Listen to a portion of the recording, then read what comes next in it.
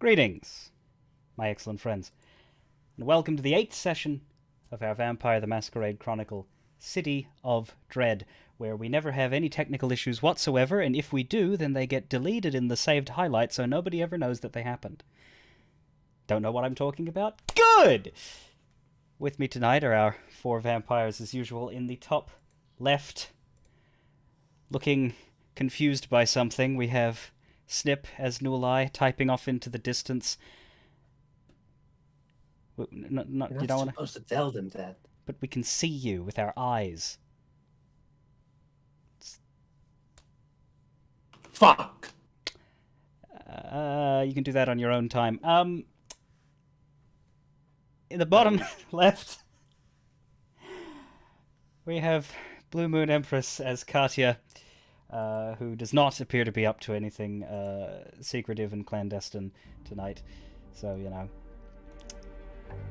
I could just be better at hiding it. That is true, though now that you've said that, we'll all be wondering. My head is higher than it should be. Why? Hang on. There. No. Look, this is a professional show where everything is double-checked and triple-checked after we go live instead of before, out of transparency and, like, you know, nothing to hide, kind of. Bottom right corner, we have Ruthie on Fire as Joanne, who is going to have an interesting task ahead of them tonight, should they choose to accept it. And in the top right, we have Raptor as Flynn. Yellow, who was definitely up to something. And who is totally not hiding a whole boatload of things from everybody else, considering the conclusion of last session, where one of the bad guys kind of faded to black while detailing... Well, we don't know, do we? I do. Yeah, you do, that's true. I know as well, actually, but it's everybody else that doesn't, and that's, you know, I think that's a good state of affairs. I think that's fair and fine and appropriate. Alright, before we get into the action, allow me to set the scene. As always, remind everybody of what you're watching. Vampire the Masquerade set in the world of darkness, a world much like our own, but with certain supernatural horrors lurking out there in the night. Vampires, werewolves, ghosts, the occasional pet turtle. Our 4 players will step once again into the role of a coterie of vampires, carving out their place in the night.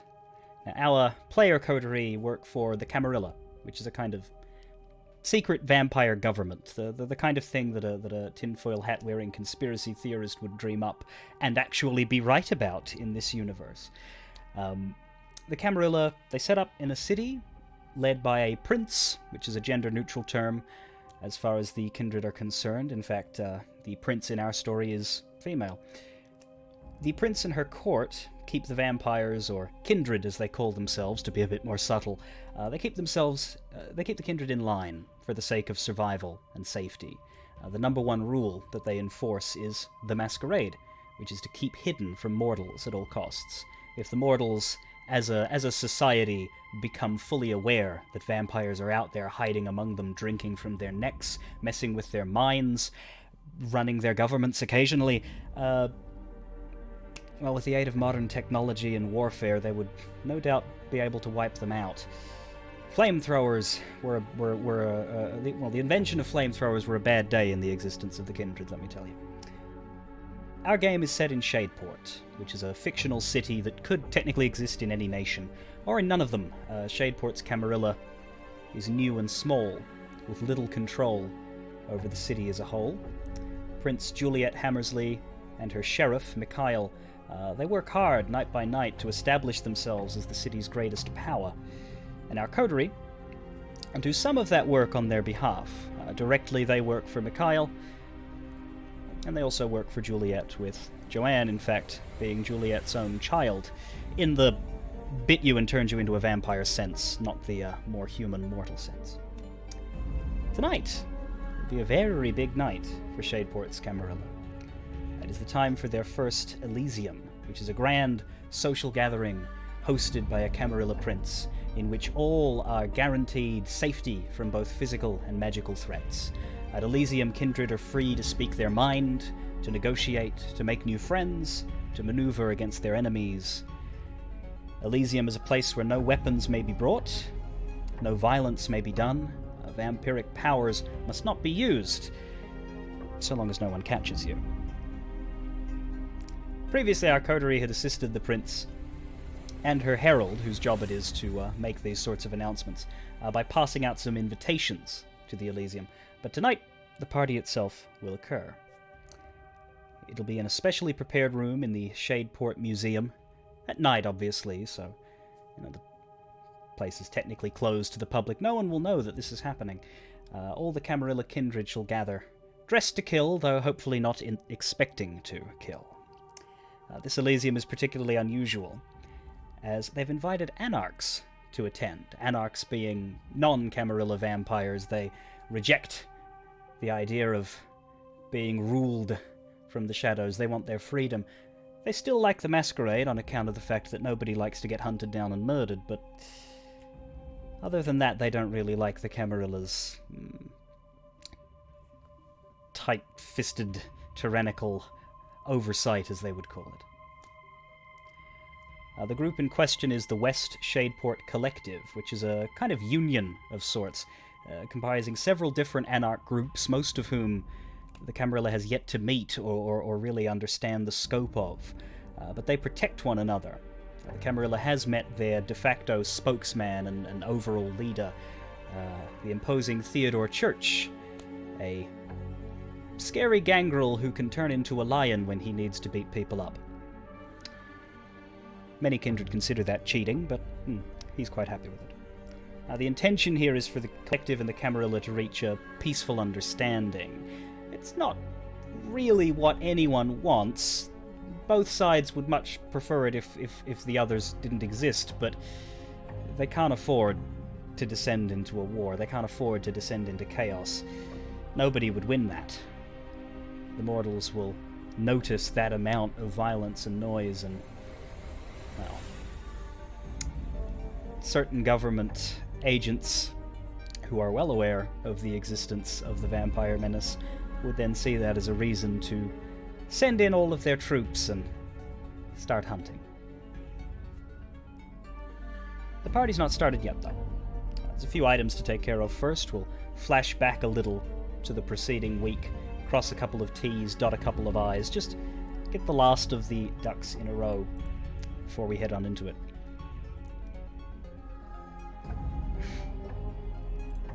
So, the first thing that we need to take care of is an idea that was planted last session for Joanne regarding the prince and her role in the Elysium. Sheriff Mikhail had approached you and let you know that he was concerned because the prince, while a very powerful and, respectable and not one to be messed with vampire, does have an issue, which makes it difficult for her to leave her mansion. He was a bit cagey on the details. You get the impression that he doesn't fully know the specifics itself, but it sounded a bit to Joanne, I think, like agoraphobia, you said? Yeah. Indeed. Yeah. Which is, to the best of your knowledge, exactly on the mark. She is very, very reluctant to leave. There are times in which she's better at it and times at which she is worse, and Mikhail's feeling was that with the stress of the Elysium coming up, she seems to be teetering towards maybe this isn't a good idea. She, at this stage, intends to go. But Mikhail, who knows her quite well, does not know, while he believes in her, does not know that this incredibly important occasion is one in which to take risks. And so he suggested, through the use of Tremere blood sorcery and Juliet's own powers, that Joanne could be, in essence, for the evening, remade into Prince Juliet by use of a physical glamour spell cast upon them, which would make Joanne look and sound like Juliet. And also Juliet's telepathic abilities as quite a powerful Malkavian would allow her to go surfing within Joanne's mind for the evening. Basically sit there in the back of Joanne's head, be able to see and hear what was going on. She would not be controlling Joanne's body. She would be able to talk to them and offer suggestions, commands, as to how to act and respond. And also, as a result, some of Joanne's powers might see a bit of a boost during this process with her sire sitting there and lending her strength. Who can complain, right? So the problem is, that's all Mikhail's idea. Juliet has not yet been spoken to, and Mikhail, as he would put it, is not exactly, delicate, emotional. This isn't my area. So he has put it to you. Do you go and talk to her about this, or do you bring him and talk to her about this together?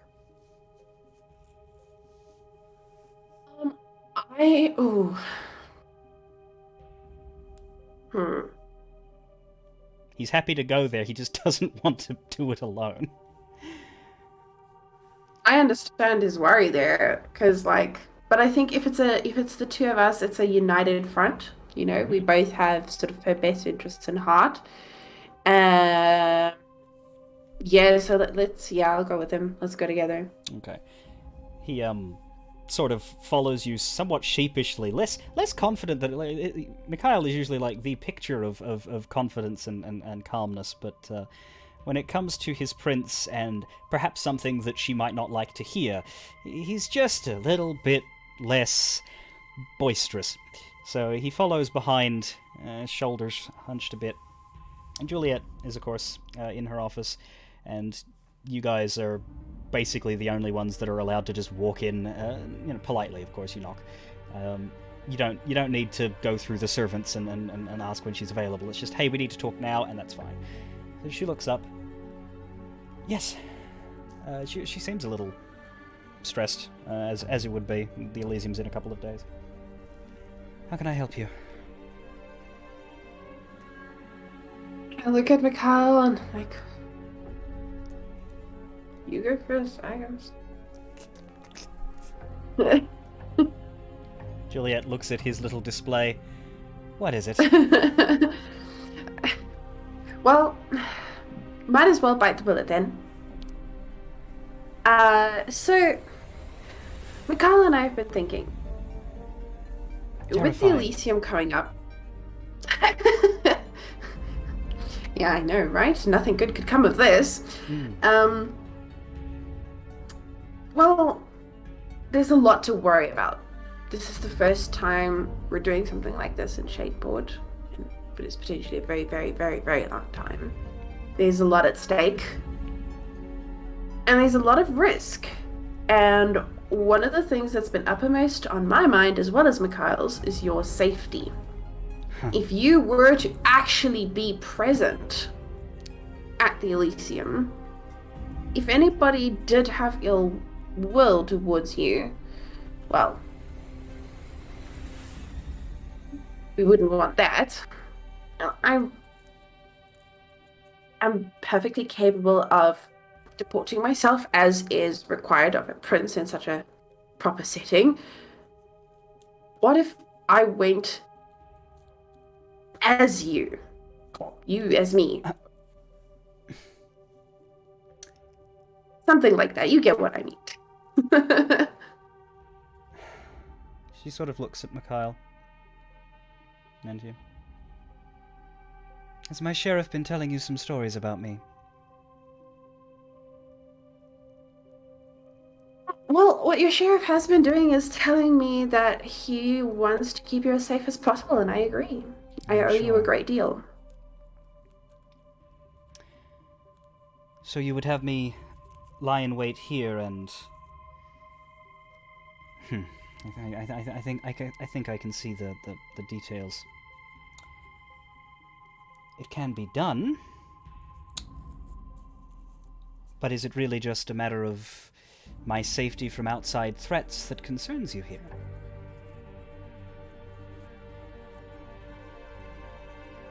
Well, yes and no. I don't like to dance around the truth. I'm no stranger to battling my own mind. And if there is any way that I can support you in something that is difficult, then I would like to do that.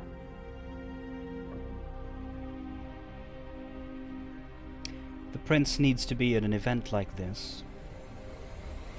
I'm sure you realize that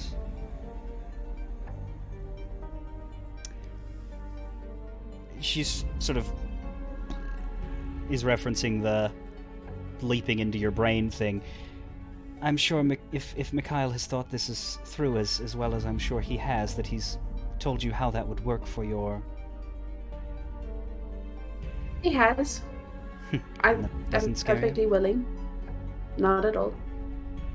Something like this requires trust to work, and of all the people I trust, you're probably one of the highest. Sorry.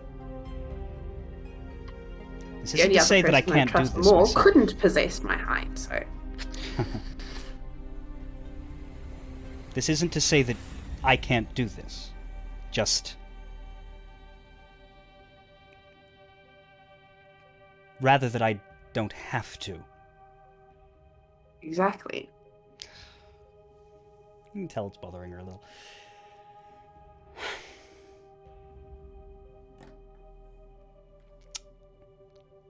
We could play this by the books and risk a great deal, or we could play this by our rules and give ourselves leeway to deal with whatever comes after. And I feel like this would be a good strategy to do exactly that. Free up unnecessary pressures and concerns for all three of us in this room, and be able to plan effectively. She points at Mikhail. And you will keep them safe? As if she were me? As far as I'm concerned, once we step out there, she is you.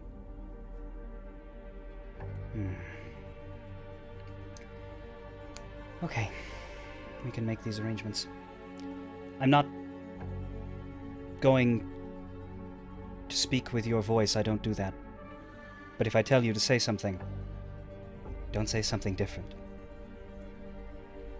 Looking to We you. talking word for word?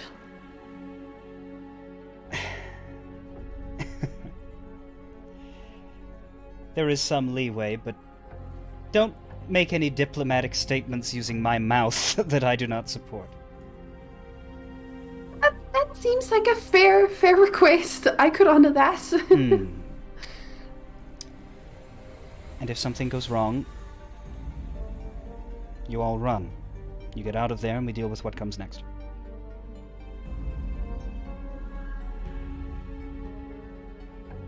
Yeah. Alright. Be the smart. Well, if you're going to be me, then there's something I should show you first. Mikhail, if you'll give us some... Sure, of course. He kind of takes himself away, but Juliet doesn't want to stay in her office. She doesn't really explain what she's doing, but she leads you out. You go around a few corners and up some stairs and into a place that is... In your time in this manor, it's generally been considered there's a specific upper floor wing that nobody goes into. Some servants do, of course, but Mikhail has never been up there, Jacob has never been up there, no one has ever been up there. She takes you to a room down at the end of a small corridor, and you notice that the other rooms nearby are empty. Their doors are open and there's nothing in them. But this one particular room, she unlocks the door. And you have to sort of step back a bit. It doesn't completely take you by surprise. The scale of it does, but not what you're actually seeing on the walls. It is peppered with sketches. Now, you've seen her sketches before. She hands them to people.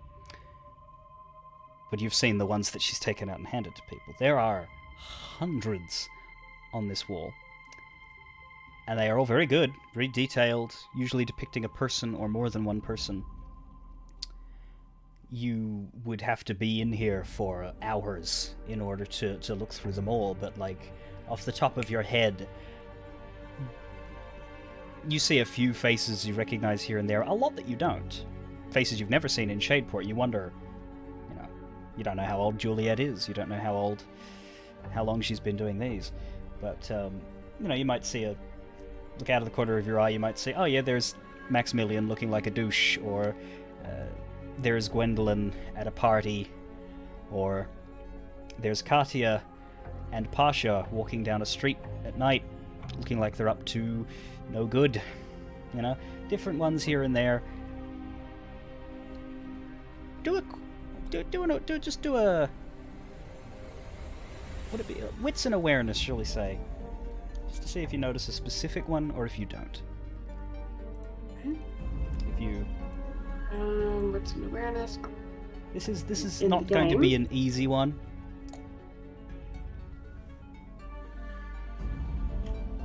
But you may get very lucky, and I will tell you something.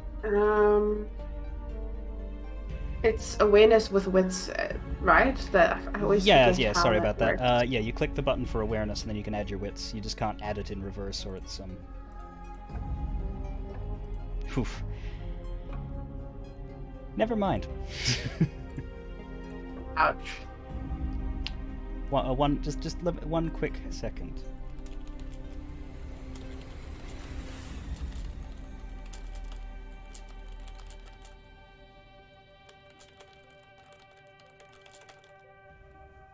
Right. She sort of looks at you and says, "Don't worry, these are the product of years and years and years. I'm not slowly going mad, going all the time in here. But it helps me focus. Shuts out the world if, in this sketching place, all I have are sketches." We all have our stims. There is a desk. It's got nothing on it except for a drawer and stacks of paper. She takes another key out, unlocks the drawer. There's only one thing in it. It is a pencil. It doesn't look particularly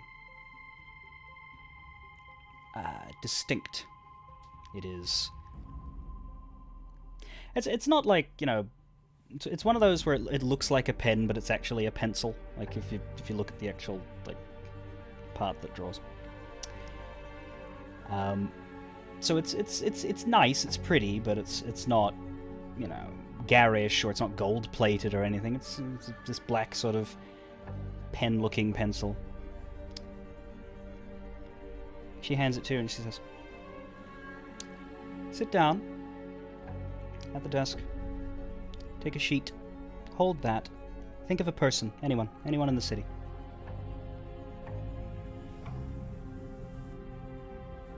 Anyone? Anyone in the city.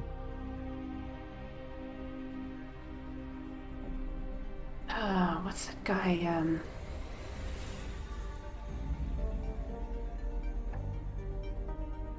What's his name? That's always with Crimson.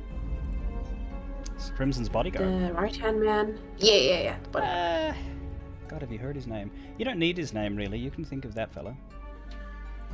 just Salim is his picture name, but I don't know if you know it. Nulai has Well, heard I it would have said. seen. Yeah, I would have seen him with when I went on the sneaky trip with Nulai. Okay. So I'm picturing him. As this person forms in your mind, you get a still shot flash of this fellow. He is shirtless. He has a pair of boxing gloves on, and he is partway through slamming into a punching bag. And that image is very, very vivid and clear, but it doesn't move. It is just a snapshot, and you get the impression that that is where he is right now and what he is doing right now.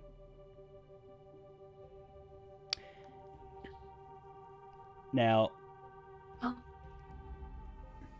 she looks at you and says, "It's a neat trick. I draw them, perhaps hand it to them, and they don't know. They don't know how I saw what they were doing earlier that night. They wonder, do I see them all the time? Can I read their mind?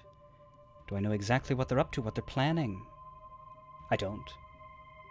All I get is that."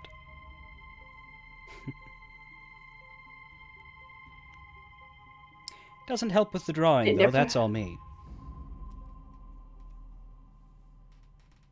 How far is it always the exact present moment? Or Near as I can does tell. it change in time? It won't change once you've called it up, and you won't be able to use it again for hour or so. It varies. It either works or it doesn't when I try. Usually does, though. Isn't that just great? Either works or it doesn't. I feel like that's very life metaphor right there. Yes. Like most objects of sorcery, there is a balance put in place. Not by the person who makes it, but by the cold hands of fate itself. Nobody wants us to be too powerful.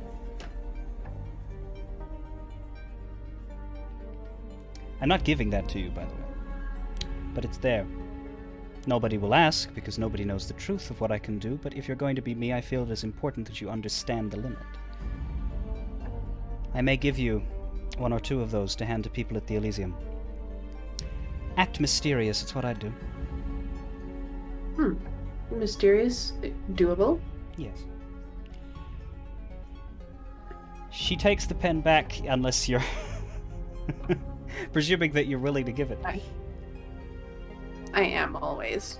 Yeah. So I just hand it back to her. Thoughtfully. Places it in the drawer, locks the drawer.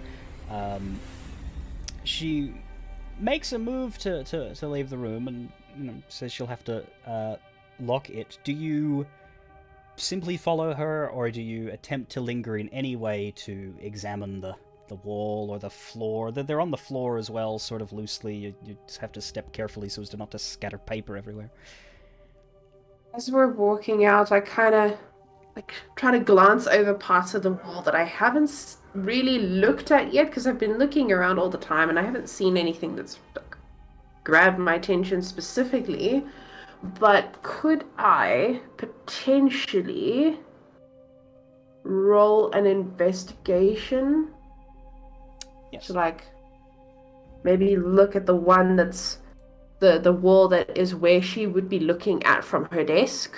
I imagine that she might put something there that was important to her.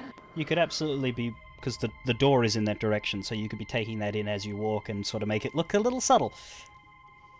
Okay. Yeah. Investigation, and that would be with wits as well, hey? It'd be intelligence, which will give you an extra die, because wits is reactive. That's why it was wits and awareness for the one where you weren't looking. I was just seeing if you picked it up. Since you're looking now, that's focused. Yeah. Intelligence. But it's not resolve, because that would be if you were sitting there for a half an hour and looking through them all carefully. Resolve is a project, you know? Alright, 3 successes. Okay. Well, you see a lot of... From that distance, there's none that are, giant or anything. It's the same size paper. But you see occasional... There are a few... Actually, no, we'll say that there's a lot of people who facially kind of resemble Juliet a little. And they look like they've been drawn different times, so to speak. Some of the older looking ones, you'd think that maybe she's retraced them to kind of keep them healthy. Of these 2 people, a man and a woman, And again, because she's very good at this, and the detail is very clear, you can see that they are younger in some of these sketches and older in others, and you wonder if maybe that's a sort of way in which that she has been keeping her eye on relatives from back when she breathed. As for people you recognize, nothing that strikes you as, like, particularly, oh, that's a salient piece of information. There's a lot of, again, there's just a lot of people doing incidental things. That's the thing about that power. You see them in the exact moment, and it's focused on them. It's probably very unlikely that you'll find them doing something salacious, Unless you passed that wits awareness Wouldn't check that earlier, be a luck? Oh well. I suppose I could tell you what Joanne would have seen, actually, because that moment was on camera. The one that I wanted to see if you noticed was from the very first session when Juliet did a sketch of Flynn as she was biting into Crimson's arm and drinking. That would have been a really cool thing to notice. You wouldn't have seen Crimson's face, but you would have seen Flynn looking... Yeah. That would have been good for you and bad for someone else.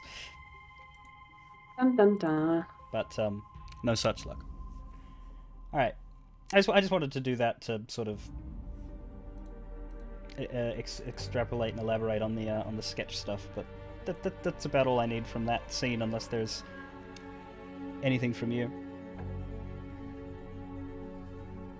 No, I have a great deal to think about, so I'm in thought and I just kind of follow her out. That's fine. Okay. We obviously have preparations to make. Yes. And that happens over the course of time. Like, Gwendolyn will be traveling... Basically, the central four of the court are Juliet, Mikhail, Jacob, and Gwendolyn. And so the four of you will be traveling together, and Gwendolyn is going to cast that glamour on you there.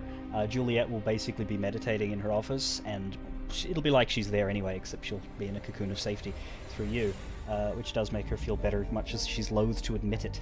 The question is, Gwendolyn knows about it, Mikhail knows about it, Jacob does not.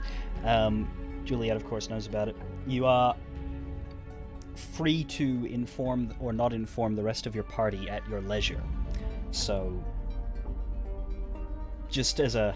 We don't need to roleplay the scene necessarily, but in the days leading up, does Joanne stop any or all of the party and let them know what's happening? Because the others are just going to think that you're not there that night.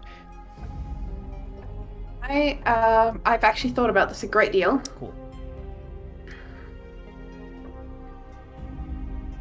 Love the relationship we've got going with Nulai right now. Awesome. Flynn is bae. Honestly, I'd marry Flynn.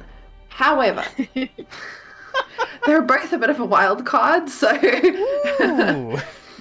I would go to Katya and pull her aside and say, like, listen, there's a thing you need to know about. I kind of need you to have my / Juliet's back a little bit more. Because we're gonna do a thing and you need to let on that it's... Not let on that it's me, but just be, like, very protective. And if Pasha's there, that would be great. I don't know We if shall you were protect planning to you bring as him. we would her. What is... It's just... You don't need to necessarily say it now, but... what is the reason for Joanne not attending Elysium, if someone asks? That is probably a good... Especially for the rest of the party that don't know. The official reason is... I am doing some background work for the prince, preparing for, like... I don't know. I was thinking of, like, future repercussions, potentially, but obviously that's something you couldn't necessarily say to everyone else. You would just say that to, like, the rest of the crew. I'm staying behind to hold the fort. Official reasons, we could maybe say that the prince feels that I'm not quite ready for that yet. That's a good one, yeah. protective of the young child. That is, yeah, no, that's good. Plus, others, like more sinister and cynical kindred, might think that the young child would be considered a weakness, and the place to attack would be through you. So not having you there and not disclosing where you are would be a good defense against that. Also, it's possible that for those that are living with Joanne in the Coterie Haven, since you've seen Joanne pouring, stuck in their room with that big book that they got from from the rich man, like there might be a cynical out of, did she just bail to go read like a nerd? Yes, that would be very on brand. Yeah, so that might be it. All right. Party in the library. Books are Oh, cool. really? Okay. Only It's the relatable 21st this time. century. Yeah. Okay. Last couple of questions in the days leading up. First, do you take any sort of plan, as you say? Does one of you or all of you? And I'd rather not turn this into a scene just for expediency's sake. But the question of trying to socially engineer Daisy, the Toreador that you know got brainwashed into not being invited to the Elysium by Max. Do you, because you said you wanted to do that, so, you know, I will remind you that you said you wanted to do that. Do you guys, does anyone make any sort of move on that with him, or with her, or with whatever? Flynn won't. She's got a lot of other stuff going on. Yes. We don't need to talk about what Flynn's doing right now, it's fine. I would love for her to not be there, but I don't know that convincing an excitable Toreador is really my area of expertise. No. No, I would say that's an accurate assessment. So I'm not very good at convincing things either. Nikolai, on the other hand, if he's been practicing, maybe. Well, let's put it in a way that Gav will definitely understand. Fuck does Nulai care? But yeah, if it is being brought up to Nulai, like if somebody is asking Nulai to do it, he's just gonna follow along, but he's not gonna make any proactive movement towards it himself. Y'all can leave it if you like, but on your own heads. I feel like I want to do this. I want to do this, but I don't know how. I'm struggling to think of a way in which it's my place to actually say that, other than just outright threatening her, which I think is not really the politically appropriate approach right now. Have you heard of the butterfly effect, Katya?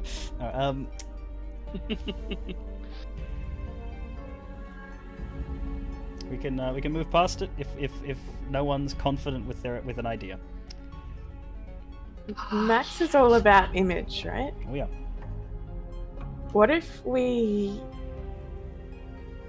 sort of passed on a rumor to him that I can't remember her name already, but Daisy LaRue, the most obnoxious socialite Daisy name LaRue. I could think of. Is like about to fall from grace, or there's some there's been whispers about something that he might want to distance himself from her before A sort of something social manipulation through the grapevine. Yeah, that can be something that gets done like independent from you guys going up and meeting him. It could be, there are plenty of Toreador. You guys have social lives that I don't want to get into the minutiae of, so you could go to one of their places and just play it out as a subterfuge check, which if we all did it too. Yeah, if you all went out together, we could play that. It'd be subterfuge and manipulation to just spread some stuff in the social sphere. Who would be the leader of that check? So no, 2 in manipulation and subterfuge. I have 1, so I would not be the leader. You could be. It doesn't have to be the person with the best roll. It's the person with the confidence. The problem is, if you want to pass it, yeah, maybe not. That's a decent subterfuge. But not bad manipulation either. 2 manipulation, 3 subterfuge.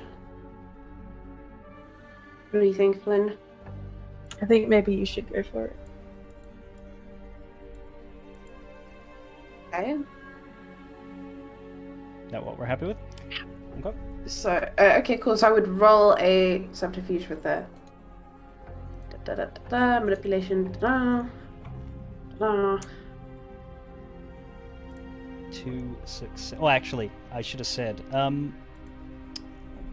If everyone was helping, so who was helping? Like that's the thing. Like Flynn definitely, but did the two of you just go out of the town one night? I think that makes sense. It does make sense. Okay. Like Flynn would love to go clubbing with Joanne. I have been dying to do this forever since that first van ride, and your music was so dope. I'm just Like, gonna roll an extra 1 dice there to. Well, actually, what's yeah, Flynn's scores on that roll with aren't the high. modifier if you want. Yeah, I'd rather keep your original scores because otherwise that's sort of in your favor. To give you a Fine. second chance.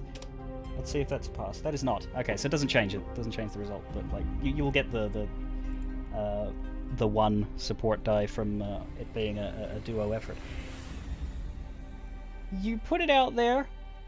You're not ultimately certain because you don't really get to witness how that works. You put the thought out there into the world and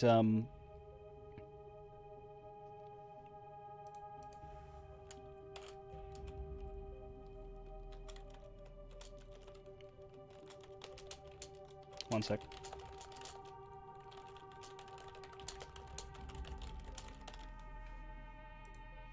Okay.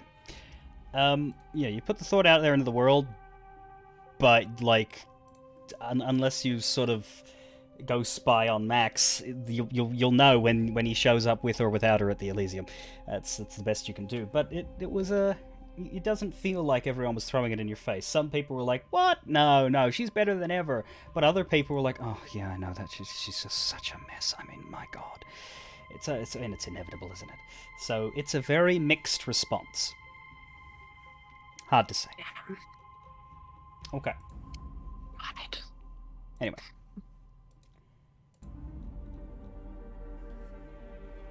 The last question is one of preparation. The museum room is being prepared, and you do sort of have access to that in a way. You guys would maybe have gone there and taken a look at how the main meeting room is, which is pretty much where everything's taken place. It's, a sort of second floor. It's occasionally used for like smaller galleries and things, but it's been cleared away. Most of the there's going to be one big table at the end of the room, with some open windows that look out on the darkness, because hey, that's a nice view to a vampire.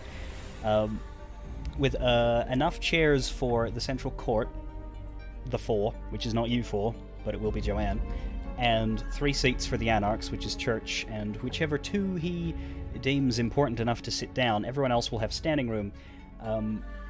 The gathering itself will have a lot of people packed in there. Like, you can't be sure because most vampires in the city are allowed to come. It's Elysium. You have to be very out of favor to not be allowed in. The invites are more courtesy. With the whole Daisy thing, she wouldn't be allowed in without Max's take, purely because of the rumors that the court have about her and the brainwashing. That's the thing. That's why that was important. Even though if a regular vampire can just sort of rock up, her specifically, it's whether she rocks up with the most important toreador or whether she doesn't, as to whether she gets let through, and whether that's looked upon as a problem or not. But yeah.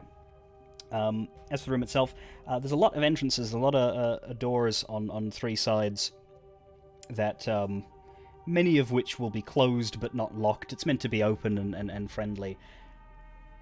There will be guards at most of these doors, searching everyone who enters. Nobody will enter with any weaponry of any kind, or anything that looks sort of magical talisman-y. There will be checking on that sort of thing. So if you've got magic baubles, don't bring them to the no magic allowed party, yeah?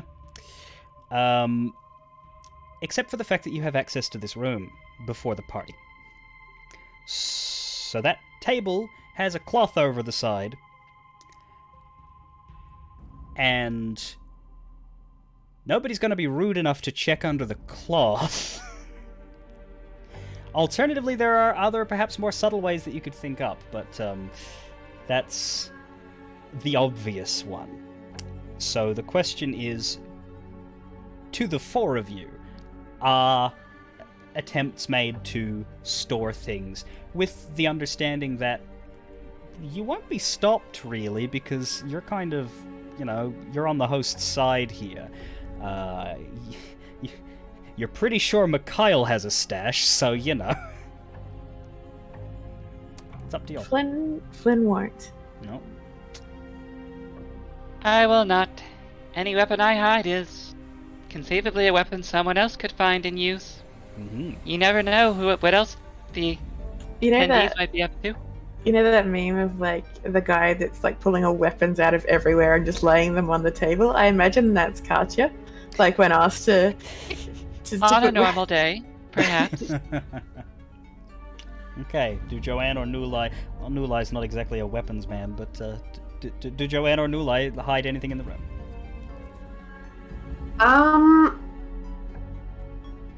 See, I want to, but I think if I was going to trust anyone to hide a weapon, it would be Mikhail, not me. You're not sure so what Mikhail's doing because he's not telling you unless you ask. But knowing him, you'd think. Yeah, so I'm gonna leave it at that. If he thinks I need to know about something, then I think he would, because he knows I'm putting as much risk into this as anyone else. So. Yeah. Flynn won't.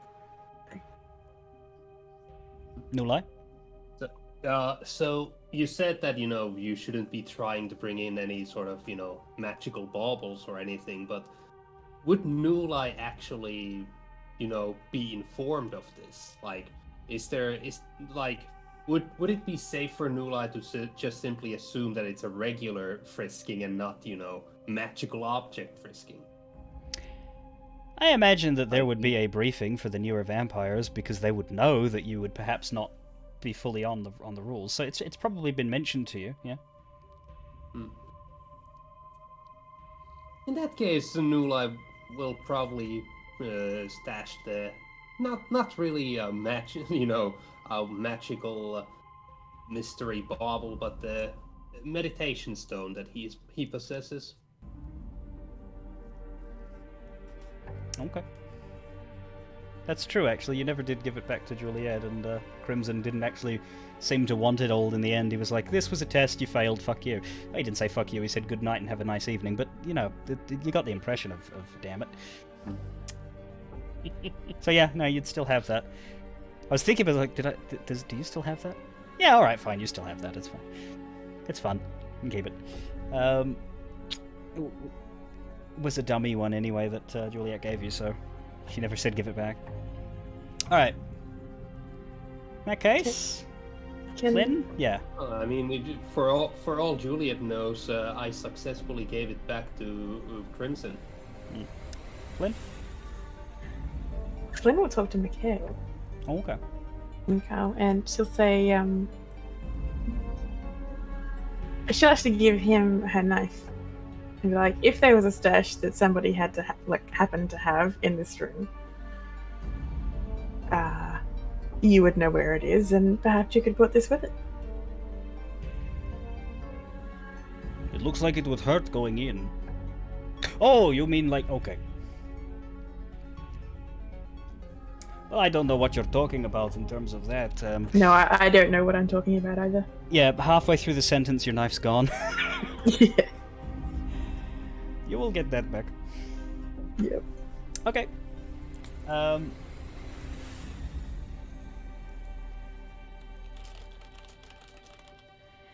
Alright, so, with all that taken care of, we can move towards the night of the Elysium now. People's hunger damage and all of that, I would say that you have had the time and the inclination to get yourselves all gussied up and fixed.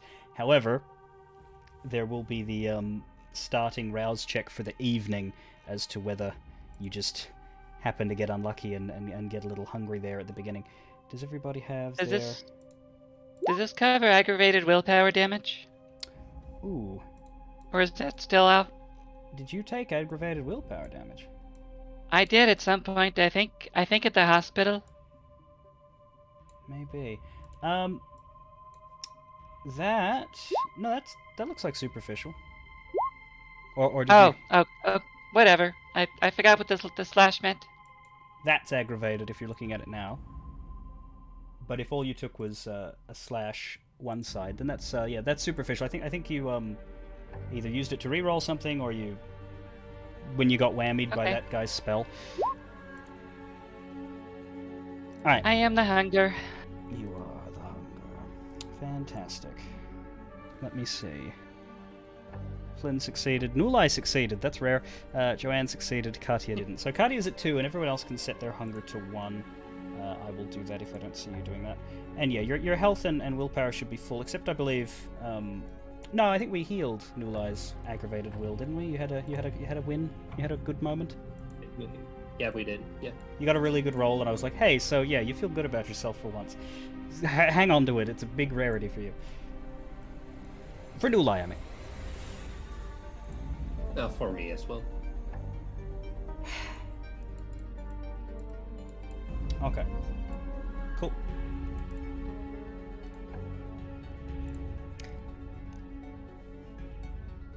Alright, so just one of you at 2 hunger.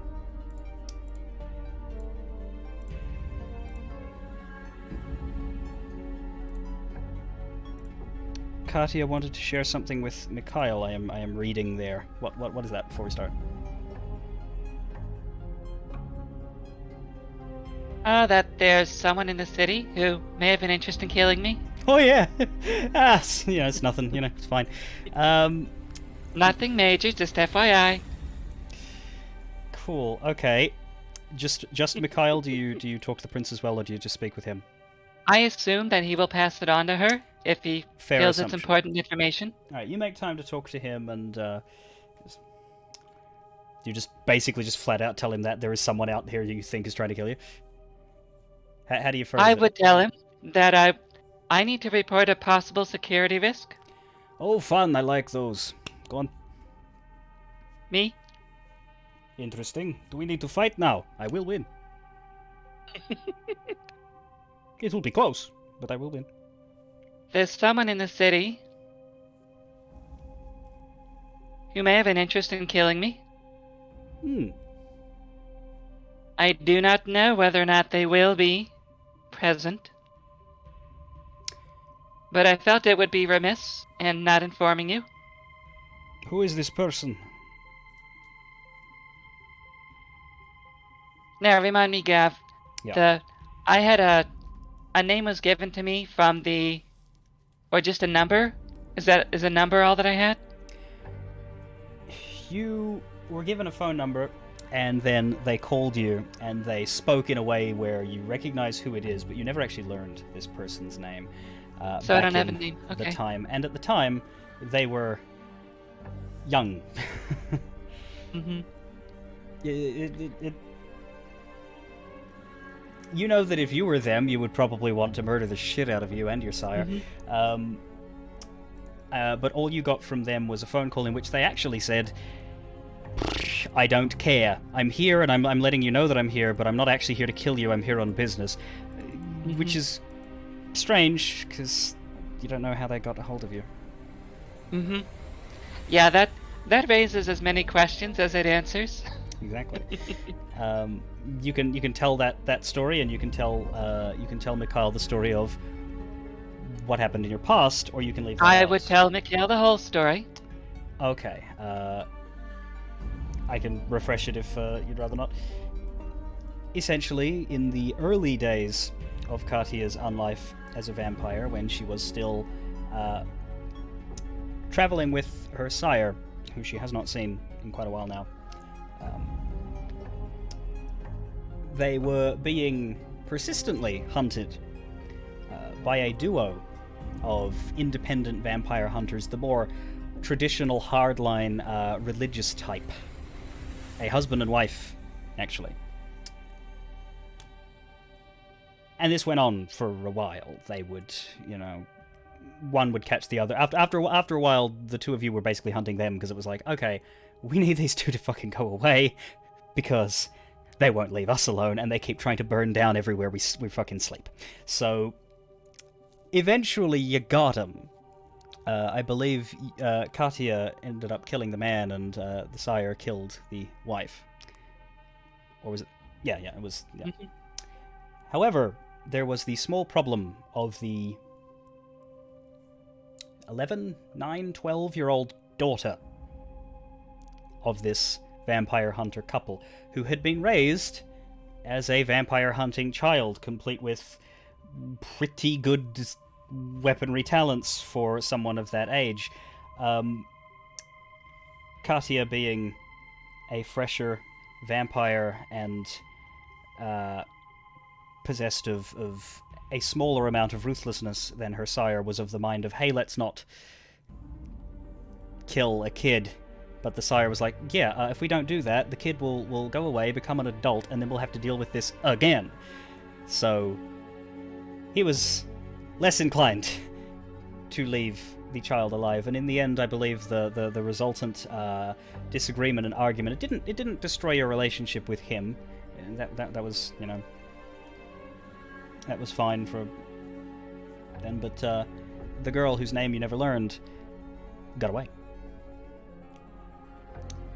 Now, the voice that called you didn't sound anything like her, because she would be 70 or so now.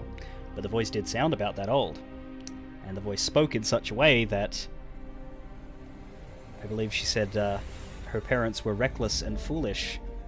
Mm-hmm. And they basically kept poking at the bear until the bear got him. It was very clear from context who it was that was speaking. That doesn't tell me, necessarily, who they are now, but the Tremere that we saw several days ago indicated that there might be someone around who wishes ill towards me. So there is a crazy babushka who would like to murder you in your sleep. It is a possibility. Sorry, I know, very serious circumstance. I just find that very funny. Little old lady with a knife. Alright, but you don't know what she looks like. You know what she sounds like only through through a voice call. Do you think if you heard her speak, you would know straight away? I believe so. Good.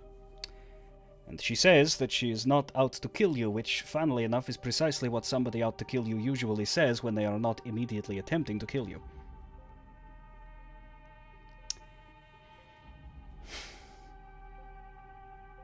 Are they even... it could just be a mortal. They're not coming to Elysium if they are immortal. Could be. There's a lot that I do not know. But I felt I would be remiss in not informing you if something did happen. I see. I appreciate that, I do. There is not enough to act upon. I can, of course, he asks for the phone number. I assume you provided. He says, I can look into this. Have you tried calling it back? Not so far. Probably won't amount to much if you do it. Might if somebody else does. I will let you know if I learn anything. You let me know if she murders you, yes? To the best of my ability. Well, we all have our demons hunting us. I wouldn't consider you the security risk for that, but... yes, very much. It's nice to know a demon's name. We'll see if we can track that down.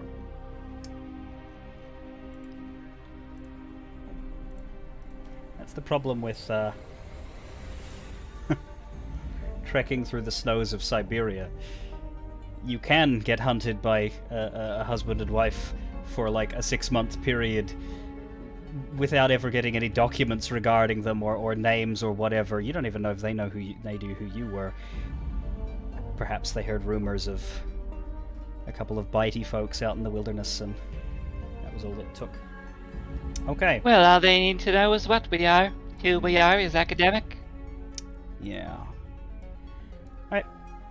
That's all Mikhail asks and all Mikhail needs. He takes the phone number and you don't hear anything back because stuff's busy. This seems like the sort of thing that he'd look into after the big event. So, the big event is happening. We'll just, hopefully Joanne will be back soon. I have a quick question. Yes. Is there any sort of decoration in the event area? In the room specifically? No. Yeah. Well, it is a museum. The big sort of like stands and like if there was anything on display in there that was taking up lots of space, then that has been shuffled out to make room for people walking and mingling and all of that. There's little standing tables for people to put drinks on and that. Just there's nobody's going to sit around and loaf around. The walls would be, of course, very fancy looking with artwork pretty much in all of the free spaces. There would be kind of like columns along the wall that don't really need to be there, but they fill out the place and just make it look not old, but like a place where old things go. But there's no like party banner being like, "Welcome, vampires of Shadeport." No big rose bouquets around there. No, not handing out the Hawaiian lace to everybody. I suppose there'd be, like there'd be, I guess, like pot plant stuff and what's the flowerage a little bit on like some maybe towards the doors, maybe up towards the back near the table where all of the important meetings will be happening, just to make it look nicer and fresh. But like that's not it's not an outdoor garden, so. Yeah, just a little to liven up the room. Of course. I'm sorry, I didn't realize you were an interior designer in your spare time. Alright. The three of you that aren't Joanne would be heading together in a separate car from the one that the primary 4 individuals of the court would be scheduled. But as y'all are getting ready... Are we meeting? I was asking if we are meeting up with the primary 4 before the Elysium, or if we will be meeting them up there. You can if you need to. You can both set off from the mansion for like any last minute questions, thoughts, and things. But how about a bonus snack from there? You're not hungry. I mean, yeah, but it's not going to help. I know, but I could use the social bonus. Sure. Just remind me of what it does and use it if it comes up. I have enough to. Yeah. I would also like to use the same. I would like to use the same butler or servant, whatever term you want to use. I would like to procure some of his blood into like a small vial. Is he aware that you're doing that? Yeah, I mean, I'm not hiding it. Like, I'm just like, I'm using him for it. He is not unwilling, but like it's he doesn't sound like he's jumping for joy at the idea. He's like, okay, I suppose. He wants to ask questions, but he's also too trained to not do so. So he's just sort of stumbling, and eventually he's just like, Don't worry, it's for a good cause. Oh, good, great. Fuck. Yes. When you get bitten by a vampire, it feels nice, but when a vampire is just drawing your blood into a vial, that is the same thing as dripping into a vial without the presence of a vampire, so that's not great. There you are. Good. So while that's happening,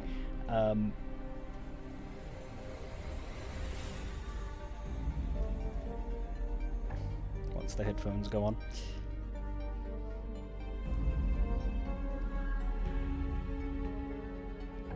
Hello, hello. Well, at this point, we're about to depart, and you have had the glamour cast upon you by Gwendolyn. We don't need to roleplay that.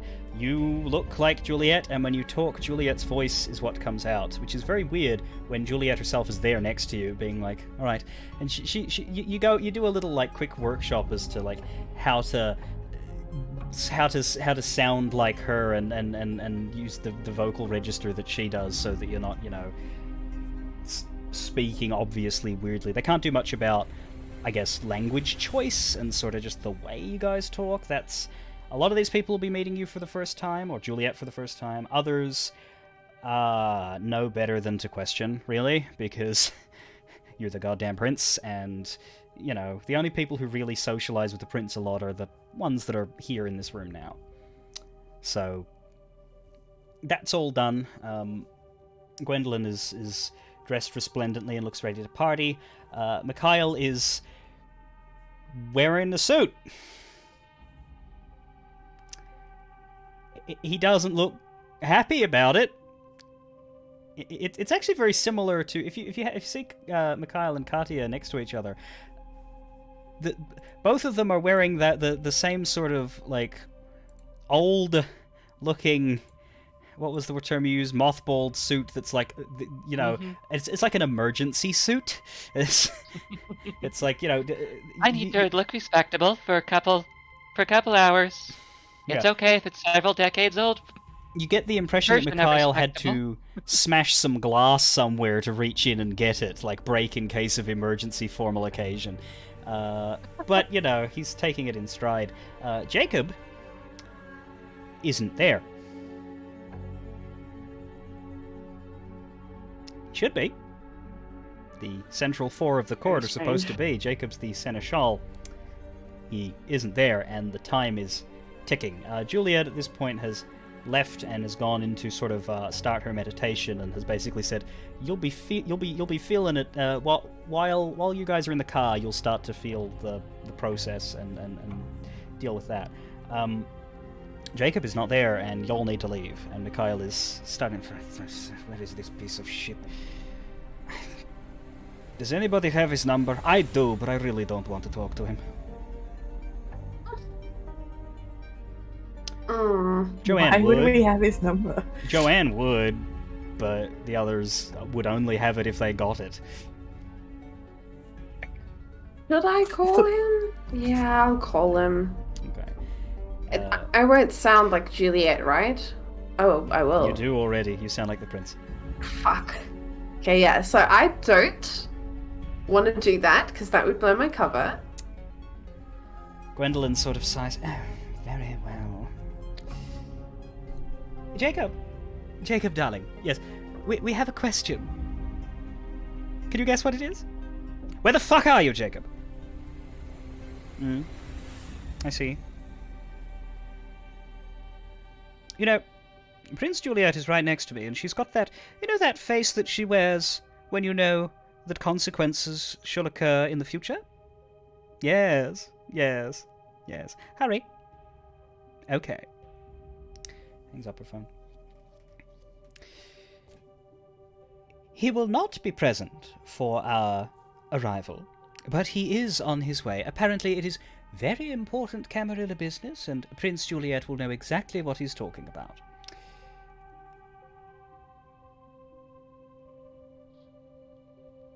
Okay. I'm assuming I would be able... I'll check with the prince later when she's, You saying that in character present. because there are people here like Nulai and Flynn who don't know that you're not Juliet? No, I'm saying it out of character. Okay, good. I'll check in with her later. Yeah, that's fine. Well, that's strange, but hey, we don't have to share a car with him. Well, there'll be an extra space in the main car. Does anyone want it, or should we just... I'll jump on that. Okay.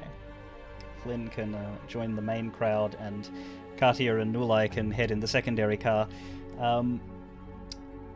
Pasha is there. Now, I have a question to you, and answer it as Katia, not as a child of the internet. In this formal occasion, would Pasha just go as Pasha, or would Pasha go... And Pasha is a dog if you've not watched this before. Basically, no, a dog is not allowed in the Shadeport Museum, but this is a secret vampire meeting, and Katia has the favor of the prince, and the dog is allowed to come. Would Pasha just go there, or would Pasha go there in, like, a dog formal wear outfit? Again, Katia, not you.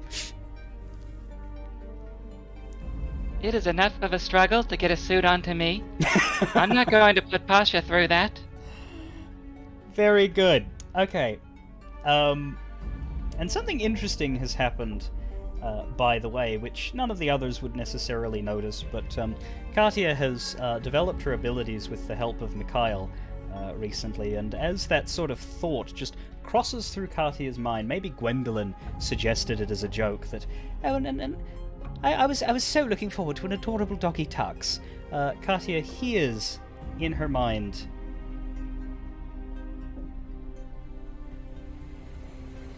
What is that? Why? What is a doggy tux? What is a tux? Mother, what is a tux? What is a tux? A torture device? Why does the lady with cake on her face want to torture me? Gwendolyn is heavily made up. Oh, she only wishes to share her questionable fashion sense. I'm sure it is very questionable, but I don't really care. All right. Are we going to meet lots of people tonight? We are going to meet all of the people tonight. All of them? In the world? All of them in the world. He just starts panting. He's like, what? He's excited, the tail's wagging, but he has no idea how to conceive of this. Now, of course, none of you heard that. Pasha did not make any noise that a dog would not normally make, but there is a telepathic connection between a practitioner of animalism and their famulus animal, and Katia has made the breakthrough, which allows her to talk to the dog. Pasha was very grateful. The first thing you heard him say was, "Thank you for learning to speak with me, Mum. I realize it's a lot of hard work and it took you a while, but I'm so happy that we can finally talk to one another." Well, it takes an awful lot of work to talk to other people as well. Dogs are simpler. I like it that way.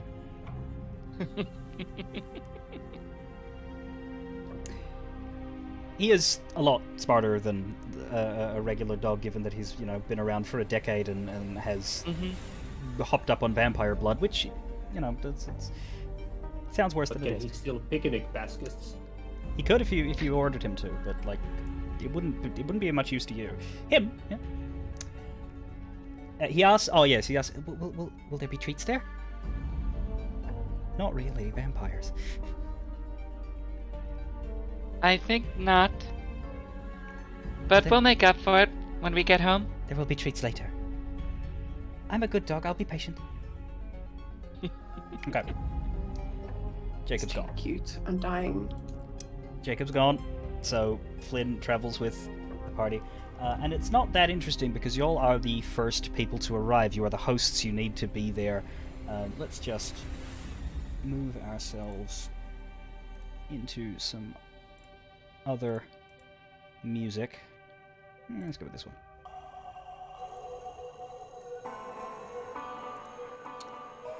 Alright. It's actually a little eerie at first, because you're arriving at this giant building. Joanne has certainly been there before. The others are newer to the city and may not necessarily be interested in browsing history and art, but it's a magnificent structure, bigger than suits your purposes, but very, very impressive for the visiting guests. It is closed, so you are entering via a side entrance, and it's just kind of that thing where everybody who's around there looks like they belong there, therefore nobody's gonna drive by and question it and be like, something's going on at the museum tonight. But there's a lot of men in suits who are very likely ghouls that are kind of just mostly unaware. They're just dour-faced, do their job. They'll probably have their memories wiped the next day. Mortal companions and ghouls are not technically to go to Elysium as guests, but servants and people arranged by the host to perform all of the undesirable jobs, such as searching people and looking imposing. Yeah, there's plenty of those Snacks. around. And also to provide a meal, yes. So you are ushered I don't know in. how I'm hungry thinking about people snacks, but I am. There you go. Okay, that's weird. You're getting into character. This is good. So Definitely. you are bowed to and scraped to, and you get to feel the power. At this point, you have started to feel. It's a warm, sort of reassuring presence. You know that Juliet is there. You can hear her. You guys can just talk to each other the same way Katia and her dog did, basically. No one will hear you because you're just thinking it. She doesn't hear everything you think, but she hears what you think directed at her. At least that's... So I'm gonna test this out now. Yeah. And I'm gonna think, or I'm gonna ask her, so, do you know about this Jacob business?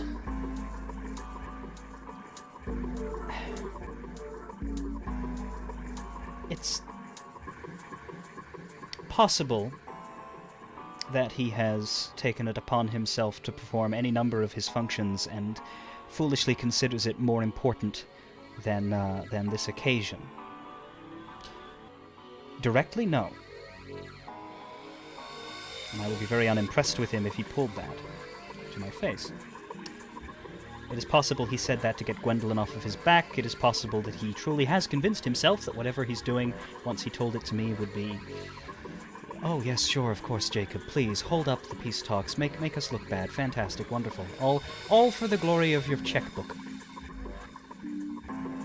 So it's either Jacob being an absolute butt wrench, or it's Jacob being a traitorous butt wrench. Either way... To be fair to the man, he could also have been abducted. Also, please do not use the term butt wrench out of my mouth. You can in your mind, but that would be a strange first impression for any of these guests. I don't disagree. Certainly not. But, you know. Alright.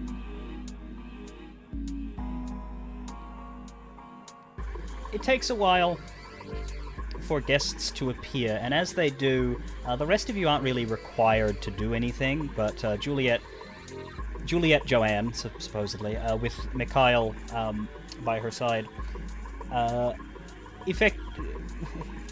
it's not that you're required to, technically you're the boss, but you know that you're supposed to stand pretty close to the door and you will greet, or be, be greeted by people approach the prince and say hello and thank you for hosting this event and, kiss ass, basically. You're not used to this level. Yeah, you're not used to this level of political respect. It's nice, but it's also... Oh, God. It's a lot. So, Nulai, Flynn, and Katia. Katia, you're aware of what's up, so do you sort of stick with them and, stay in kind of the same bodyguard position as Mikhail, or do you disperse amongst the crowd?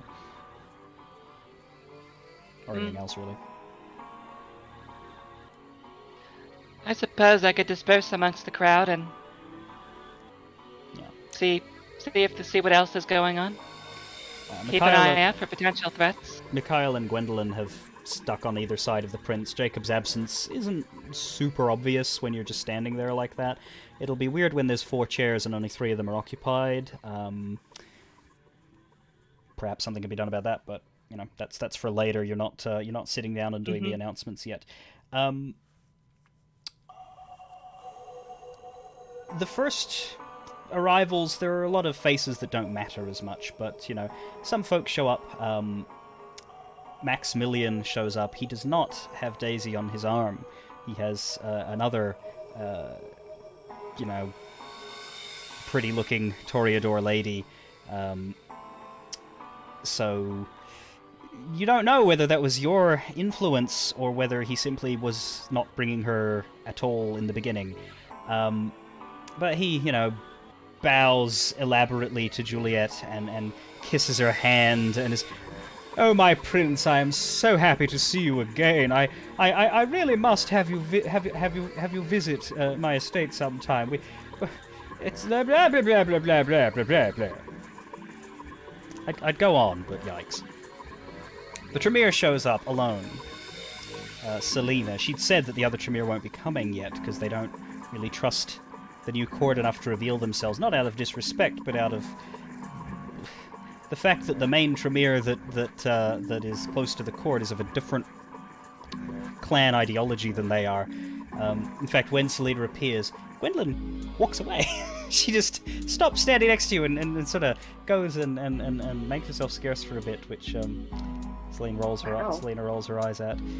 Can Flynn say something here, or yeah, would she absolutely. be like... Flynn and Ulai can be wherever they want, paying attention or not. Flynn would say to Selena, "You must come round more often if this is the result." And look at like Gwendolyn's retreating back.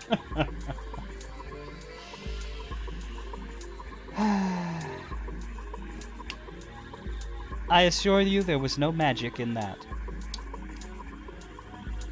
Oh, that Well, reminds I'm me enchanted. though of Flynn.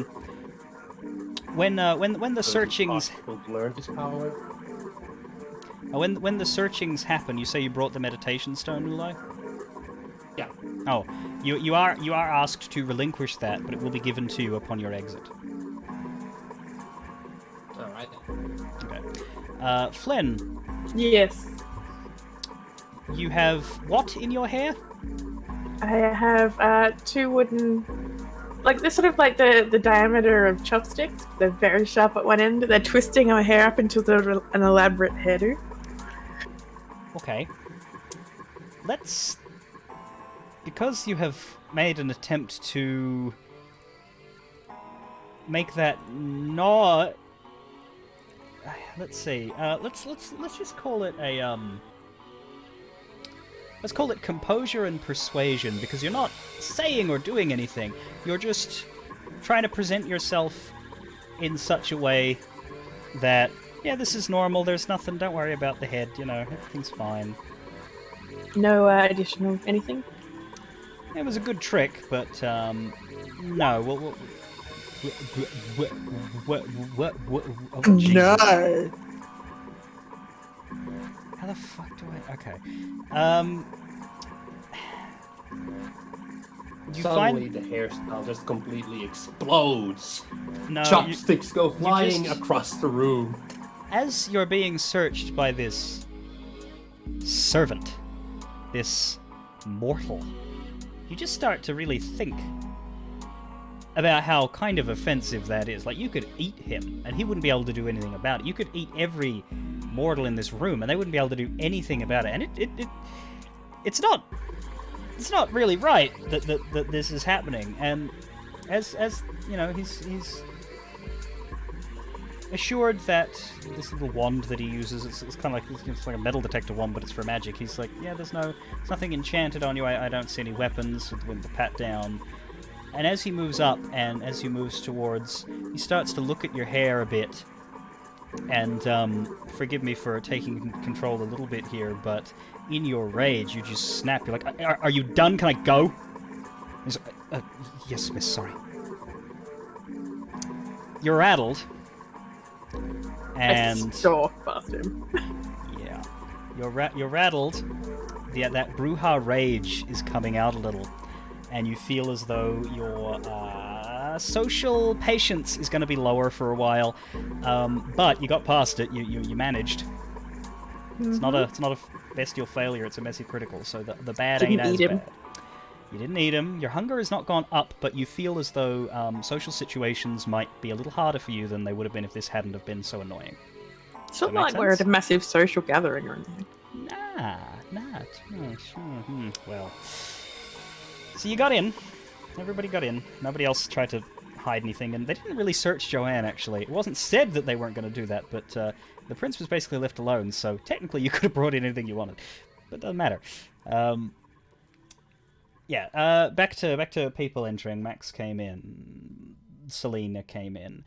Flanagan turned up.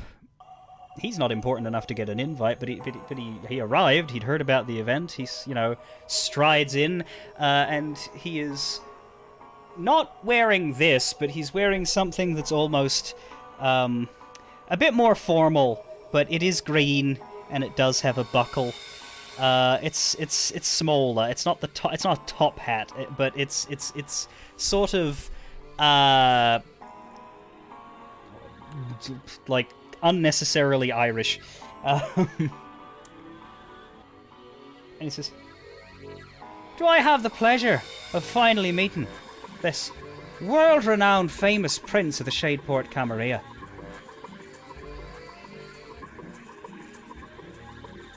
The honor is all mine. Indeed. I am charmed and enchanted. I've heard so many wonderful things about you. And at this point, Mikhail steps forward and he says, "Are you trying to hit on the prince, my friend?" "I am being polite and trying to make a good first impression as a humble citizen of this city." I'm certainly flattered. Welcome. Thank you kindly. He doesn't push his luck and keep going, but that was a lot. He then notices Flynn and smiles and waves and walks over, and he doesn't have anything important to say, but he wants to do the same sort of charming chit chat. You're used to him by now. Yeah. He's like. He's a similar intensity to Maximilian, but there's a roguish sort of pleasantness to it from him that it's certainly exactly as bothersome as to some people, but to others, like, he has more success, let's say.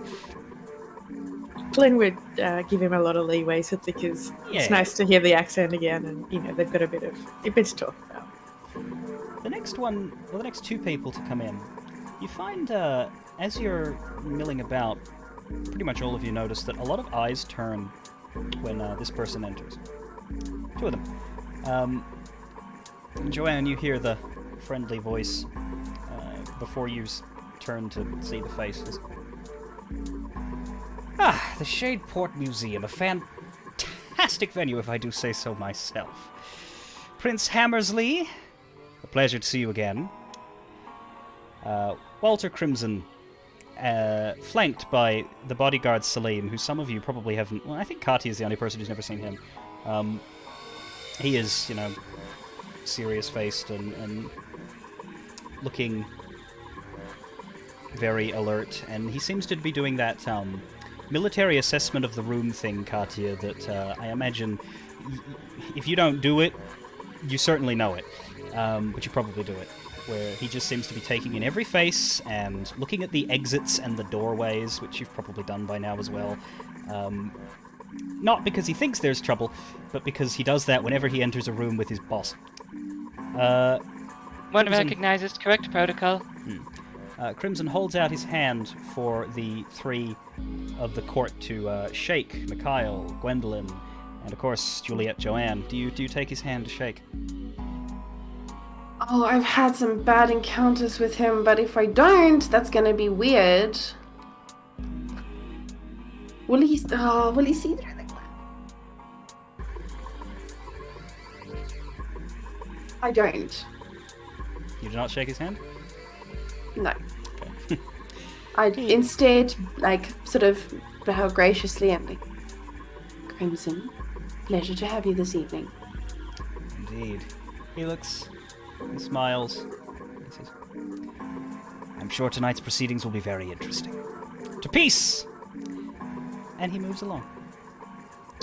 And Salim follows him and does not say a word, which is strange because usually the sort of associates, hangers-on, also will introduce themselves. You're not sure if Crimson told him not to, or if it's just not his style.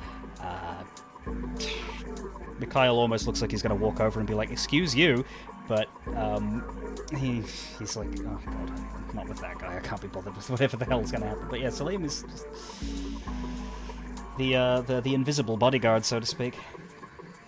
Crimson mingles amongst the crowd. He doesn't seek anybody out, though he does wink at Nulai when he catches his eye.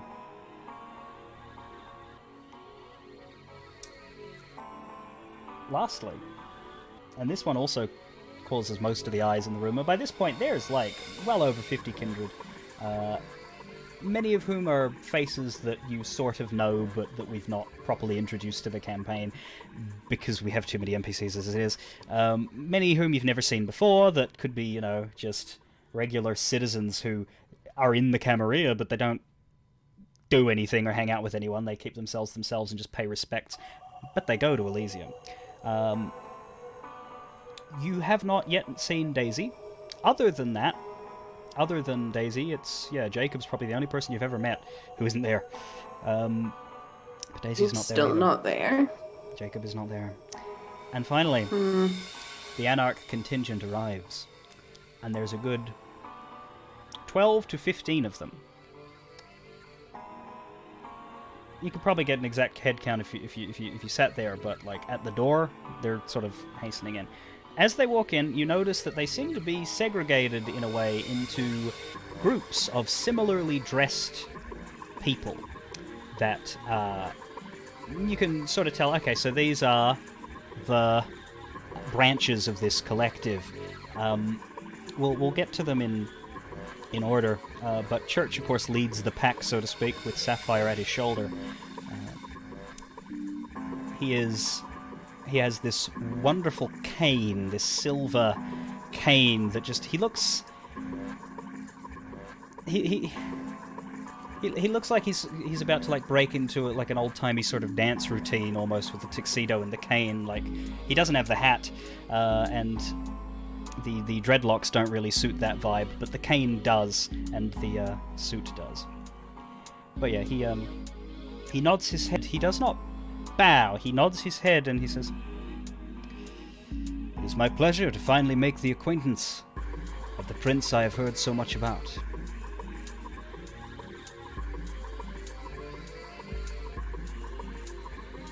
I'm very nervous on this one. I'd want Juliet to sort of do the whole thing, follow her word for word. She speaks in your mind and tells you what to say, basically saying, "Mr. Theodore Church, I too have heard much about your patience, your generosity, and your wisdom, and I am very excited and enthused at reaching a pleasant agreement and forging some bonds that have not been seen in our society in quite some years." Referring, of course, to the fact that the Anarchs split with the Camarilla about 10 years ago. Basically, she's saying, I would be happy to have a situation like we used to have. He nods at this. Says, "Very well. I'm glad to hear that. But there is time for business later. We shall start with the pleasantries. First, may I introduce the rest of my cohort?" He gestures to Sapphire. This lady here is Sapphire. She speaks for and represents the Banu Hakim amongst our collective. That's interesting to those of you that know about that clan. Nulai might have done some research about clans by now. Joanne might have through her book, but Flynn and Katia definitely know. Just a quick refresher, the Banu Hakim are basically like the assassins from Assassin's Creed, in that not the same fictional history, but obviously they were based on a real-world thing. Similarly, the Banu Hakim are based on that same real-world group from 1,000 years ago in the Middle East. They tend to be obsessed and focused with justice. And Sapphire is not Middle Eastern, she is very much a white chick. But any vampire can bite any mortal, so the Banu Hakim have their origins in the Middle East, and plenty of them are from there. Plenty of them are from any number of those places, Arabic, Egyptian, and so on. But they're not all, especially not in the modern knights. And so this is interesting. So the first time that you have heard a clan ascribed to Sapphire, and she almost looks put out by the fact that that has been said. She's like, spilling all my secrets today. In the name of peace, my dear, we of course will be open-minded. Okay.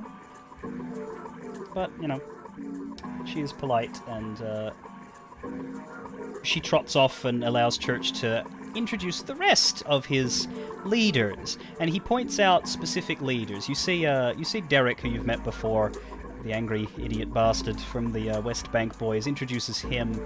And Derek sort of sheepishly looks at Juliet and says, "Yeah, I just like to apologize. You've probably heard about what went down during our original encounter with your folks. We didn't really know. I hope it can be water under the bridge, huh?"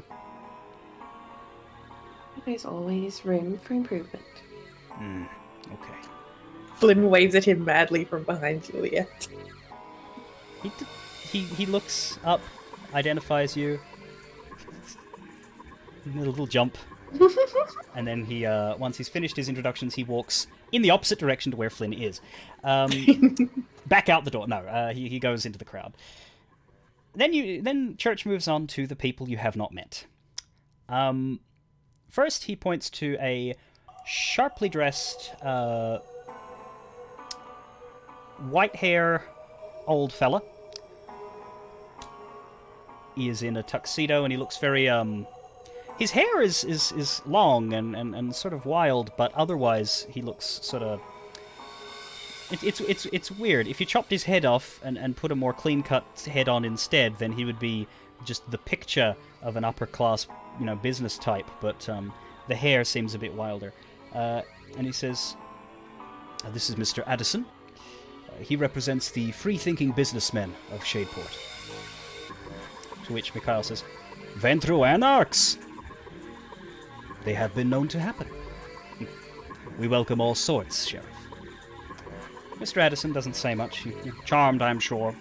And there's a few other well-dressed folks with him, a contingent of Ventru that have their own little society in Shadeport. You've maybe heard the name Addison as a bank owner before. Most of you probably haven't, but if you've it's he looks Corporate boring banking. other than the hair. But yeah, he's fine, and he and his move on. The next one. The next two, in fact, look like they missed the memo for a formal sort of place. This next fellow is in a leather jacket, actually. He is smirking, and he doesn't look... He looks like he slept on the train in, so to speak. Very laid-back individual, but there's something in his eyes that speaks of age. And Church introduces him and says, "This would be Arkady Volkov, who speaks for the Wanderers." "Yes." He smiles. We don't really have a specific home base. We kind of float amongst the cities less fortunate, shall we say. The home addressily challenged. We may have to talk about that later in terms of domain rights, hunting sort of thing, but, we have our people, we take care of them, they take care of us, it's fine. Be plenty of time to negotiate. For now, welcome. Mikhail sort of looks at her. Arkady Volkov. Russian? Mm-hmm. Why... Where did the accent go, my friend? Do you not enjoy sounding like this? It's been a long time. I can still do it, but, you know, people tend to think you're a communist. So. He shrugs, and he walks away, and he walks past Katya, and he winks, and he keeps walking. Does Katya do anything, or just let him go for now? I have a job to do for now. Okay. Church is running out of people. He has one more, he says. Finally, we have...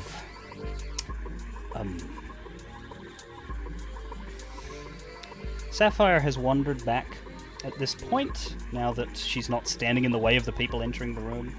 And he looks to her, and it's almost like a cry for help. How exactly? What's the title? Right. This here. And she points to a man with short-cropped yellow hair and the biggest grin you've ever seen in your life on his face. This here is the president of the most esteemed society of the sickest of beats. Yeah! Hardcore! I'm so happy to be here at the Elysium! Can we eat him? His arms are still in the air. Wild. Does Juliet, Juliet is a very calm and composed individual, which is why it is almost character-breaking for you to hear in your ear as this happens. What the fuck?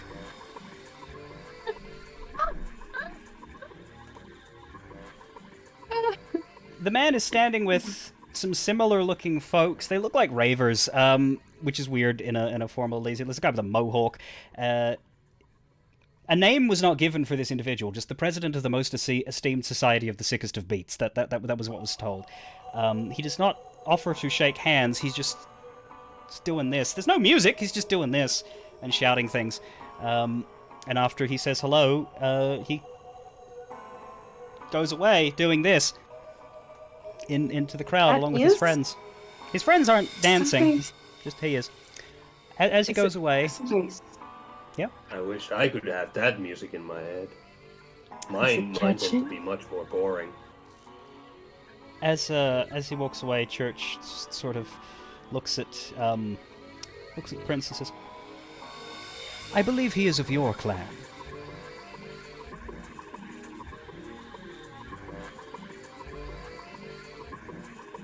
We certainly are a varietous clan, that's for sure. Getting down in support of Shade!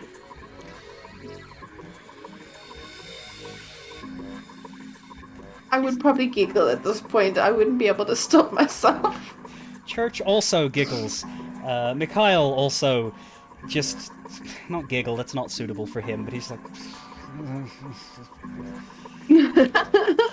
Flynn's just sort of staring, her mouth a little bit open, like, what the fuck? What did I just say? Researching you people for the past few months, and he says this to Church. Now, my compliments to your under-the-radar talents, but how the hell did I miss him? Church does not respond. He has no idea how that actually happened, to be honest. It's very strange. But the entire cast is kind of there at that point. And so, eventually, there will be a time for the sit-down in which everyone else will be expected to be silent. The way this is going to work is that Gwendolyn will have some announcements to make as the herald on the prince's behalf, because the prince doesn't need to, you know, the prince doesn't need to do that. Like, that's all of the official announcements can go through the mouthpiece. But once that's done, the Anarchs will sit and will have their say as to what their conditions and concerns are. You will hear them out, you will state your concerns based on what they've said, and then you'll try to come to an agreement. But before that sit-down happens, you'll have some free time, if you choose.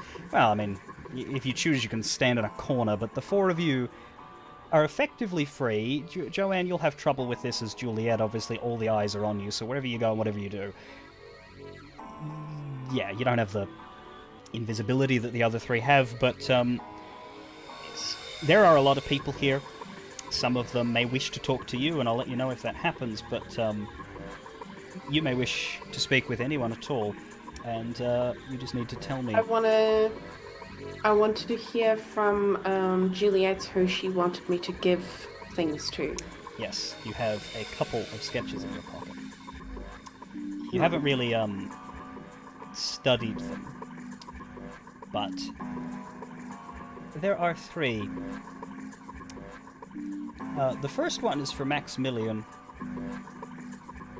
and she simply says, approach him, say that you're aware that he's going through a hard time, and you hope that things improve. And hand him the paper. Okay. So I also go to Maximilian. Is he with his companion? Yeah, he's got his arm on her shoulder, and he's got a drink in his hand, which is one of the things they do in Elysium. Obviously, vampires don't drink, but you can have basically a cup of blood. It's not as nice as drinking from a neck, but people, especially Toreador, they do it for the image. They do it for, like, Ventru, Toreador, Yes, that whole drinking from wine glasses. Yeah. So there are, like, people who are on tap, basically. And you can have that shit arranged. And he's got one, and so's his lady. And he's talking loudly and bragging to a group of assembled Camarilla regulars. And also there's one or two of the business suit Anarchs there, you notice. Like, he is making inroads. He is being friendly with the other side, which is good. A lot of them, like Volkov's group, the ratty-looking wanderer types, they are not hanging out with anyone except themselves. The Ravers are also not hanging out with anyone except themselves, but that's just because they're dancing to nothing. There's maybe, like, classical music playing in the background, and they're treating it like it is unts. Love that for them. You don't know how, but it's, yeah. I'll just call them the Ravers because the most esteemed society of the sickest of beats is a bit long to say. But occasionally you will hear the shouts of the president. So yeah, Max is willing to stop the hilarious story that he's telling as the prince approaches. Oh, my prince, how can I help you this evening? It is so lovely to see you here. And I know that things have not been, well, ideal the last while. And I would hope that things will improve, and I hand him the sketch. Huh. Takes a look. The sketch depicts Maximilian sitting in a cold, dark room. You sort of get that impression with the way it's framed. Sitting on a bed. And he is crying. Like little blood teardrops, because vampires, the only fluid you have is blood. So when a vampire cries, which happens just the same whenever people do, the tears are blood. And he's just looks quite pathetic, actually. It's very embarrassing. He takes one look at it, and he just sort of just scrunches, hides it, puts it in his pocket. Thank you, of course, Your Majesty, for the gift.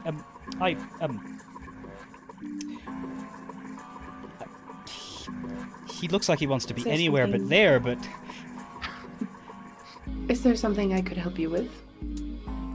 Oh, no, of course, I merely... I'm just quite moved by the quality of the work.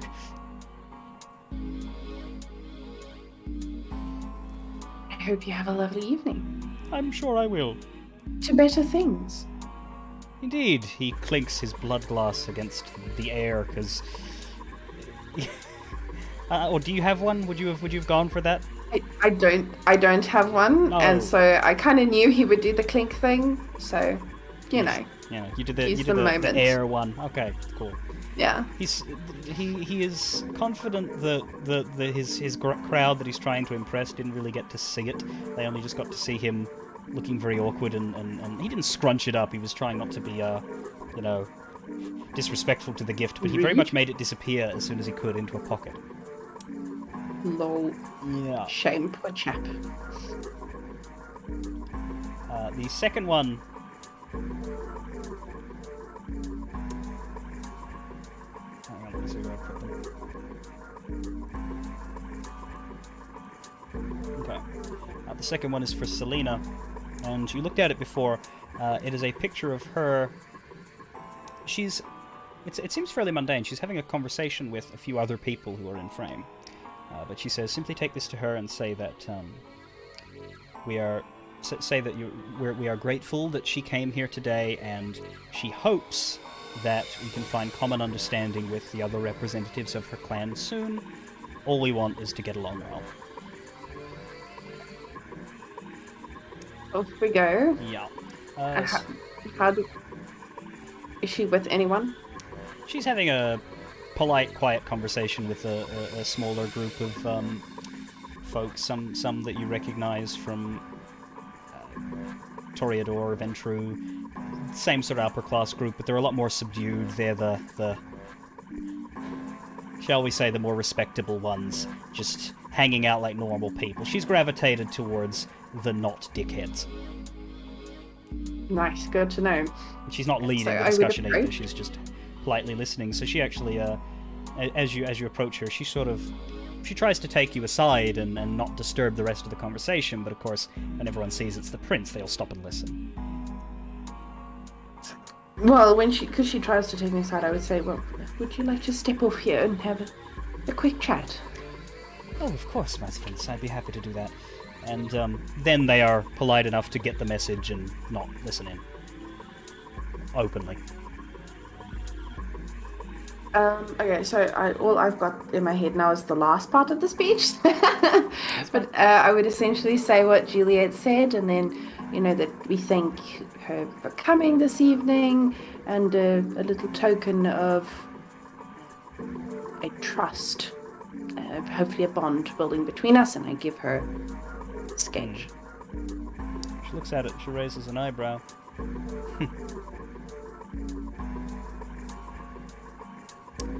You see many things. I understand. I imagine that the reluctance and hesitation that we have can be worked through. It's simply a matter of if we were able to deal more directly with you and not through your herald. I'm sure you can understand the circumstances. Our clan has had a rough time of things in the past few years.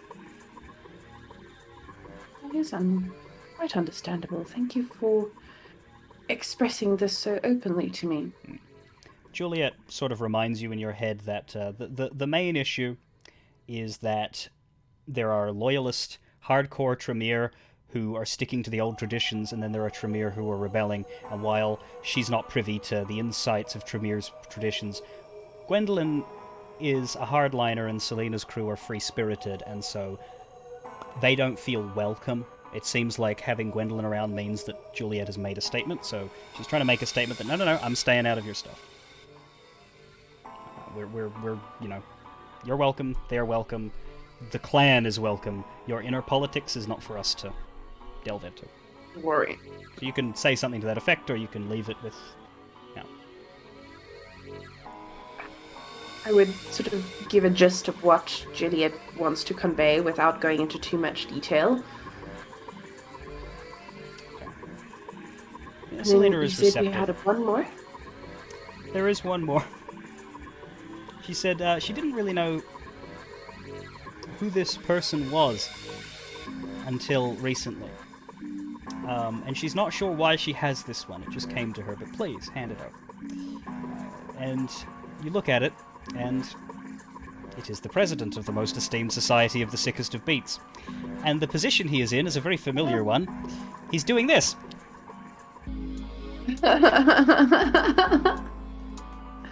Well, this is gonna be fun. Is there any way you'd like me to handle this specifically, or do we just wing it? I'm not even sure I want to do this in the first place, so good luck. You can Well, isn't it convenient for you now? you can begin to approach the dancing crowd. I do. I have no idea how to start this. So, would I address him as "Good evening, esteemed President"? You can walk up however you like, but as you begin to speak, you are of course interrupted by a yell. The other dancers sort of part out of the way, but they still sort of, they're still moving as he looks you dead in the eye and says, "The Royal doth approach! Are we not worthy?"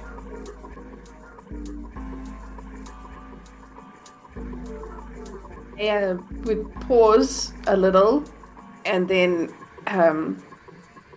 greet him. Esteemed President, welcome to this very momentous occasion in the Port of Shade. Formality is an illusion. There is only fun. Well, it is certainly fun to be here right now, and perhaps you would find this fun too. I hand him the sketch.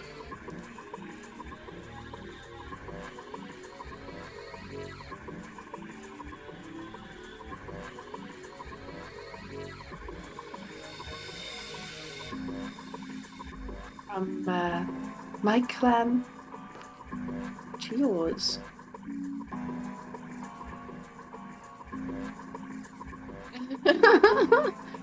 Holy shit! You've rendered the president speechless. Well done. That hasn't happened in like 10 years. They sort of like the ravers sort of crowd around him, and they just take him. They're like, "He'll be okay. Just give us some time." He's just staring at this thing like.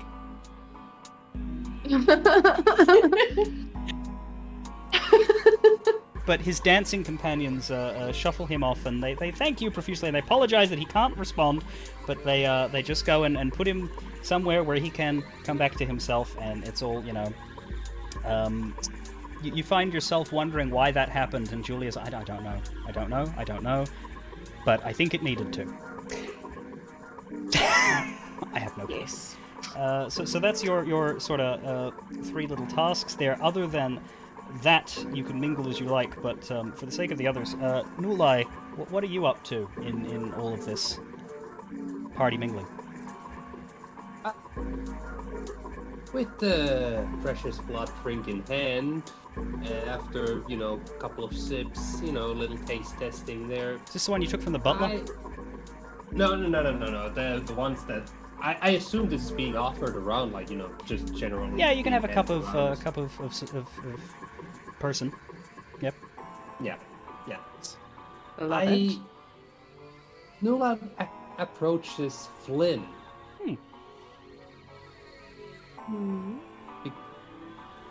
You seem to know, you seem to know your drinks,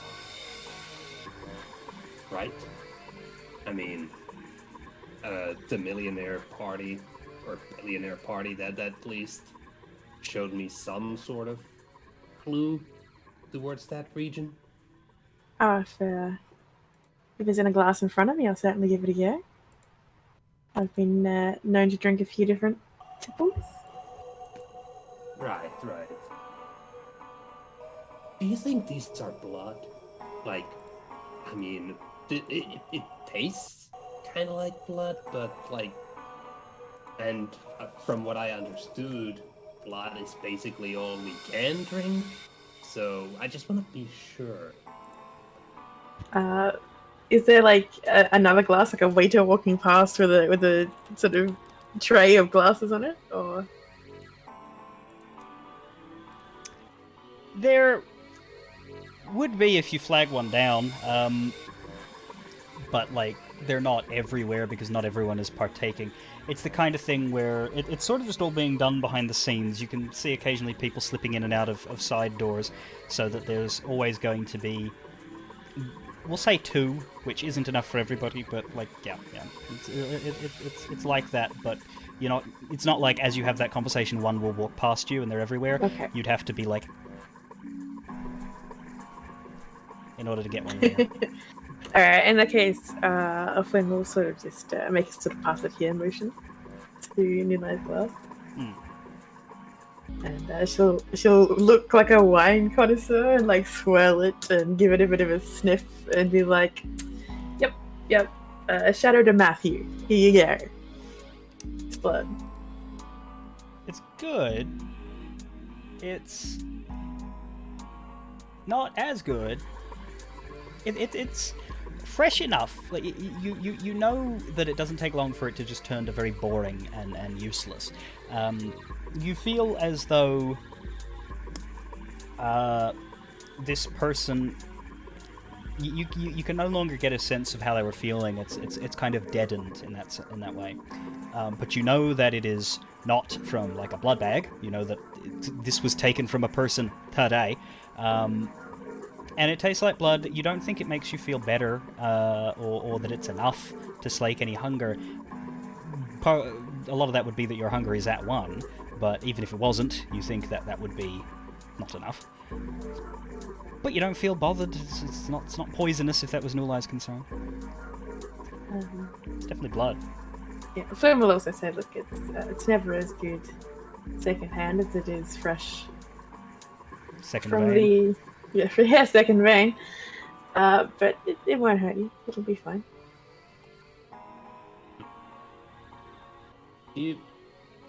I'm really not an expert on this, kindred business. Do you know, like, is any blood okay, or how long does the blood preserve, or how? Because I am curious about this business of blood, considering, well, I mean, it's essentially our Life's blood? Well, Yeah? I will Yeah? go into that. You did. You got it. Like, I'm essentially like asking for what Flynn knows about how human blood preserving, all this business comes. How does it work with our vampiric requirements and all that?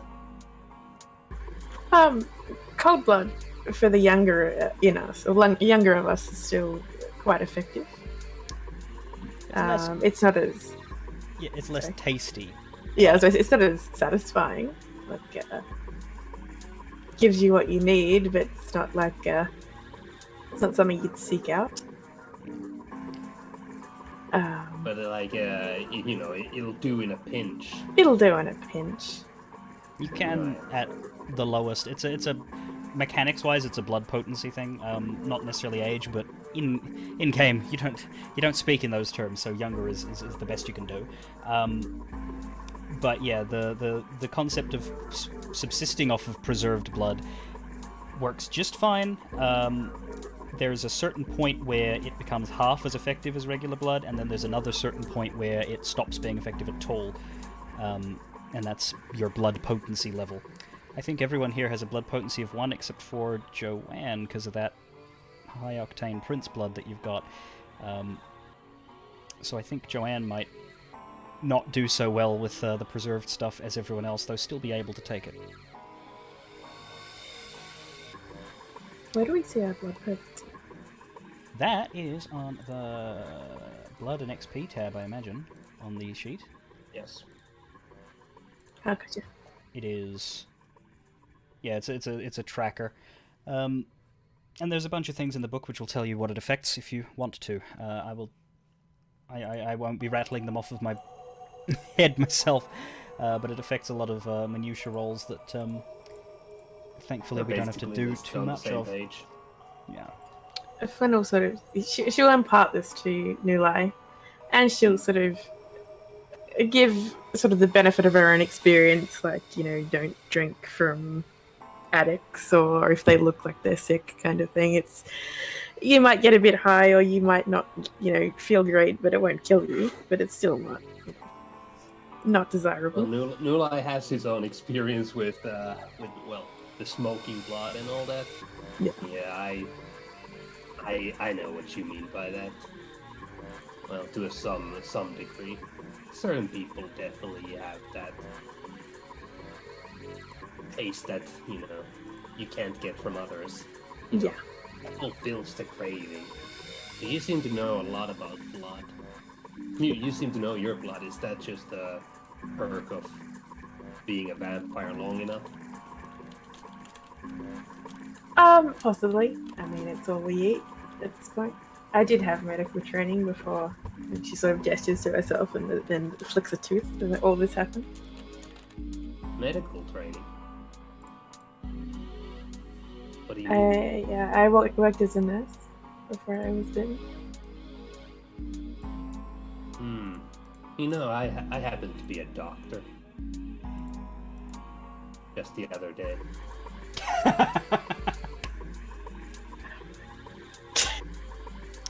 Nulai, the Frank Abagnale of Shadeport. I'm something of a doctor myself. Yeah, I'm like, oh, I thought your handwriting was a bit dodgy.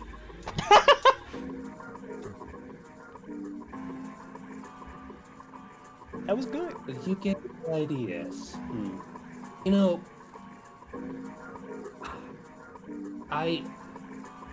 We need to talk after the Elysium, tomorrow or something. I got an idea. I'll be in touch with you about that. Of course, anytime. You know where to find me. Do I? Well, sometimes I know, sometimes I don't. You have my number? I should have, yeah. I think we have. Yeah. I can get in touch, yeah. It's not a hurry thing. No, you're part of my coterie. You call me, I'll come. Yeah. So plans are made. At this point, Or yeah. just At this intimated point, to. Nulai has nothing important to. It's just casual mingling at this point. You have an idea, but you don't want to bring it up here, surrounded by vampires who might be listening in, and also there's more important stuff. All right, Katya, do you have any intentions? Is there anyone that you would talk to while all of this is going on? Assuming there's no obvious security emergencies, I'll be making my way over to Mr. Volkov. Oh yes. And I wouldn't normally go for this look, but I'll make sure to snag a glass of wine and just generally look, totally hoity-toity, insofar as I can. I see. Before introducing myself into his company. He is leaning against a wall, which is not very respectful in a nice, fancy place like a museum. He's wearing his, did I say leather jacket? Yeah, he's got a couple of cronies. He kind of gestures them away, and they move as well. This is, he's reinvented himself a few times. He's very much, as I say, he's not like Mikhail. He doesn't retain the accent. I don't know whether, like, Katya in character has one or not. We don't really specify that. I don't expect anyone other than myself to do funny voices. But he is more of a, the things that the two of you went through back then, his went in one direction, you went in the other. He's very much reinvent, look towards the future, live in the now, embrace freedom, which is how he ended up on this side of the fence. So yeah, no, he's definitely different from how you remember, but not completely. It's a believable kind of different, from what I know. He looks up at you, and there's a hint of an accent as he says this word. He says, hang on, let me check the exact... Yekaterina. Arkady? Coming in from the cold? Occasionally. I mean, I wouldn't be here. But the big man was oh so insistent.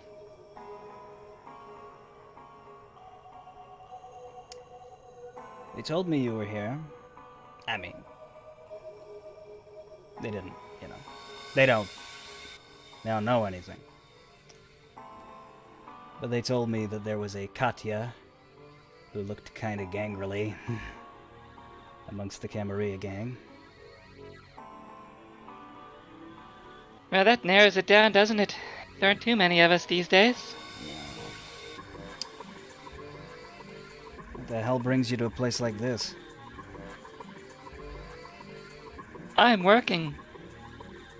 No, I don't mean the city in the middle of nowhere. 5 years ago, this was the place of death. Don't you find it weird that we're both here?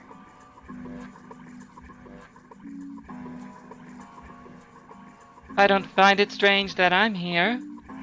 There's a job to be done. I can do it. I am surprised that you're here. I've been here longer than you. Think about it. This whole new Camarilla, that's a new development. 2 years ago, 3 years ago, this was a cursed city. Nobody wanted to touch it. The vampires who come here die. That's free real estate.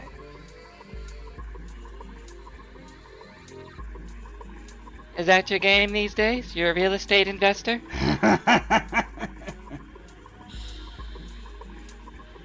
I don't have a game. I just want to keep living, and there are certain people I do not want to know, and I do not want finding me. They call me the head of the Wanderers or whatever, but really I'm just the guy they look to. Church is the spokesman for the whole thing. I'm the spokesman for the people who don't stay to one place. There's a few of us. Everybody loves democracy, apparently. At least in this country. So, Wanderers, does that mean you'll be moving on? In time? Maybe. Maybe not. Something about this place, you know. I don't know what it is. That's why I asked. I'm asking if you feel it too. Something happened here. I'm not convinced it's finished. If that's what you're...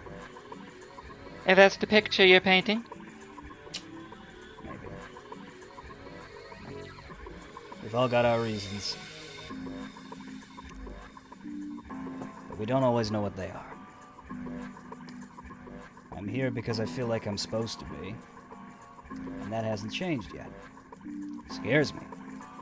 Especially if you're here too. That makes me think there might be something under all of that. Maybe something that isn't just the insides of my own head.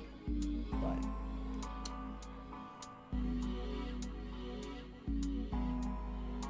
I don't have much else to say other than, why are you still hanging out with these stiffs? We grew up with stiffs. Wasn't until we stopped breathing that we finally got away from the stiffs.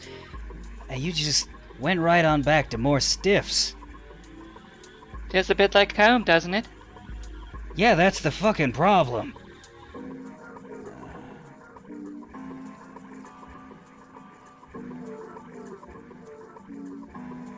When I turned you, I thought you'd get it. I thought you did get it. Never did. Aye, well. Don't get yourself killed. I help where I can help. That's all there is to it. Helping the right people?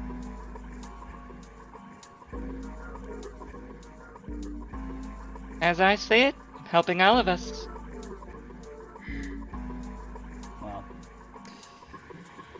if this prince really is the one-in-a-million peacemaker they say she is, then hey, I'm all for the one big happy love-in cuddle family.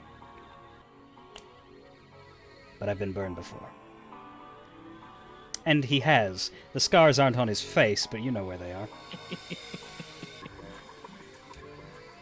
Arkady leans back. He's Yeah, he doesn't want to be here. He's representing his little sub-faction of...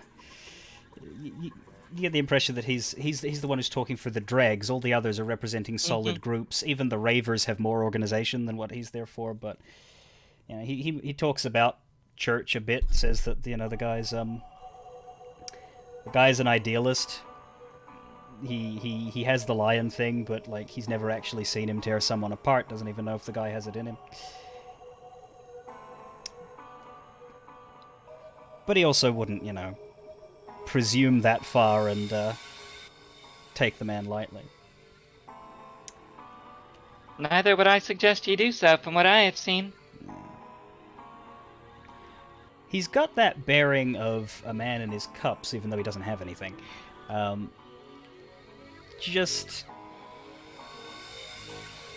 He was lost when you met him, and his... Where you have found the purpose and found that back in the Camarilla. He sort of went that way before the split, but when the split happened, as most of the gangrels went with the Anarchs, he went with them, and in the intervening decade or so, he looks... Yeah, you just get kind of a depressed sense from him. He just seems, you know... You're not really sure what to do or say with that. Somebody might know what they aren't, but that doesn't mean they know what they are. Yeah. You can, you talk to him and reminisce a bit, which helps. He's holding back his cynicism for the sake of the good things he's heard about the prince, and I mean, you know, he trusts your judgment a little bit, even though he thinks you look at the world wrong. So he's given it a go, and you can hopefully, you know, in the back of your mind, hopefully that if things carry on this way, that he might find a bit more to smile about. You know, you've played the try to help that guy game before. I wouldn't say it's a toxic sire-child relationship completely, but you know,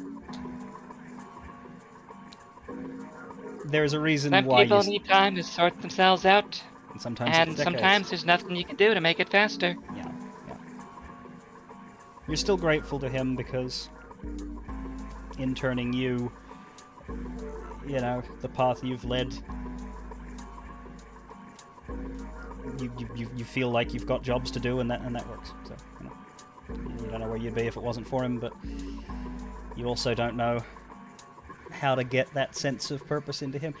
Glad to see him again, but you know. All right, Flynn. Nulai obviously had his chat with you. Is there anyone in particular that you would seek out when not dealing with Nulai? Not specifically, but what she's doing is she's quite tense. And when she moves around, she's moving around sort of in the area of Nulai, and then the prince, and then Katja and Mikhail, and just sort of always knowing where they are. You don't feel safe? No. Interesting.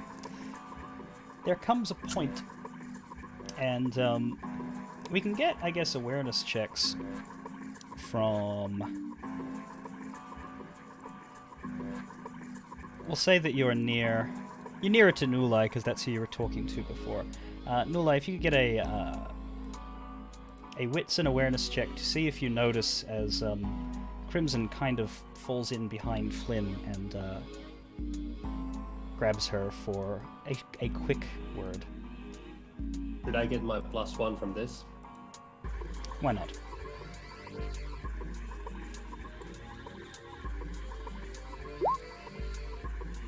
Okay. Right then. Yeah, alright. Well then.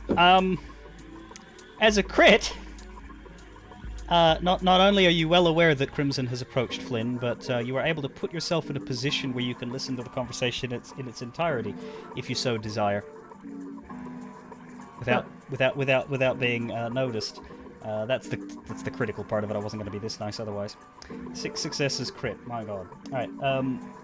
Flynn sort of snakes his way up to you and says, "A few notable absences tonight, I see." The dick face has not appeared, no? The and another more important one.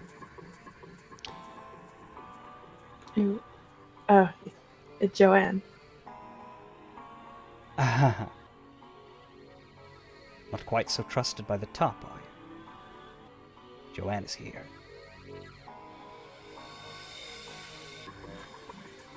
Is she safe? That depends. Look to your prince with care. And he walks away.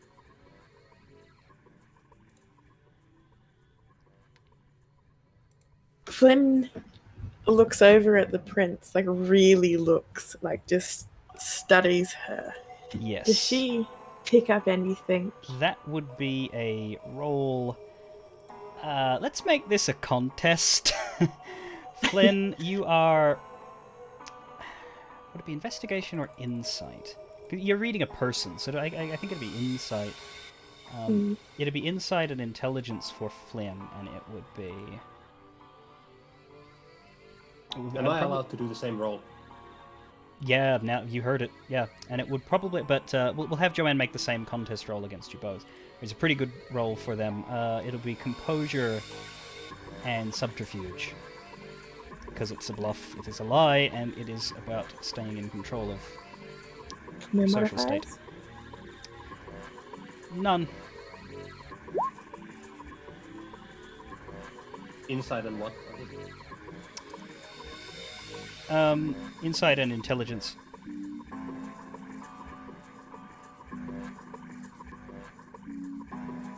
I'm still getting the +1, right? Wait, no, is it for social? Because intelligence is mental. Oh, no. Oh, yeah. No +1, you dice-grubbing bastard. Here I was gonna say that I'm gonna focus on my eyes, but... 3 successes for Nulai, 1 for Flynn. So, Joanne, Yes. if you could do the contest roll there, which would be, as I say, subterfuge and composure. And that's basically to Composure. look like the prince. Would I get assistance because I have the prince's help? With vampire disciplines, yes. With... It depends. I suppose I should have asked this, although you technically didn't say it. Would you have had awe active? Would you have just been... Technically speaking, you're not supposed to be using your vampire powers, but would you have had awe active to like subtly influence people's opinions of you in the hopes that you get away with it as the prince? Or would you have played it careful? I wouldn't have. Yeah, if I you would wouldn't have have done played it that, very careful. then Juliet's power boost would not have been affecting you at that time. You're just using your natural given talents. 3. So you beat Flynn, who is unable to discern any sort of problem or issue with the prince. The prince seems fine, though your suspicions can still be suspicions. It's just that you it's like, seems like Juliet. Tie for Joanne and Nulai. The prince is acting a little strange today, and it has been in the back of your mind. You're not sure what it is, and Crimson's words are strange, but you've not got the sudden flash of insight of... You could perhaps say that the prince is not acting like herself, but you're not so far as to say that your prince is acting like Joanne. Like, you're not detecting Joanne's body language or eye movements or, like, manner of speaking. Right. But you've got a hunch that something's up. Juliet's weird. Do you say or do anything about that? Something's up, and just the casual word of Crimson saying that maybe it's Joanne. You didn't say that out specifically, but you can make that leap if you like.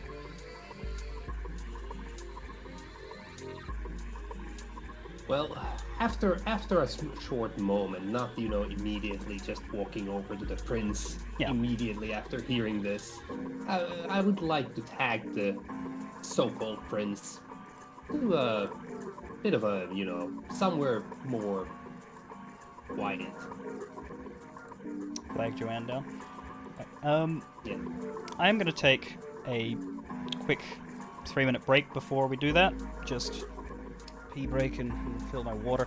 If anyone else needs to do that as well, we'll turn off our audio here and BRB. So then we will have Nulai questioning the prince. So yeah, be back in a moment.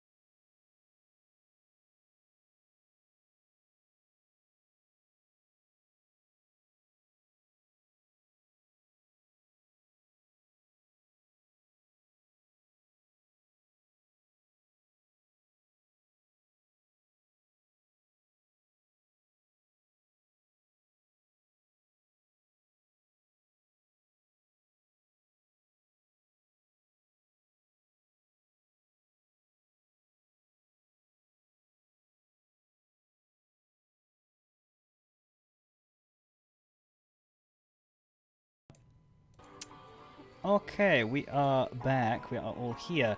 Now, Nulai would like to speak to Joanne Juliet when Joanne Juliet has a moment. Of course, there are always going to be eyes looking at you, but they do give you your space.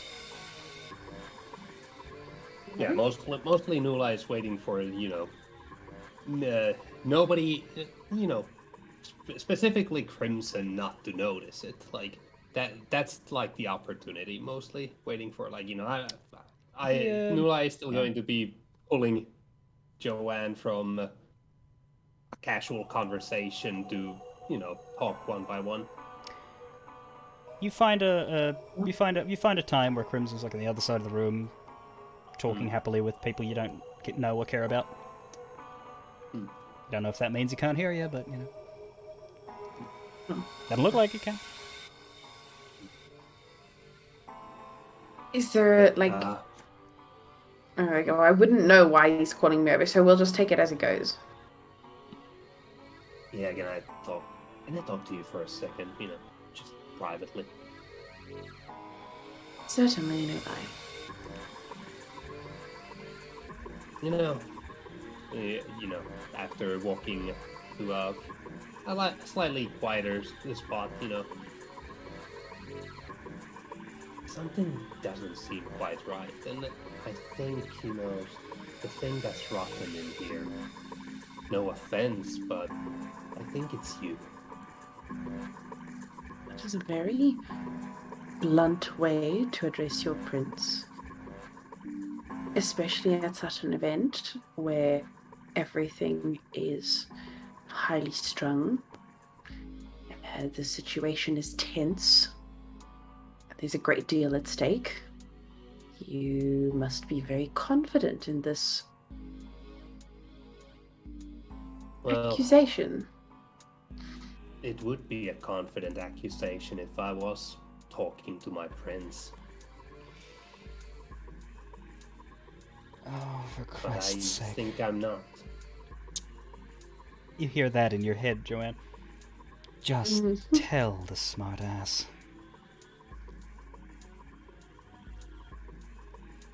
Let's assume for one moment that this confident accusation is correct. Whom does it benefit to reveal this here and now? I'm not telling you to reveal it to the whole fucking Elysium. It's certainly a risk to bring it up at all. Well, you're not exactly the most covert person. That other people can see that. At this point, Joanne, the voice of Juliet in your head asks, "Do you trust me? Can I do something?" I trust you. You feel your blood, like, sort of swish around, like all of it in you. It's not it's the feeling that you get when powers are being used. Make a rouse check. But you're not controlling this. You're not controlling this. You can't control this. Alright, you feel the hunger build up. Not too much, it's just one little tick, but the blood of yours that she is using has been used a little roughly in this case. You don't blame her, it's difficult, so yeah, hunger 2 now. You feel a thought pass right out of your mind and straight into Nulai's, and Nulai, as Juliet fixes you with a glance, you hear in your mind, "I am here, Nulai. In spirit, if not in body. Everything is under control. We did not tell you, because we did not need to, but there is nothing to worry about." And you know it's her. Can I communicate to her back with, like, I mean, you can attempt. Assuming this is telepathy. Yeah, like, I will just quietly then, like, without a word, I will think. I didn't expect this to be told to me, of course, but we have bigger worries. You figured it out, and it is better to set your mind at ease. Well, it's better that you know that other people know as well, including a certain Mr. Crimson. The interesting thing, Joanne, is that you are hearing all of this exchange as well. Clearly the little wire between the cups, so Yeah. cool. Yeah, you are a conduit. She sighs. It does not surprise me. And I would like to also inform that a certain member of our coterie could be working with him. That's a leap from the conversation. Crimson was saying it in a kind of taunting way, like, you as Snip know, but like, he basically walked up and he's been talking to you sort of the same way as that. I don't know that I'd go that far. Yeah. I'll I mean, that, yeah. he did try to work with Snip, so I mean, if he's Yeah. talking to her the same way as he's talking to Snip, Yeah, you can be seems like, like a reasonable- you can definitely say that he was I talking have a with Flynn. suspicion. Yeah, I think I'm not the only person out there that Mr. Crimson is trying to make deals with. Can Flynn come over at this point? Because she was going to come over anyway. Because You can see the two of them chatting. You don't know what they're talking about. Yeah. And to be honest, you can see them staring at each other now because it's a telepathic conversation. Yeah. Flynn sort of got the wrong end of the stick. She doesn't think that the prince is actually Joanne. She's worried that something has happened to Joanne because it sounded very much like, you know, there's a bit of danger going on. Yes, okay. And the first thing that she thinks to do is to go to the prince and tell her what Crimson has said. Flynn approaches during that telepathic conversation, and as Flynn does, you can feel the prince. We'll say this is like you mentioned. Yeah, you've started to say that there are other people that Crimson's been talking to, but you don't get to say Flynn before the connection breaks as Joanne and Juliet turn their attention to a third person. So she's receded. You can still talk to Joanne with your mouth, but the brain stuff you can't do anymore. So anyway, that's how I conquered the Grace Hospital.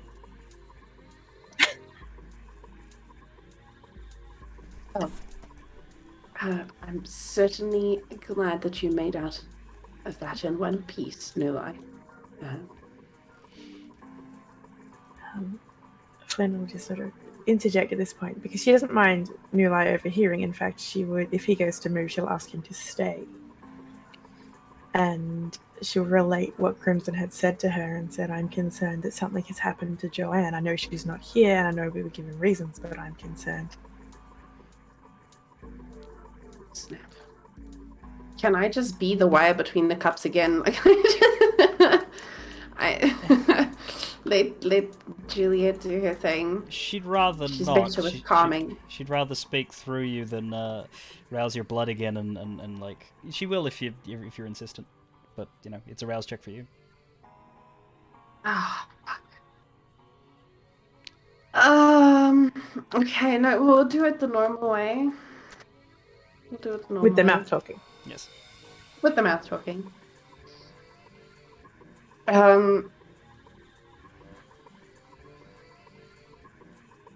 Is there any reason specifically that you'd be alarmed?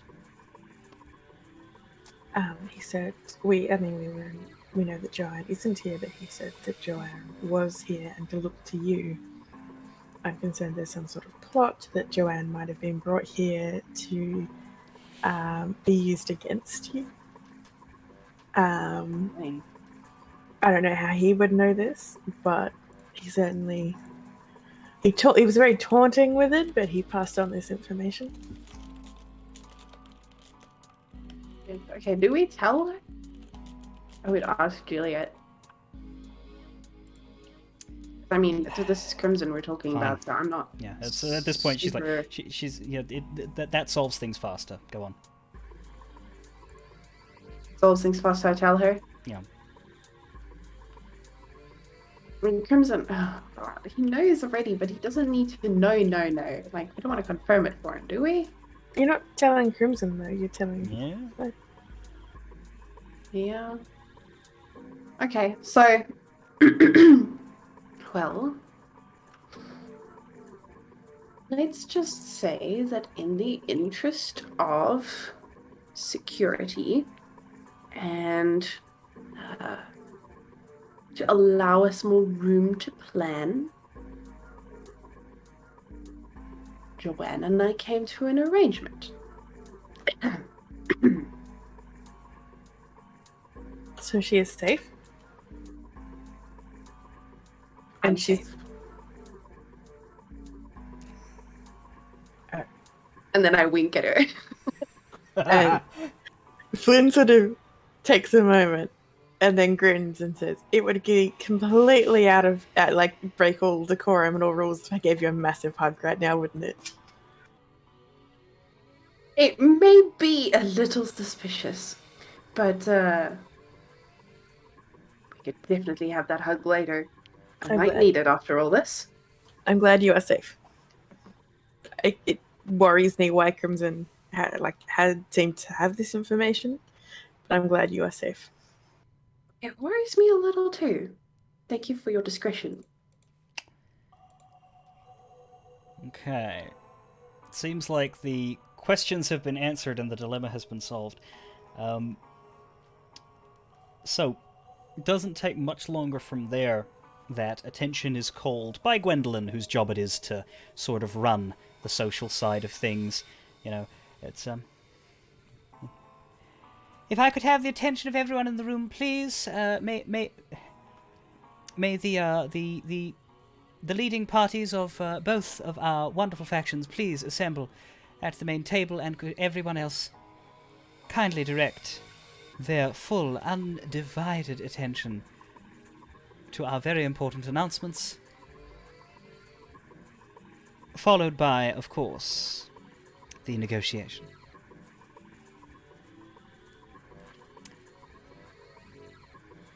There is going to be an empty seat at that table. There are 4 seats. One is for Gwendolyn. She's already there. One is for Mikhail, who heads to Joanne Juliet before heading there. One is for Joanne Juliet, and one is for the, oh my god, he's still not here, what the fuck, Jacob. There are 3 seats on the other side of the table, but no one's being called to them yet. Does anyone bold-facedly take the seat? Sorry. I was going to ask Mikhail if he needs somebody sitting in that chair for appearance's sake. Yeah. He, sighs, says, yeah, well, better you than the fuckface. I'm glad this name caught on.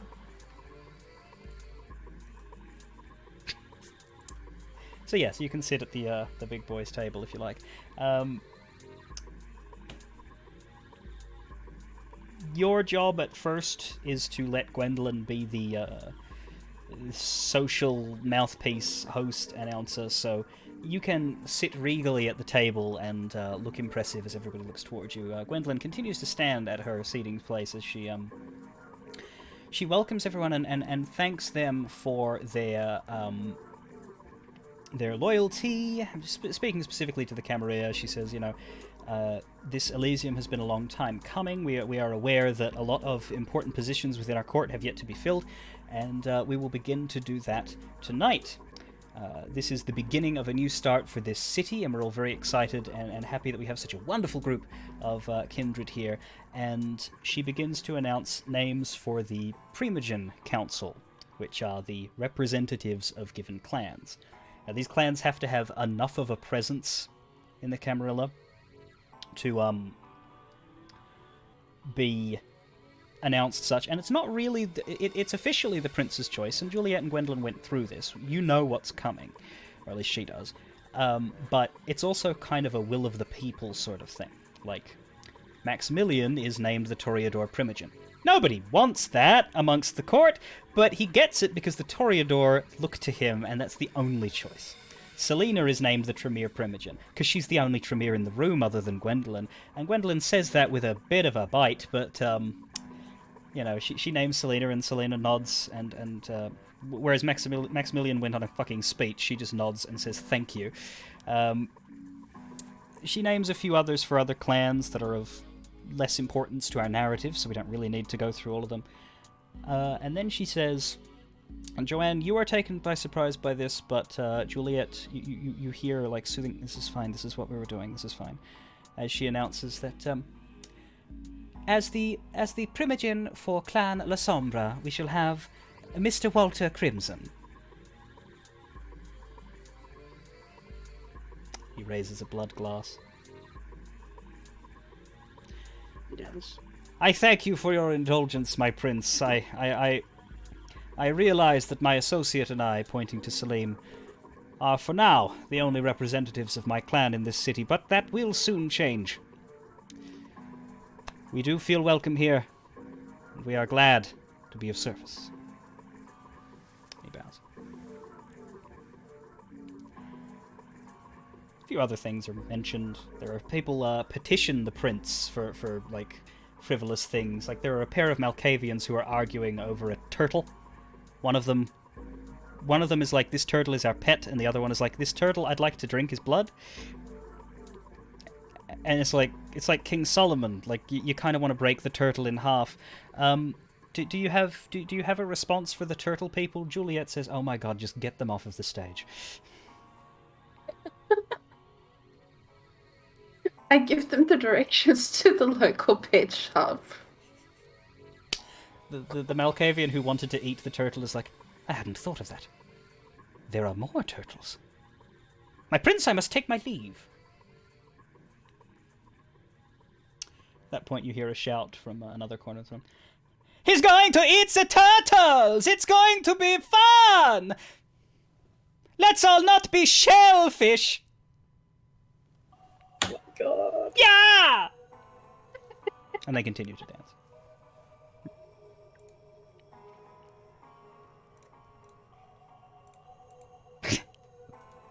Oh, wow. Okay. There are more, and we could spend an hour role-playing a Juliet arbitration, but I don't know that that's going to be a good use of our time. So instead, we move to the point where Gwendolyn invites Mr. Theodore Church, representing the Shadeport Collective, and two of his fellow representatives to take a seat. All of them have the ability to speak their piece, but, you know, for the sake of the table's length, they don't all get to sit down. They sort of understand. The two that sit with him are, of course, Sapphire, his right-hand man, and also the boring business-looking type, Addison, because he does look like the stuffy fella who would shit if he didn't get a seat. Derek stands. Volkov needs to be physically dragged away from the wall he's leaning against to go up near the front of the group where the rest of the Anarch leaders are. And the dancing man dances towards, and Church turns to him and says, "Now I understand this is difficult for you, but we do need you to be quiet during these proceedings." "I shall be quiet as a mouse! No one shall hear me! Behold the power of my silence! They shall have to use a microscope of the ears in order to detect the noise I am making!" He stops.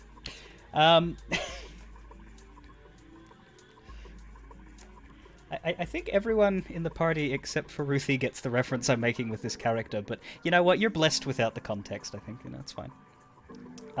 He does stay silent after this point, the president of the most esteemed society of the sickest of beats.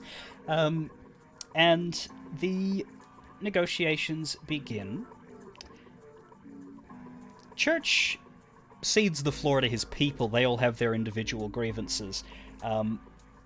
Firstly, Addison, the businessman, he maintains that his deep and serious question is, okay, so a lot of times in the Camarilla, there is, you know, the businessmen and then the financial stuff. There are taxes and things keeping the court running. We are not joining the Camarilla here. If we cooperate, there will be no financial burdens upon me, mine, or any of ours. Basically, he's being like, hi, I'm a massive fucking capitalist, and we need to get the money stuff talked now. You hear the eye roll Joanne, you hear the eye roll of Juliet, and she says, yes, yes, of course. Just, he's fine. So you shut him up real quick.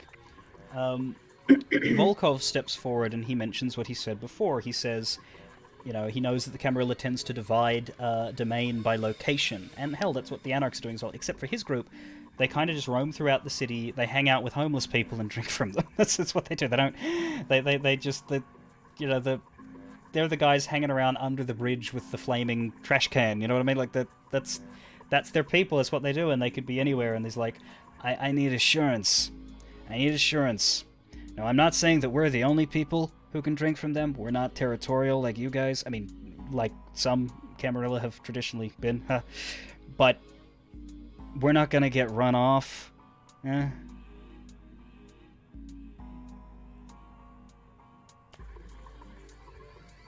Juliet's a little hesitant there. She says, well, that kind of depends. You'll have to go to You'll have to go to the specific owner of that place and be like, hey, are we cool here?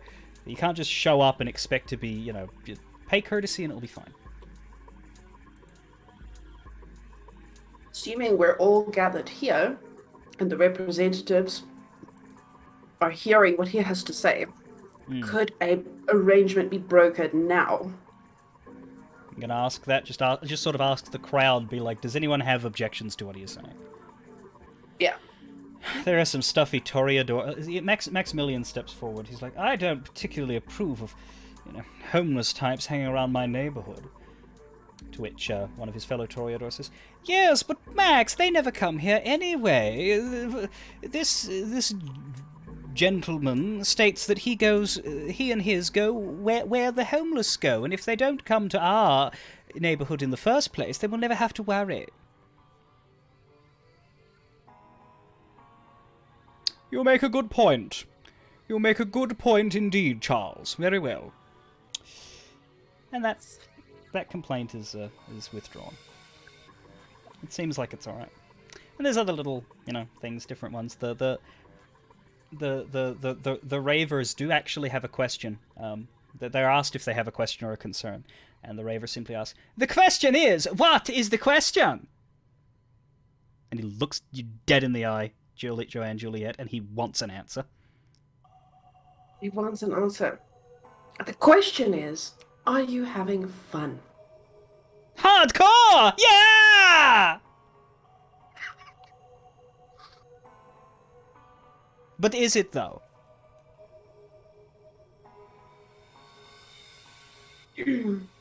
For me to know, for you to find out. Mystery!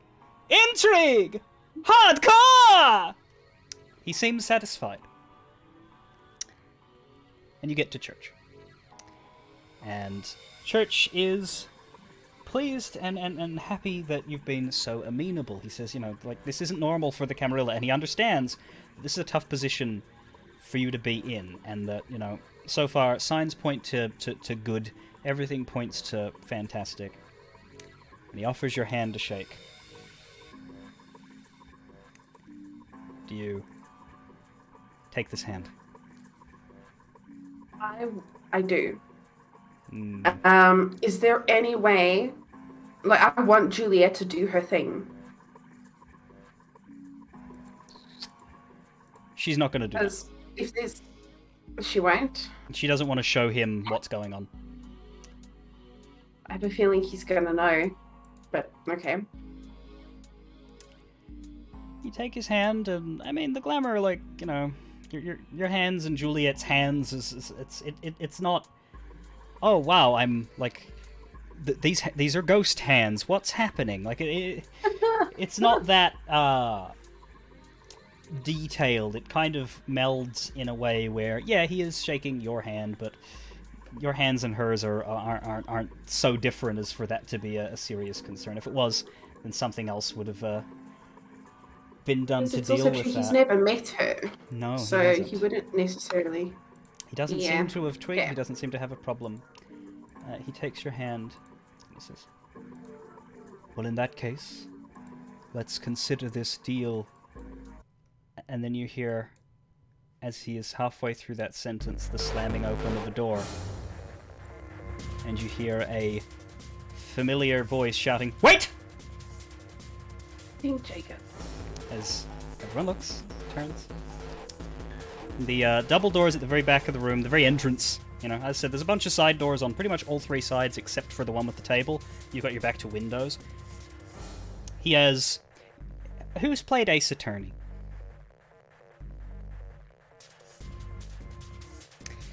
You know those I scenes only know the memes. in Ace Attorney yes! where somebody Yes. bursts into a room and you see, like, the splash picture of the door open and someone, like... And the little... Yeah.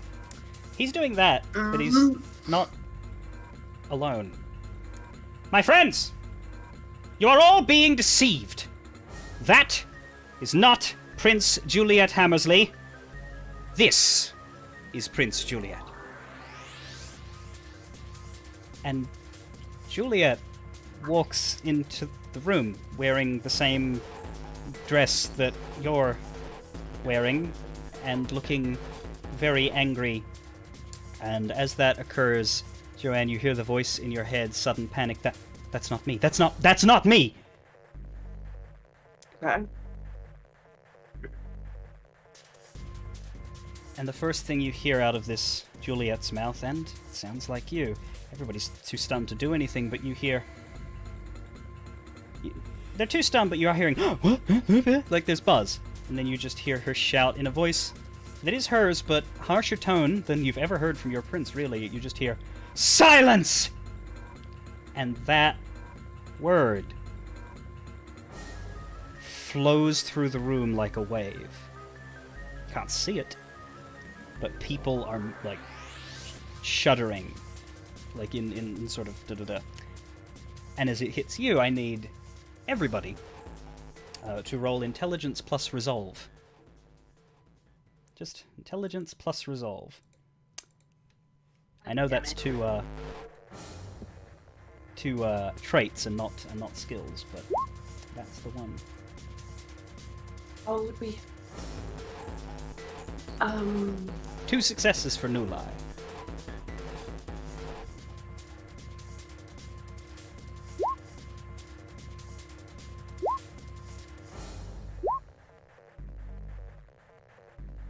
Don't worry about that.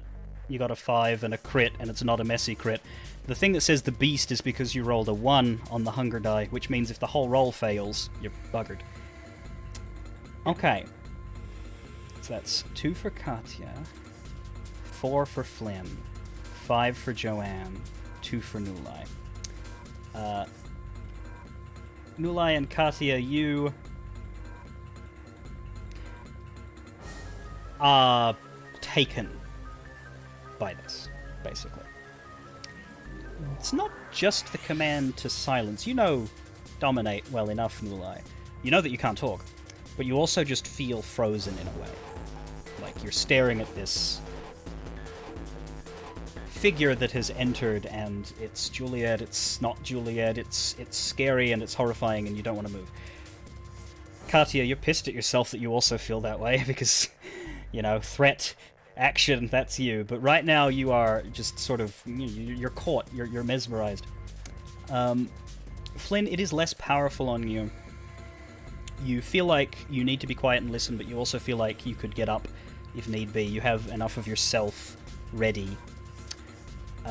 Joanne, with the 5, you do not feel cowed by this other Juliet. You feel like you could respond if so needed. Do you say anything now, or are you too dumbstruck? Because you don't have to be. Everyone else has to be, but you don't have to be. I think I would want to play this off as much Juliet as possible. So I would probably stand up and just very calmly and quietly go, "Oh, I don't think I will be." This other Juliet laughs and shakes her head. "A laughable attempt, my child, but there shall be no coup today." And then she shouts, "Let all see true!" And she reaches into her pocket, pulls something out. It looks small. Throws it to the ground. Again, you could act, Joanne, but you're a long way. She's at the entrance. You're at the table. You see a lot of the vampires are cowed. Mikhail is frozen in a different way. If you look at him, he doesn't know what to do because he's looking at his damn prince. You get the feeling that her shout did not affect him, but her being who she is stopping him from doing anything and being the sheriff, and nobody else seems inclined to take on the prince or to stop her from what she's doing. Does anybody take this moment to look around? Way... Sorry, go on. She's in the middle of throwing it. Stop her. She's in the middle of picking something out, and she'll be throwing it very soon.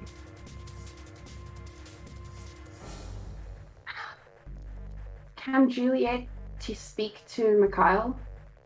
I'll do another house check if we need to, Yeah, just so that she can let him know. Yeah. You won't be able to stop what the prince or what this person that you're seeing who looks like the prince is doing, but if you focus on snapping Mikhail back, that is a good chat. No hunger there, that's good. Okay, so you feel the blood come through you, and it doesn't provoke you into any more hunger. As you open up, Mikhail is sitting to your left, so you sort of turn to him, grab him, and Juliet starts basically saying what she's saying to you, but now he's in there. It's like, that's not me, Mikhail, that's not me, stop her, that's not me. Alright. That helps. So yeah, she shouts, "Let all see true," and as you hear a smashing sound, like glass breaking, as this little object, if you were watching her really carefully, which most of you are, look at the little glass vial. It's not Zydrate. Smashes. Oh my god, it's fucking Daisy LaRue, isn't it? And smoke starts billowing from this place, and it washes over everyone, and it's very, very quick. But you see interesting things, not many, but like as it hits the Toreador, you see someone's hair going from looking all done up and splendid and really sleek and stylish to just bald. It's like her hair just vanished. Keeps going. A couple other people suddenly look uglier than they did before. Washes over Joanne. And there's Joanne. Juliet, the image of Juliet melts away, and Joanne is sitting there, probably in the same outfit, but yeah, looking, and you know it's happened to you. You feel that wash over. You feel the spell that Gwendolyn put there just not being there anymore. And there are gasps, and there is confusion, and there are noises of anger at what has happened, specifically from Church, who you just hear, What is the meaning of this?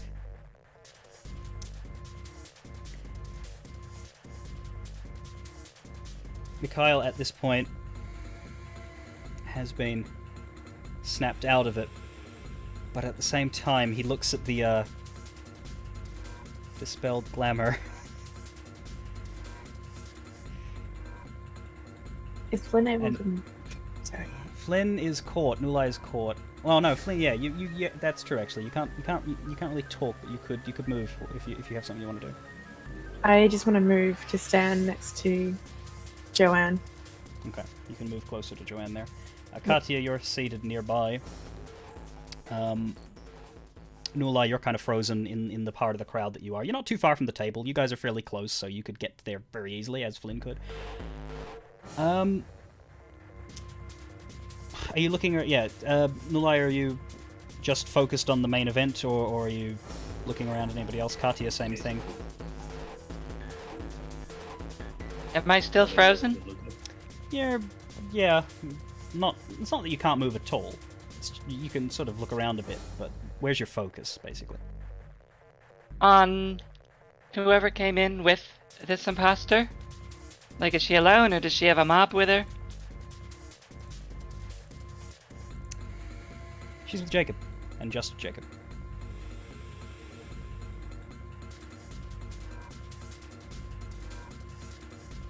Okay. And they are putting on their big show. And Mikhail looks and he's like,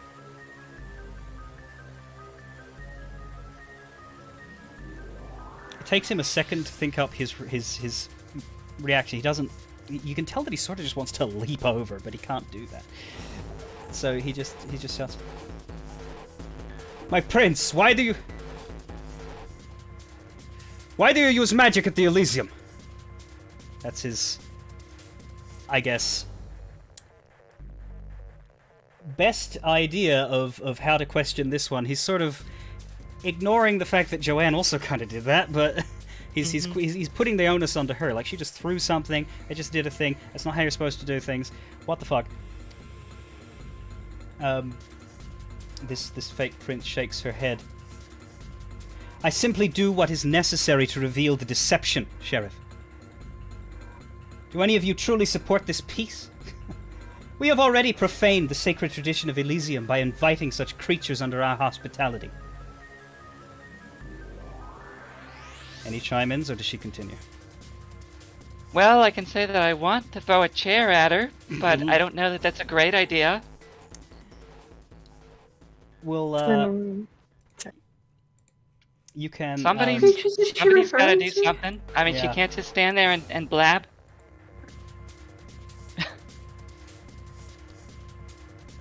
We'll give you, if you're really fighting against that compulsion to stay still, we can give you another check, and if it passes, you can move now, but if it doesn't, you can't. Okay. Same check as before. You're just trying to resist the effect of her well, command, but it's more than that. 2. Oh, Nope. You really want to get up and disrupt this spew of dialogue, but you're being pushed into place. Flynn, do you use your slightly freer movement? Not movement, but speech. Flynn is going to call out over the table. These are not the words of my prince. She speaks of friendship and acceptance. I repudiate this imposter. Oh, yes. Magnificent. So, and then I say, just because... No, Flynn doesn't know that, didn't She shakes her head. I would agree. I would stand up to Flynn and be like, "That's not my prince." And I you don't know were? who that is, but that's not my prince. And you were? You stand revealed. I have cast... Not. No. I have revealed every illusion in the room, and I stand here. Have you though?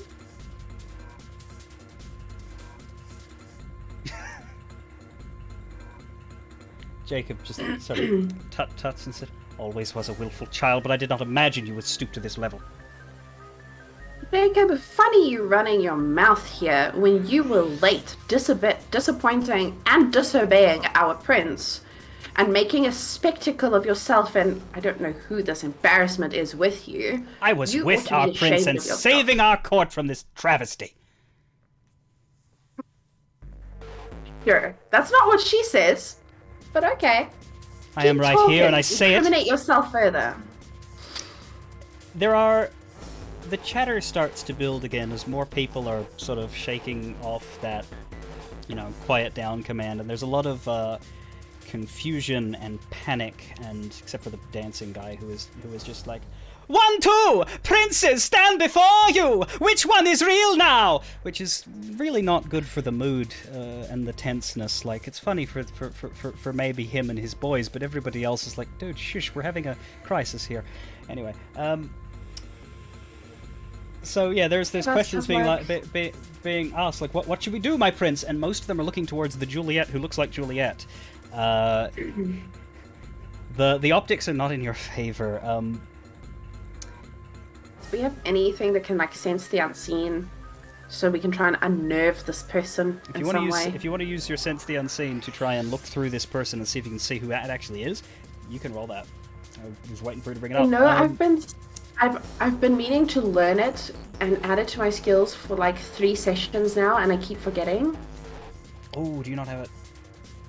I don't think so. No, you don't. You have premonition and heightened senses. Sense the unseen is a Nulai thing. Would you be attempting that on Juliet, or would you be too confused and troubled. I think I would be I'm still in shock. Yeah, Maybe okay. next turn. Yeah, then no one's piercing the illusion of the prince. Katia, you're still sort of bound. Can I think? You can Can think. I think? Absolutely. Can I think words to my dog? Yeah, absolutely. Your dog is Pa- fine. Pasha, you know what Juliet smells like. Go tell me if that's Juliet. And then he can be a happy little doggo and just... Skip. It's gonna take him a second to reach them. Nothing you can do yet, but that is. Mm-hmm. He obviously can't smell her across the room, so he will let you know through his telepathy once he's there. All right. Yeah, they're continuing to shout things back and forth with the crowd now, and just basically turning into a real argument. The Anarchs, those of them that can speak Church, certainly can. He wants to know the truth. He wants to know why.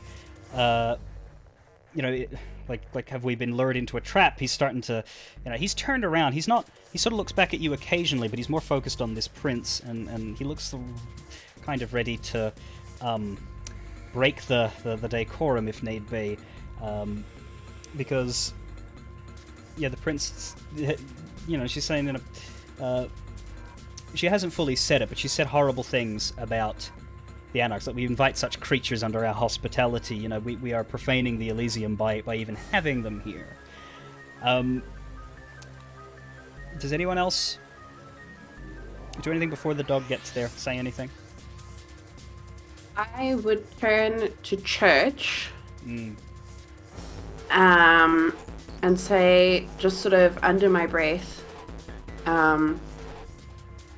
there is a reason for this deception, and I assure you, it was not to deceive you. Everything that we've agreed upon tonight is exactly what my prince instructed. And yet it seems I've been deceived, girl. He turns away there. You get your little message as you get the impression that the fake Juliet is a bit too busy to care that there's a dog sniffing her. She's yelling at people. It's it's fine. That's not her, Mother. That's not her. She doesn't smell nice.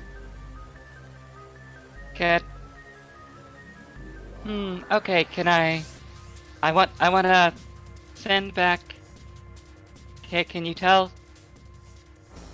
I'm kind of hoping Church can hear dog speak, or somebody in his circle that we know can, and Pasha can relay the message. Hey, friendly dog boy. That is a good idea. All right. Pasha says he says he'll go over to them and see if he can.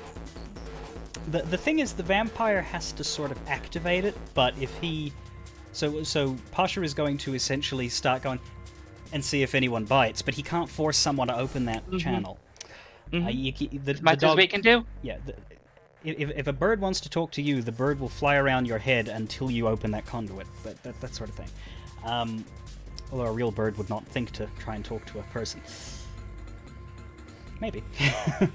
Anyway, so yeah, Pasha's going to do that, and that's going to take another little while. The time since you spent that time working your commands to Pasha, which thankfully he's your famulus, so you don't really need to roll to tell Pasha to do things. We will forego freeing you from the mental binding of sorts that you're under. You'll get another shot, but Nulai, are you trying to break free of that, or are you happy and calm in your frozenness? Alright, roll that check again. No, the idea of deception, or what was it? Check intelligence and intelligence and resolve. It's a little easier now.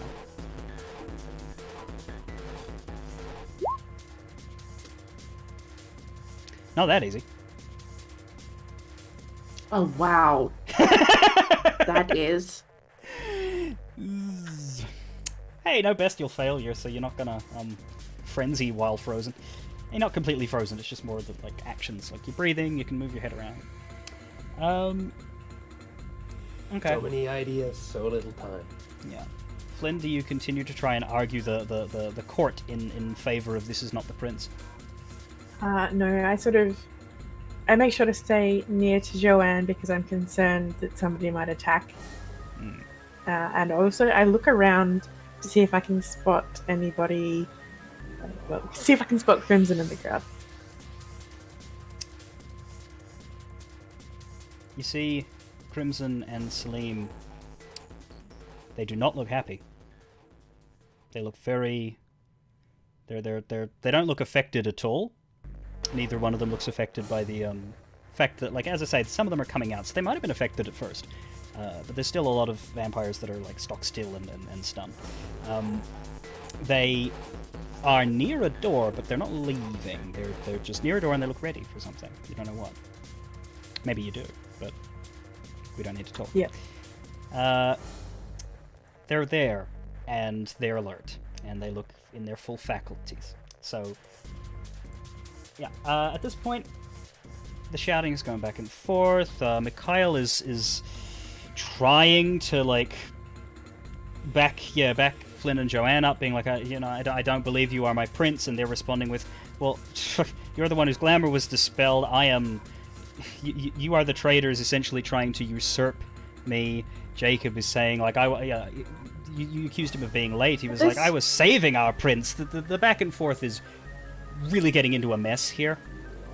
At this point, I would jump on the table, and I want to use my oar, because I want to ask someone, anyone, in the closest facility, maybe church or one of them. There has to be someone here who can dispel glamours. Who are your magic types? Gwendolyn is at the table with you. What has she been doing? Have you looked at her? That is a very good question. I was wondering Does she about have hair? now, because I...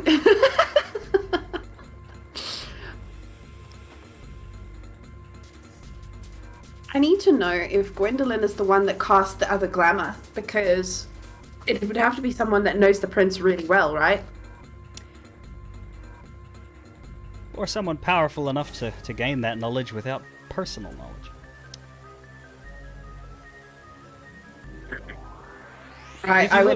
If you look, you will see that Gwendolyn is no longer at the table with you. Gwendolyn has moved. She's moved towards one of the side doors, and she's kind of in a similar position to Crimson and his bodyguard, just looking very attentive and waiting, but she's making no move to, like, do any kind of spell. The problem here, and this is true, is that making that kind of active move at Elysium, even in a state like this, can get her dead if she is, if the situation shakes out in the wrong way. Like, the real Juliet, who's in your mind, and is still, like, saying that you need to stop her, you need to deal with this. At this point, though,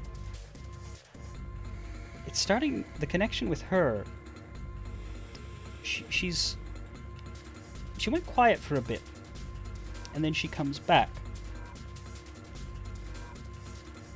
and you hear these words. The mansion is under attack. Snap. She's gone. You feel her presence thrust out of your head. Okay, so Matt, I was already looking at Mikhail because I had an idea. At this point, I would grab Mikhail and be like, Juliet is not safe. We need to go now. Okay. At this point, your challenges against the prince appear to have stopped. And she moves into, I guess, her endgame as she shouts. It's as simple as this. The rights of Elysium extend to the Camarilla and the Camarilla only. These beasts are under no such protection and never have been. They are right in front of us. As your prince, I order you all, kill the Anarchs, now! That's not good. Yeah. Has Pasha been able to reach anybody? That's a good point. You see that you don't get if Pasha is talking to someone else, like, you're not going to hear Pasha's side of the conversation, because it's sort of a conduit, you know, it's you or it's them. He can still talk to you as well. So you don't see him, but you know that he's back with the group, and you think that he is attempting to get the attention of Church, but it happens around about the same time as this, and this is very, very serious for him. So, no. At this point, you feel... Anyone who is still stunned feels that stun leave. You don't, at least you, the coterie, do not feel a similar compulsion, a similar attack. When she shouted, "Kill the Anarchs," you sort of saw that wave effect again, but it didn't seem to extend to your mob, perhaps because you're being considered amongst them. You're definitely with them, because the way the table is set up, all of the Anarchs were gathered in front of you, and then the other Camarilla gathering is behind that. So the Anarchs are between you and everyone else, which is, you know, not the worst position to be in now. It's... The chaos that erupts here is not uniform, it's not organized, it's a mess. There are a lot of kindred who immediately turn and start advancing, and nobody has weapons, right? So, like, there's a lot of, you know, you see fangs being bared and growling and snarling and kindred that are on the verge of frenzy. You see ones that are just afraid, and suddenly some make for the side doors. They just want to get out. There's a lot of that. The Anarchs themselves, it's similar. There are the ones that are afraid, and there are the ones that are looking to stand and fight. The real obvious thing, though, is Church, because as soon as that has been declared, and as soon as people start to move in, he bursts out of his seat, and you see his body start to change. You see his face start to grow out, his hands turn into claws and into paws, and it's very quick. In the space of about 10 seconds, a full-grown white lion is going to be in the middle of that room, roaring at the populace.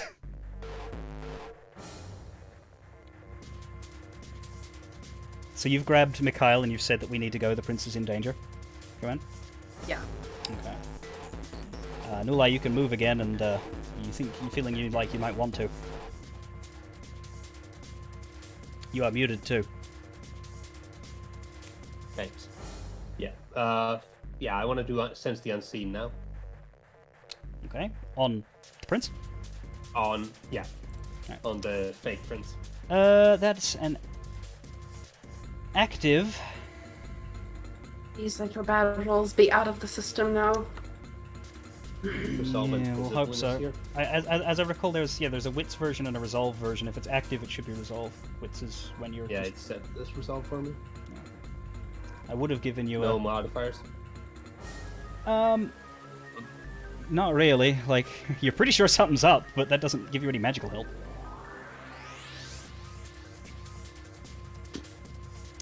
Two successes is not going to help you pierce it. No matter what your thoughts may be and your wish, it still looks like Prince Juliet. Just doesn't sound or act like her. Well, it's the voice, but just not the tone. She herself is kind of about to get swallowed up as far as your ability to see her is concerned, because everybody is sort of now rushing. It's going to turn into a goddamn mosh pit, basically. You don't want to be in it. But you see, as they disappear, you see that those two, Jacob and whoever this prince is, they are not themselves heading into that. They are not themselves heading into that. So yeah. The lion is on the field. He's not facing you. He's roaring and he's facing the others. And he is going to just begin crashing into a wave of Camarilla vampires with his paw and swipe. And basically just, yeah, he's going to claw a bunch of people and it's not going to be pretty. Mikhail and I grab Jacob by the scruff of his neck and beat him to death. Potentially if you can get all the way around the entire mass of people, but he's on the other side of the room. You're not going to be able to see him as this gets worse. I am robbed of my satisfaction once again. Can I move yet? You can. So it sounds like actually reaching not Juliet and Jacob is a bit of a chore at this point. There's a crowd in the way, Yes, there are a so bunch I of side can't doors. realistically rush them. If you wanted to get to them, you would have to go either through the massive crowd of people, or basically from where you are, there's a ensuing mess, and then the furthest side door on each side of the room could be reached without much trouble. Anything further, and you'll be heading into the mess. Okay, I basically want at this point, if it's at all feasible, to try to reach the imposter and physically subdue her, and then Through the crowd. what's the fastest way for me to get there? Like You I said, tell me. you've pretty much got two choices here. You can brave the crowd, or if you dart around and be like, head out a side door, then maybe you could get all the way around to where the front of the room would be and head through one of the side doors closest there and be like. I think we have to try that, because if I Second dive. jump into the crowd, they're just gonna think I'm attacking one side or the other. So I'm going to do my best to get into a position where I can Okay. grab her and hopefully, declare to people, let's turn this to the sheriff and run this officially. So we're But gonna pick, say, the side door on the left of where you are and head out towards that. Okay. You and make very sure not to have direct eye contact with her or Jacob. cool. You're not going to get there Just noting that. immediately, but you begin running off in that direction, head towards the door. Is anything else doing something simultaneously as that before we get back to Cartier's journey? Well, it might be a lost cause, but Pasha can keep trying to constructively bark at people. He'll That try. might actually talk to him. He'll try. I assume you don't want him to get underfoot in the fighting. That's correct. Okay, so he'll It's stick like- to the margins. I've told Mikhail that the mansion is under attack. Yeah. I think what I might do is I will turn to Flynn, tell her, go with Mikhail, Juliet's in danger, and then I will go and stand next to Church in his lion form and be like, we're in this together, whatever goes down. As a gesture of good faith or goodwill, or just to let him know that. Yeah, that's a bit difficult. He's busy. Flynn will respond when told to go with Mikhail and just say, I don't think we should split up. I think we all need to get out. We all go. We're screwed. Everything we've tried to do here is for nothing. Mikhail growls. He says, I know we have to make peace with him, but he's going to fucking kill them all. He's staring at Church, and he's like, he seems to be wrestling with the decision. As he does that, you see Church bite a guy's head off. It's a Toreador. Fun.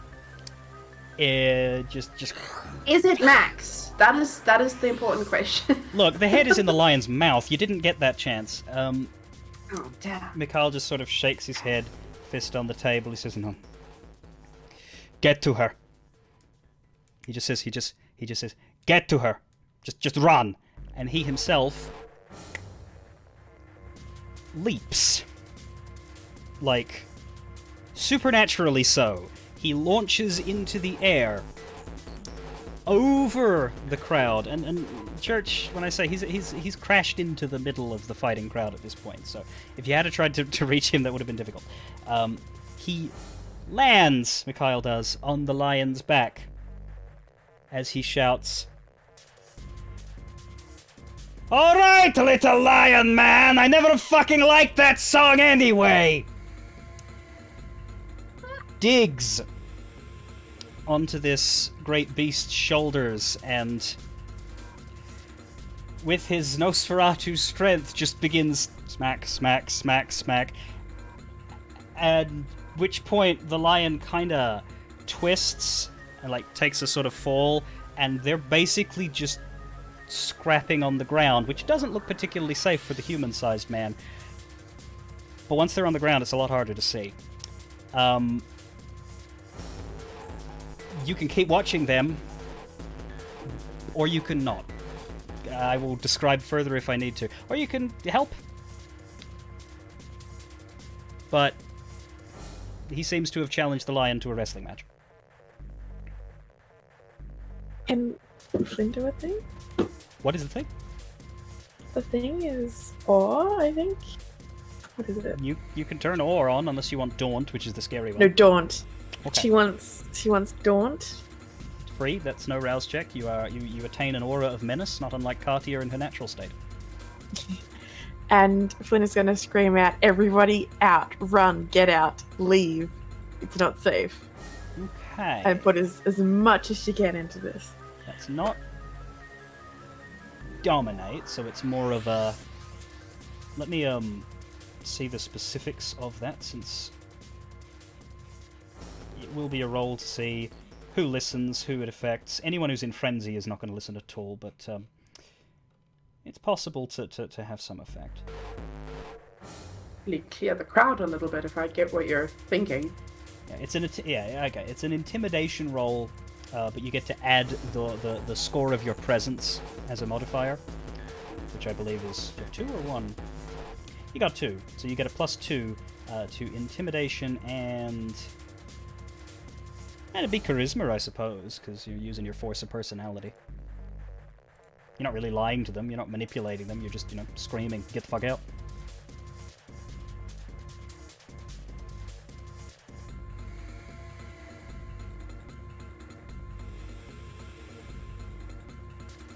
I assume you're going to roll now. What was the second attribute? Sorry. We're doing charisma with intimidation. I would know. You need to click on the skill first in order to get the right Yeah, list. yeah. Just looking for intimidation. No worries.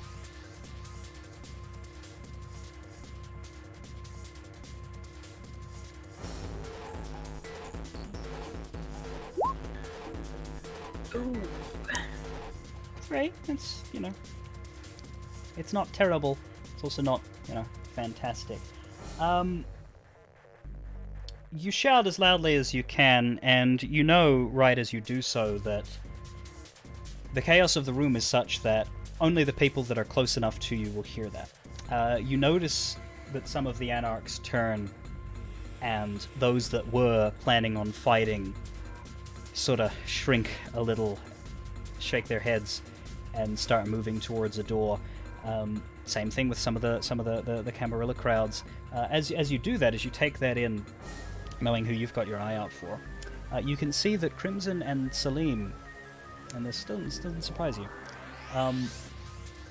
they are sort of engaged in. They're not scrapping, physically fighting with people, but they're yelling and they are making a fuss, and there is like a group, and you're not even sure, because here's the interesting thing: kill the Anarchs, right?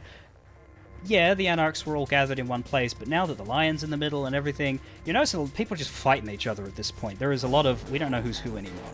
So Crimson and Salim could be with anyone here, but they are making a big fuss, and they are heading towards a door as they do so. And they are leading this small group out. And Gwendolyn is doing the same thing on the other side. And more have left as we go. Nulai, do you do anything? Nulai has formulated a theory. Okay. Who are the people missing? Or rather, who were the people missing from this event? The 2 known... Well, 3, technically. There are 3 known vampires that did not attend Elysium. One is Dr. Emil Hansen from the hospital, but, he's technically a wanted man by the Camarilla, so it would be strange if he came, because he would immediately be led away and executed. But the 2 that are missing that perhaps shouldn't have been are Jacob, who is there now, and Miss Daisy LaRue, the Toreador that you know was brainwashed. Exactly. So, Nulai will presume that this masked Juliet is indeed Daisy LaRue. The masked singer. Kill all the Anarchs. Sorry. And Cool. to think, how do you get them to reveal their true selves? She was brainwashed. And she was brainwashed into believing in the cult of Nathaniel. So Nulai tries his best to get fake Juliet's attention and essentially just starts spouting random shit about Nathaniel. Essentially, remember the part where Nulai in the hospital tricked that one guy into believing that Nulai is Nathaniel? Essentially, he's trying the same here. Maybe not. It's maybe a little harder in this crowd and all. But, Yeah, there is a crowd between you and her. You can shout it in her direction. Yeah, You can't go up to her. Moving towards her, yelling at her. It's me. I'm Nathaniel. Mr. LaRue, I'm Nathaniel. Come here. It's a bit of a stretch, but at this point, Nulai doesn't have many options. You can roll charisma persuasion. I will allow you to do that. Do I get any specialties or anything like that? No. How many dice do you have? Charisma persuasion You have would 6. be 6. Let's see how many of them are nice to you.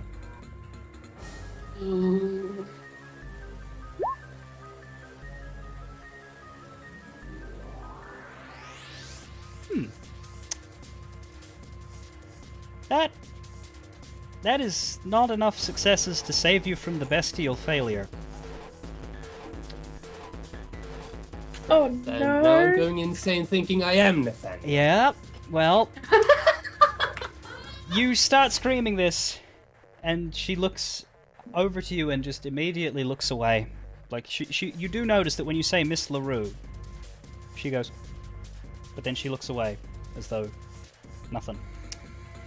And this annoys you, because you're Nathaniel, goddammit, and your disciple is not listening to you.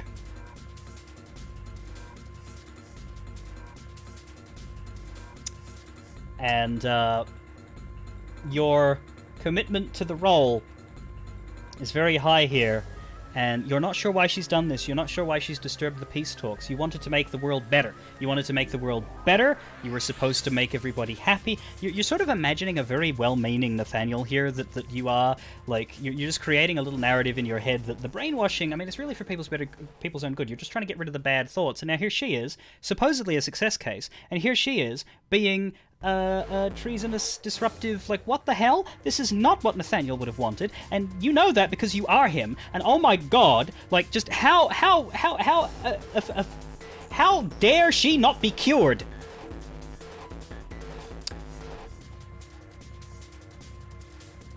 You, really feel like walking through that miserable, violent crowd in order to reach her. And, you start to take a few steps, which Flynn, Joanne may notice. Katya, you might notice right before you hit that door. Does that change your move at all? Doesn't have to.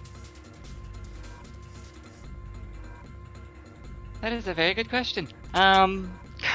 He's just sort of with a scowl on his face, walking, and he's focused on the other side of the crowd, not the crowd itself. And it won't be long before he might take a fist or a fang or something to the face. Or probably not a lion's claw, because if anybody looks over at Mikhail, not as one-sided a fight as perhaps the visuals might have suggested. I'm gonna keep going and try to apprehend the criminal. Okay, so you get through the door. The door shuts behind you. And as soon as that happens, something's wrong. Where's the sounds of the fight? I don't hear the sounds of the fight. The sounds of the fight are right behind me. You turn around.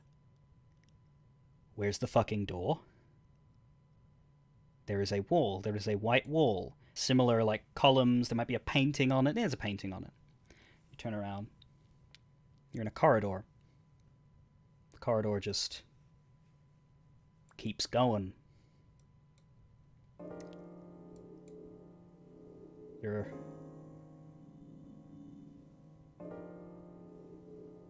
see turns in either direction that way, turns in either direction that way, but you don't see the logical path to of the side doors to where you're intending to go. What? Are there any doors at all? No, there's corridor. Just corridor, no windows either? Nothing. You're like, it's light. There are lamps. There are lights in the ceiling. You're in this just sort of like, not featureless. It looks like the museum walls with paintings and stuff. You don't see exhibits on the walls like you maybe should in these other rooms. You just, it's. If you were a player of procedurally generated dungeon video games, you would perhaps sense a resemblance. Okay, so let's try this first. Am I able to think things to Doggo from range, or does it have to be physically present? I mean, you wouldn't be able to talk to him if he is in China and you're in Antarctica, but yeah, there's a range and you're probably within it, depending on where you are. Okay, I guess I'll tell him to try to be friends with Nulai and keep him from getting involved in the fight. Because I don't know what else it could constructively do in that room right now. Okay, where are you, Mother? I don't know. I wish I did. Okay. You don't see him, so you don't know what he's doing, but he says he'll do it. You know, he'll try and grab Nulai. If I wanted a makeshift stake, is there any furniture nearby that I could smash? Just a chair leg would do. Yeah, you know, it takes a while to find one, but you could find a chair that you could, like, yeah. Mm-hmm.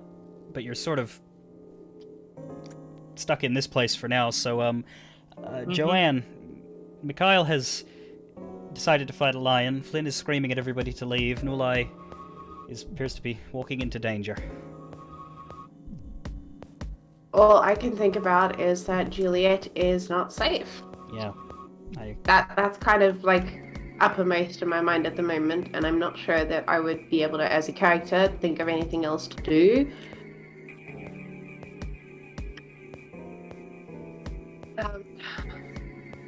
The exits are the two side doors, or the massive crowd. Those are your ways out, unless you want to break a window and jump to stories down. So I think what I'm going to do is I'm going to quickly look around the room. Do I see Gwendolyn or Crimson, either one of those two parties? You might see the tail end of Crimson disappearing through a door and a bunch of angry people following him, along with his bodyguard. Gwendolyn, she was a little faster. She was on her own. She's gone.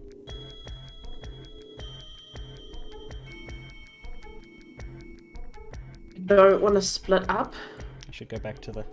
So I would probably go to... Oh, shit. Such a mess. Could I, theoretically, get any of the Primogens to one side and try and convince them to do what I need them to do? You don't see... Like, sort of... Maximilian anywhere, but Selena is out of the melee. She is up against a door. She has not left yet, but she looks like she's about to. She still seems very calm and very, like, she's bloody alarmed, but she is available to you, the Tremere. Okay, cool. So I will go to her as quickly as I can, jolt the chaos. And pull her aside and be like, Selena, we have a problem. Number one, that's not Juliet. Number 2, Neither are you. Juliet's in danger. And number 3, well, this fucking shitstorm. I need your help. There is something outside these walls. I don't think it's danger. What do you need? Well, the first thing, I need to know if I can leave this place safely. I don't have any way of sensing if they have trapped any of the doors, and if they went to this much trouble to plot a coup. I don't know that I could leave here and get to my prince in time. She says that she can sense something outside, but she does not believe it to be a... She says she does not believe it to be a danger. She certainly believes that outside would be safer than here, which is why she was about to leave, and she is happy to leave with you. Well, I can't leave. Can't leave my people. Could I, at this point, am I in shouting distance of Flynn? I was going to ask Flynn what Flynn was doing during this, because, well, you were up on a table shouting. You've probably seen that Nulai is about to walk into the melee, so you could save him, or you could do your own thing. I'm gonna go and grab Nulai and drag him away from the melee while calling to Joanne. As you do, a dog trots up and helps, sort of pulling at Nulai's ankles, pants. Thanks, Pasha. You're heading them towards Joanne. Nulai, you don't want to go, but I leave it up to you as to whether you, like, physically resist, because I don't know how... Given Nulai's character, I don't know about that. I think what Nulai only sees, the only thing he can do is he's just has his eyes focused on the fake Juliet, and he's like doing his best, like all his focus, all his energy is just walking through, like as if you're like pulling your leg through the mud. This seems like a... The only thing is coming out of his mouth is like Tarzan, like grunts. Me, Nathaniel, you Daisy. Me, Nathaniel, you Daisy. Like that's basically all that is happening in Nulai's mind, and that's what his body is. Well, I assume that's what his mind is telling his body as well. Does Flynn attempt to just pick him up and drag him against his will?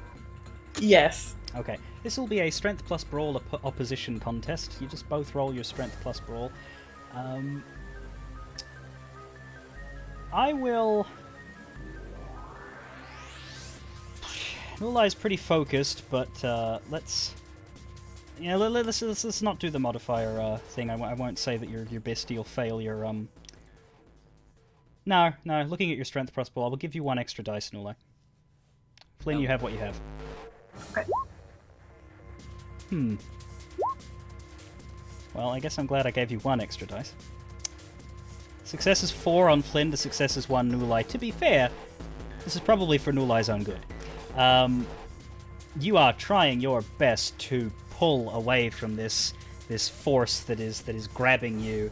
I could have given you a dice for the addition of Pasha, who is quite strong. He's not a small dog. How small is he? I don't think you needed that. Yeah. But no. So yeah, Pasha is helping, and you're trying to shake this dog off of your leg, and Pasha's like, no. Mother says you must be safe. Not you hear that. And so yeah, you are basically being dragged, kicking and screaming towards Joanne and Selena. Are you guys? I guess that conversation that Joanne had with Selena will wrap up at the same time. Are you you're near enough to a door? Do you guys bail? Flynn, yes, I think so. Yeah. Oh, I don't want to go. This is gonna... Oh, for fuck's sakes. This is such a mess. Do you say that you don't want to go? Yes. With one... On the one hand. Flynn? I don't... How close are we to the door? It's there. With one hand on Nulai, Flynn will reach out another hand, grab Joanne, and just pull her through the door. Okay. Do you resist this? I mean, I don't. I'm torn, but I don't. Okay, Selena sort of deftly follows you guys, which is quite good. And the door will slam shut, as it did upon Katia. As you are yanked in through the door, Joanne, the last thing you see on the other side of it, you see Mikhail in the middle of this melee. You just see him through the bodies of the others. He's like his suit is torn a lot of places. There's quite a lot of blood on him, and you see him braced, and you see Church the Lion at him, and Mikhail grabs this lion, and you don't really know how the fuck he's managing this from a leverage perspective. He picks him up and throws him at a wall, Bloody hell. and the lion lands with an almighty crash, lands on his feet. He is a feline. And Mikhail closes in as the lion looks ready to pounce, and the door shuts. You don't know how that fight's gonna go, but you're glad that you're not in it in a way. You also wish it was someone else that was in it, not Mikhail, but...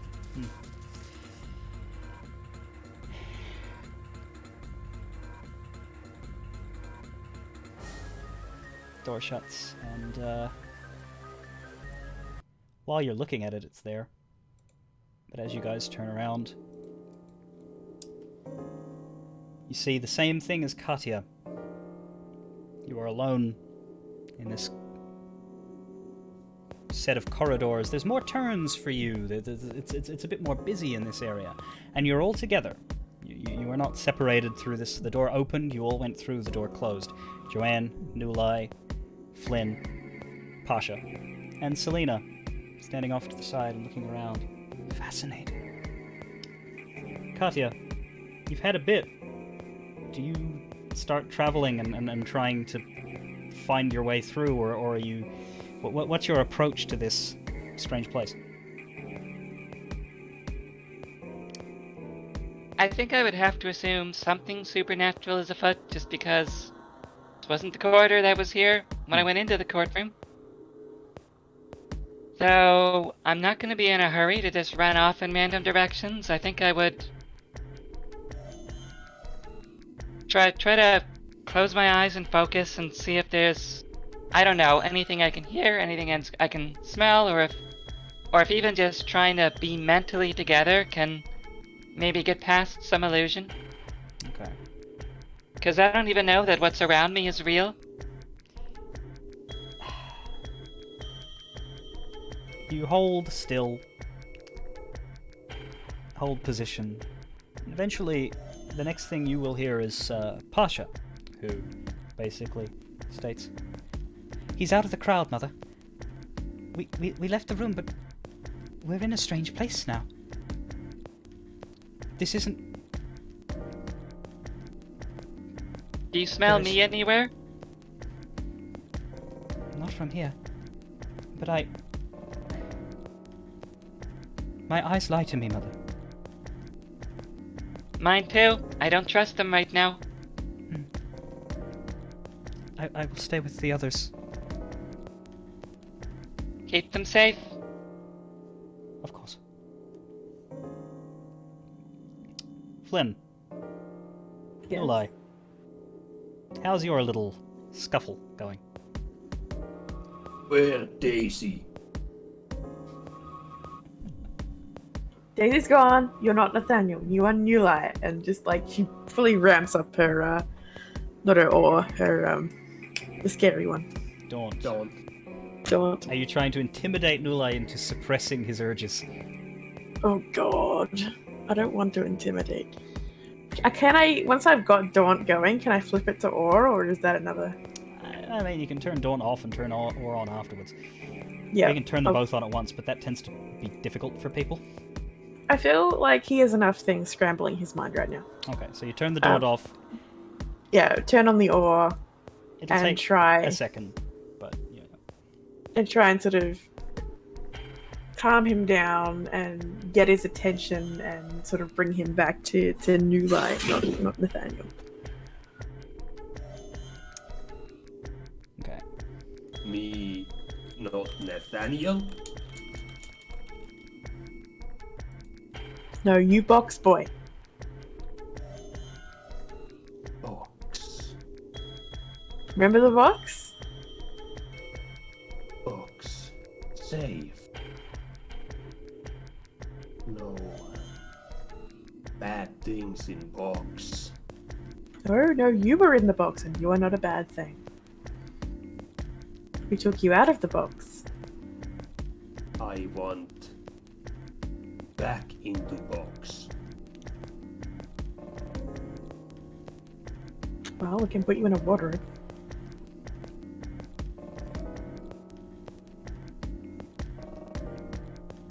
Remember who you are?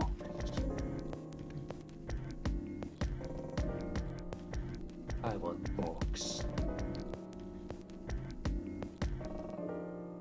We'll get you a box. A little pet box. While this is happening, Selena has the courtesy to not, engage. She's feeling the walls and is looking around. This is fascinating. There is a way out. I'm not sure if I'll be able to find it.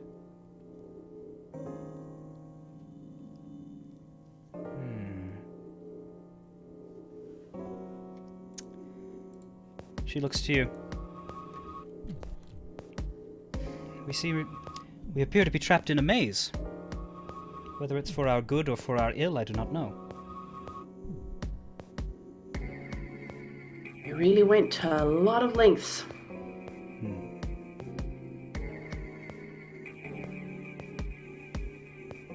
Shall we pick a direction? Or stand here and wait to be collected? Or die? Neither of those latter options sounds preferable to me, but picking a random direction and going could get us just as lost and possibly in trouble. Pasha is pacing around. He won't leave the group, but he's sniffing a lot. The dog, that is. Can I... This is a long shot, but can I, I'll go to Pasha and be like, hey, buddy, do you know where your mom is? He's pacing around, lots of sniffing. He slowly... He's making more outward movement. Like he'll go off in one direction, he'll go off in another, and he'll come back, and he'll go off, and he'll come back.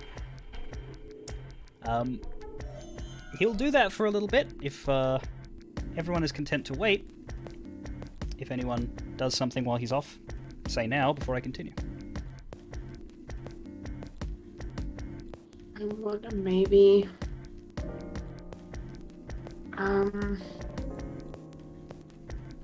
pick a sense. I don't think sight would help me at all here because I'm just gonna...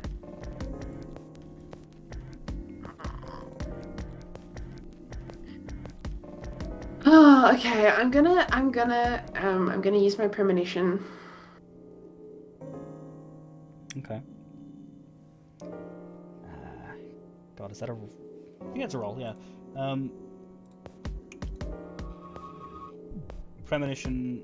I mean, you don't really get to be like, I want this specific thing, but, I want to think of home and see if there's any way for me to either get out or to see if Juliet's okay. Okay, so... Resolve and Auspex. I think there is, it's a rouse check, and also it's, Resolve and Auspex, which I think you have a special button for next to the power. Resolve Discipline, it's the one on the right of that. Okay. So which one I'm doing it now? Okay, there we go. No modifiers. You're kidding me. I've never had a successful one. This is a little annoying. There is one success. Bestial failure is concerning. You're starting. You really want some sign. You really want some signal. You're thinking about home. You're thinking about Juliet. What follows is not something that strikes you as a real premonition. Definitely, you think that your panic is causing you to see things that may or may not be true, but you are seeing the mansion burn. You are seeing Juliet turn to dust. It's like, you know that they can't all be true because you're seeing different flashes, but you're just seeing different forms of Juliet getting killed or beaten or all sorts of. You're not good right now. You're normal worst case scenario stuff. They won't stop, and you feel really rattled, and you don't know what to do. You're not in full panic mode, but you will be if these sights and sounds don't stop. So, Flynn, hold on to your sanity. Nulai is still getting a little bit better. Joanne is starting to really tremble, and Selena is she looks like almost like she's sort of meditating, but she's not seeming to find whatever she's looking for until you hear ruff, ruff, ruff, ruff. Pasha is a ways down in one of the directions and is calling. And Katia, you're hearing him as well, saying, I think I found you. I think I found you, Mother, but I'm not going to leave them. I'm coming. And then I'll walk in that direction. Okay. You're hearing him in your head. You don't know where he is yet. I guess I didn't hear the bark. You don't know where he is yet. You don't hear the bark. Okay. I'm walking. Let me know if you think I'm closer or farther away. Then I'll just pick a direction and walk.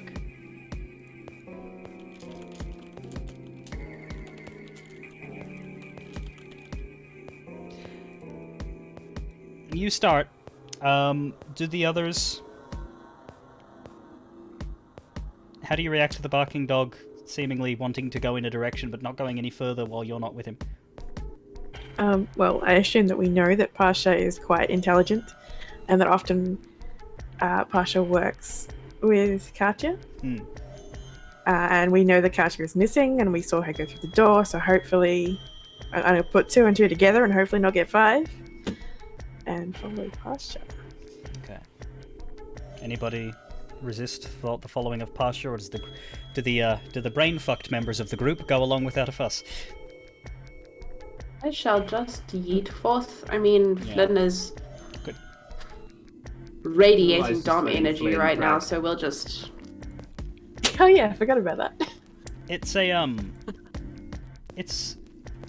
it takes a while. You're walking for a fair few minutes, and whether that helps your mental state definitely doesn't help Joanne's, or not, is up in the air. But Pasha makes a few turns. Katia, after a while, you hear him say that it's getting stronger. It's getting stronger. I think you're closer, and he basically guides you with his mind and everyone else with his body. And eventually, you'll meet at a crossroads, and the group is united again with this aloof Tremere, who the whole way has been in that similar meditative state.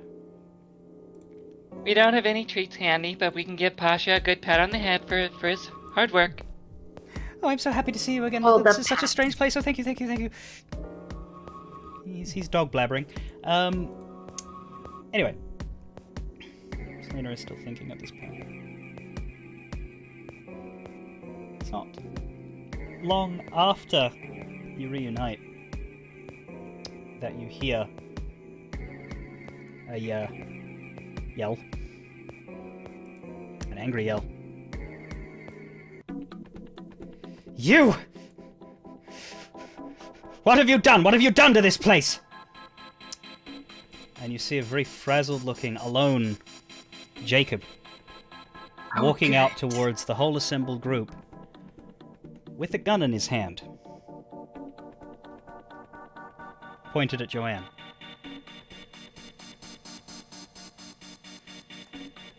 I'd like to step in front of Joanne at this point.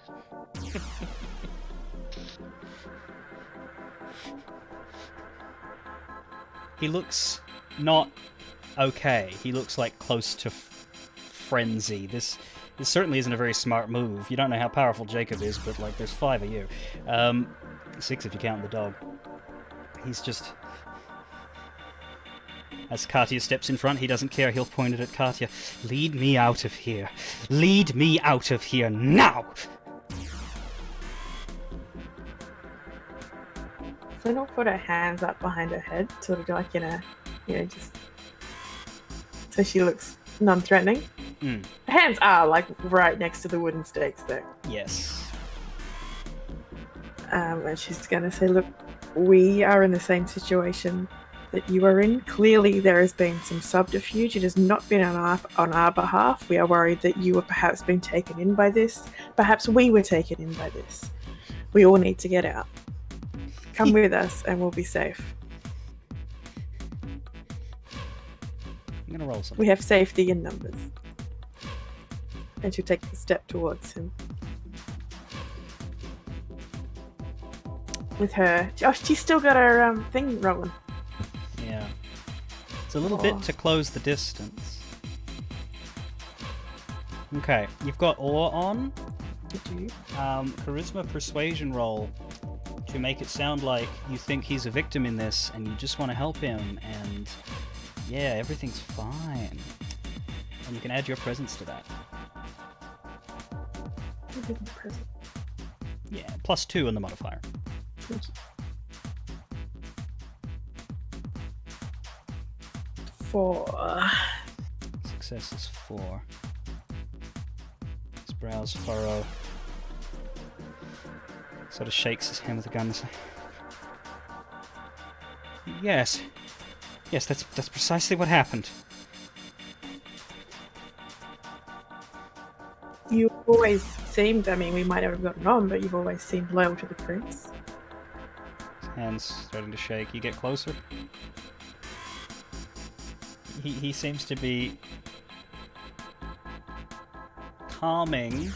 He's just sort of looking at you, perhaps captivated by the awe. You have no idea what his ultimate level of awareness and allegiance and mental state and whatever his role in this is. But he seems to be going along with the scenario that you are talking about. Whether that means he believes it or not, I don't know. But he's like okay, you guys, he's still holding the gun, but it's not as like firmly stretched out. He's very distracted by you, but he's not really saying much. He's listening. He wants to know what you're going to do next. We are simply looking for a way out of here, to be safe. There was, I don't know about the agreement. Did I say, Joanne, have you told us that the prince is back at the manor? I told you that the prince is in danger. I said the prince is in danger. We are simply going to find her, going to where she is to keep her safe. As her seneschal, I believe that's probably where you should be as well. The prince was here. She was with me. She said you were traitors. I don't think that was the prince. Whatever it is, we are no help to her while we're stuck in this maze. We need to get out and we need to find her. Okay. But there has clearly been some trick here. I don't know if it was on us or whether it was on you. We don't have enough. Neither you nor I, or you nor us, have enough information. And as she's saying this, she's slowly, sort of, very calmly walking towards him with her hands up behind her head. Okay. Still got the gun. He's not pointed at you. It's still pointed at Katya, because Katya is ahead of Joanne. But he wants to point it at Joanne, because that's the one that all of the accusations have been laid against. If you know the way out of here, we will leave together, and then we will solve this. We don't know the way out of here, but I don't believe it'd be a good idea for any of us to split up now that we've found each other. Good. We don't know what this. That works. Is he allowing you to walk? And We mean you no harm. Could you say the same? If we call a truce until we are able to get more information, until we are all safe. That depends on your truthfulness. He does not seem to want to threaten you. The gun is still up as you get closer. He does not seem to be making any move to, like, relax and turn his weapon down. You are a valued member of the Prince's inner circle. You are a valued individual. Your death would be horrific for the Camarilla and for the Prince personally. What are you suggesting? Well, if you were to be injured, or if you were to be, if it's happening here. Are you threatening me now? No, I am offering you protection. The protection of a group instead. We don't know what the others will mean. We don't know what sort of influences they're under. We don't know who else is in this mix. At this point, you're basically close range with him. He's a little confused, still very dazed and off. The gun is still up. He's like, fine. Fine, then let's go. Put the gun away. We have no weapons. There's no point you holding them on us. We are happy to help you. So you say there's more of you that have not spoken? And I saw what you did with her face. That was with, I believe, the Prince's permission. And I will believe that when I hear her. That is fair. That's where we're going. How close am I to him? Close range. Can I take the, like in one movement, can I take out the hairpin, the stake, and stab it in his heart? Okay. I'll say yes, because he's off-put by your awe, and he's not a very smart person. You don't have any celerity to make that any better, but yeah, you can do the whoosh, whoosh, because he's very focused on Joanne. You can tell that he's not in the right state, whether you're not sure what exactly led to this.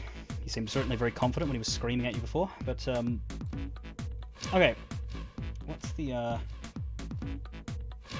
specifically the staking? Let me just find the specific point so I know exactly the dice.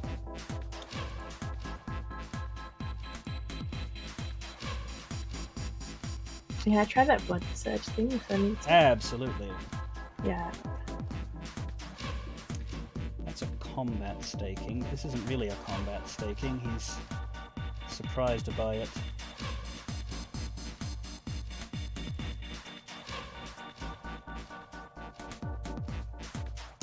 Well, it's melee, because it counts as a melee weapon. It'd be strength to get it through him. The blood surge will give you +2 to whichever stat you pick, which doesn't matter, you just add 2 to the die modifiers. But you do have to rouse check first. Okay, rouse check first. Whoa! Sorry, I just zoomed out on my sheet until it was like tiny. You are not hungry. Yeah, melee strength with a +2. Now, if it was in combat, you would have a -2. But because you are not technically fighting him, you are taking him by surprise, I will waive that. 4. Success is 4.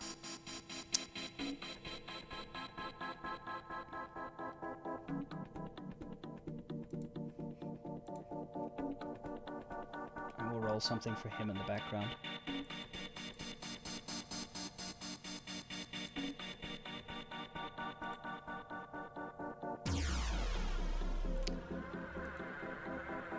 The rest of you see Flynn move in a flash. Jacob... and he just turns to a stone statue that happens to be made of flesh as it goes straight in. Lands quite well. You know where the heart is. You've studied this sort of thing. And you didn't have far to go. It is a solid thrust. It takes, a good move of your arm. Like, you're driving a piece of wood through a person, that's not easy to do. You kind of grab his shoulder as you do it, But you are swift and you are careful, and he is not in sound mind to have been prepared for that attack. And Jacob is effectively frozen in place. To take him with you at this point, someone would need to pick him up and carry him. Flynn's I'm going- prepared to do that. Well, Flynn says no. I think it should be Nulai. You are far more combat ready. And she'll take the gun from his hand and pass it to Katya. Fair enough. Will Sensible I analysis. agree to carry a man? Is Nula in a sound state of mind to carry it? You're a bit better. Flynn has been calming you down for a while. You could argue that you are happy to, mutely just obey her instructions, or you could decide no, you're not. The bestial failure is still there, but I'll leave it up to you as to how it changes your mind at this point. Because the target of your obsession isn't around. Can Flynn say something? Like when she says for Nulai to take... She said, look, this was the best way to keep him alive and to keep him safe. We don't know if something's influencing his mind. This way he is no harm to himself or us. And it can be easily remedied once we are in safety. I would say that if Nula is in the sound state of mind to realize that he needs to carry a body, he will carry a body. So I guess Nula is going to be carrying it. Okay. As you sort that out, you're sort of left at this point for a little while. Selena is still... if you ask her, she says she's trying to figure out if she can understand the spell, so to speak, and figure out a way out. But it's not coming to her, and it might come to her eventually. There is about 10 minutes before anything happens, and frankly, for the sake of expediency, I will say that you guys explore, do as you like, or wait. You will not find a way out here at this stage. It's not something that you can crack sort of mentally. But in about 10 minutes, another voice will call out of the darkness and begin slowly walking towards.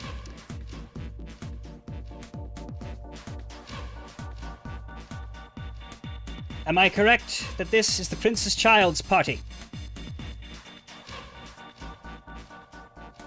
Do you recognize the voice? You do. Katya does as well. A thin, serious-looking older lady with a pair of glasses on, brown hair, walks calmly out of the darkness. I am here to lead you out. Follow me quickly. Turns. Starts walking. Well, there's one of her and many more of us. We might as well give it a go. I will very grudgingly pursue without saying a word to anyone else No. about anything in particular. Okay. You know that voice. Now you know her face, too. Flynn, you gave no impression of familiarity, and that's probably for the best. It is a curious journey. Flynn, you make a note of the turns that are made, and it matches up with the exact sequence of turns, left, right, 180, that was told to you to get out of the maze. Mm-hmm. So, it's what you expected, starting from a 0 point as being where you were. And before long, you find that you are at what looks to be the side door of the museum itself, which leads out into a car park, which is where all of your cars were. And as you descend those steps... Thank you, Celia! I hope your experience in the Museum of Wonderment was not too terrifying. Crimson, He's standing there with Salim at his side, looking up at you all as you descend the little steps to the car park area. Well, seems like you've all had a bit of a day. It's not over yet. Does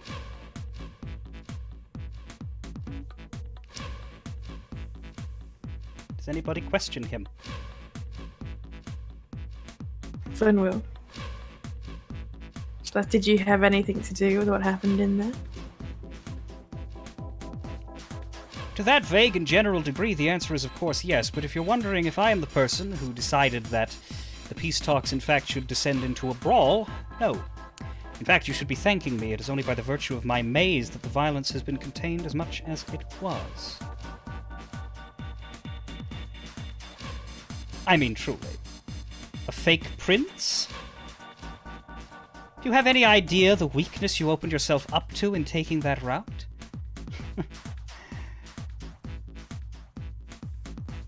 A fine little dispel she cast. Kept herself safe, but removed every illusion in the room. So that she looked like the real McCoy, and you looked like... well, you had no legs to stand on. Of course it went to shit. Well, lucky for you, my fail-safe was in place. So... would the real Juliet Hammersley please stand up? Is she even here?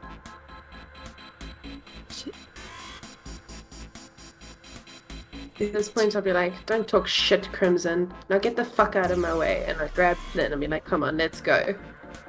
The child has a backbone. I appreciate that. Would you like to know what happened to your sheriff? What have you done to Mikhail? Done nothing. I just happened to see him leave.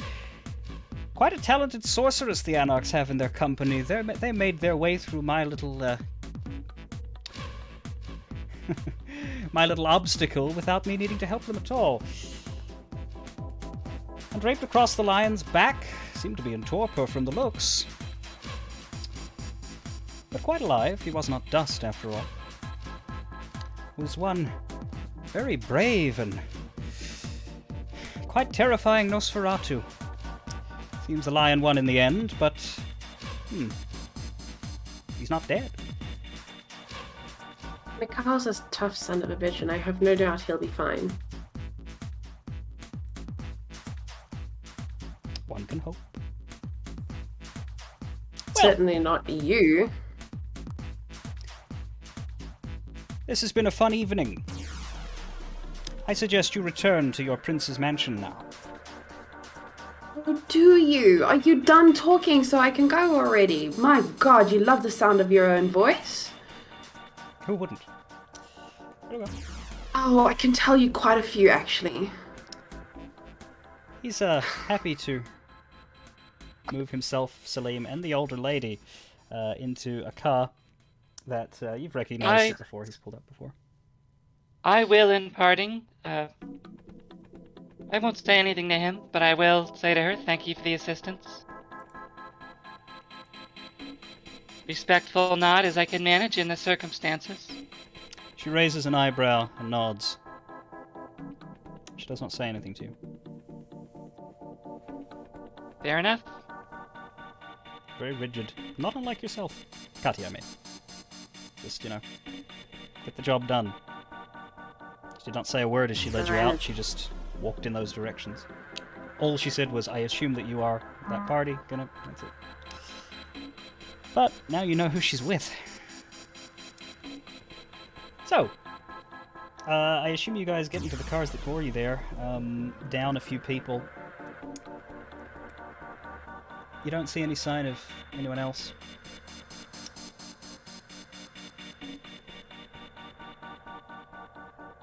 As you return to the mansion, it looks fine from a distance, but as you get close, you see the bodies of servants at the front, and the door is smashed open. It looks like there was a struggle and there was a fight. If you walk inside, you'll see that many rooms are trashed, not completely, but a lot of the staff are dead. You can search room by room, looking for someone who is alive in some shape to tell you what's going on. For the sake of expediency, rather than doing investigation checks, you do eventually find someone up against a wall, like slashed in several places. One of the servants. You've probably drunk from him before, Nulai. Not your favorite butler, though. He's half conscious.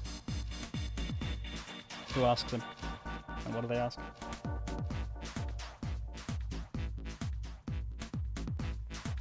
I could just kneel down and, very professional, detached. What happened here? Who did this? Do that. I'll sort of start to render medical assistance, like just first aid. Storm the compound. Let's just... And, like, you see, like...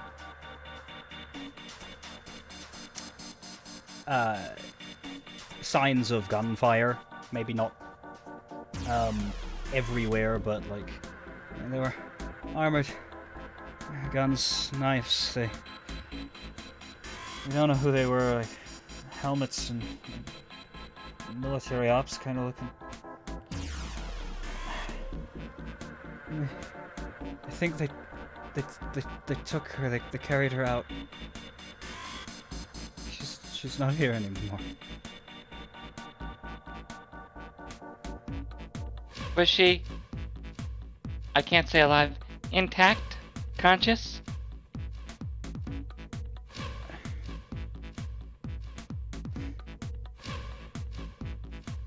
Not conscious, I don't think. Carried her out, but she wasn't dead. If she was dead, there'd be no... You know what he means. I mean, for you and Flynn at this point, if a vampire is older than a human should be and dies, it's dust. There is no body to take. So a body means a living creature. Well, an unliving creature if it's a vampire, yeah. He's basically saying that she has been taken by masked strangers. They don't know where, they don't know what. You can... We'll get Flynn to roll. There's stuff... You know where to find first aid stuff in the mansion. So you can actually get to roll some medicine here. You can roll medicine and... intelligence, I suppose. Do I have any... You do have some intelligence. Wow. It's hard to find, but it's there. Modifiers, you ask. No.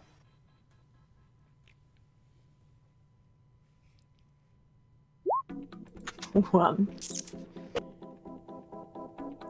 This guy...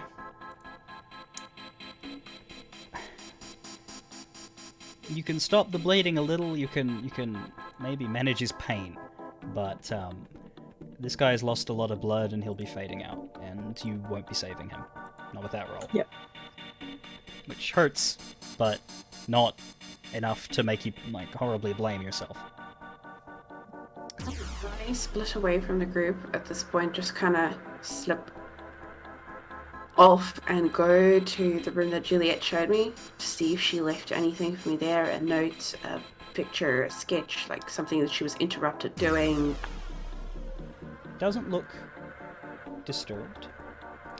You find that the door itself is unlocked. You know it was a locked door. Actually, it's wide open. You get the impression that maybe she was in there when it happened, because, yeah, it's wide open, it's uncharacteristically, open. It's not disturbed as in anyone went in there. All you really see is that fancy pencil sitting on the desk. You see a half-drawn sketch. Perhaps she was sketching while she was in communion with you. And I wish I could tell you that the sketch is some fantastically revelatory thing, but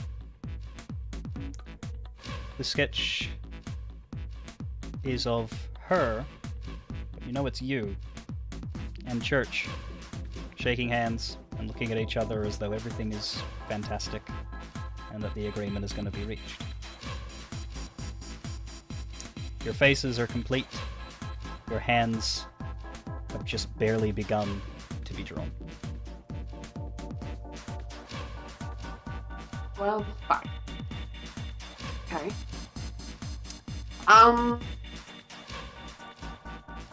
I know that Nulai still has the stone. Nobody else knows that though, right? Got taken from him by someone at the one of the serving guys when he walked into the place, and well, I mean, Okay, so didn't it's get it there back. somewhere. He was supposed to get it back, but then chaos happened. I thought I stashed it Oh, where? under the table. I thought you tried to bring it in with you, and it got searched. Did we not have that discussion? I guess. Well, whatever. I thought Either it way, was it's taken by there. one of the servants. Well, if it's under the That's what I table, you recall. didn't get it. So either way, you don't have it, and it's at the museum with a dude or not with a dude. Do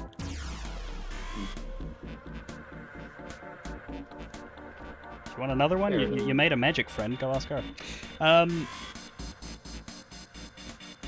Yeah, Selena, by the way, did not follow you to the mansion. She took herself home. I can assume that there's nothing here. I mean, you know that the meditation stone given to Nulai was a copy. Her office might still have her original one stuffed in the bookshelf. I would like to roll, just before I leave this room, an awareness check, just to see if anything catches my eye, and then I want to go and search her office too. Okay. Awareness and intelligence. You're not gonna do a methodical picture-by-picture search, so just intelligence. No. Oh my fuck. Oh, whoops. I'm supposed to turn the dice on, but I accidentally turned the background off. Yeah. That is unpleasant. I'm not going to punish you horribly since we're near the end of the session, but you're too rattled to find anything. It's just, you know, your prince is your rock. Mikhail is what in the hands of the anarchs who hate you now. Like what everything has been thrown around. You're not really thinking clearly, and like going to search the office as well. Everything is becoming too much very quickly. Given the time, I will sort of roll things towards an end rather than linger on the searching, but the main thing of note that happens,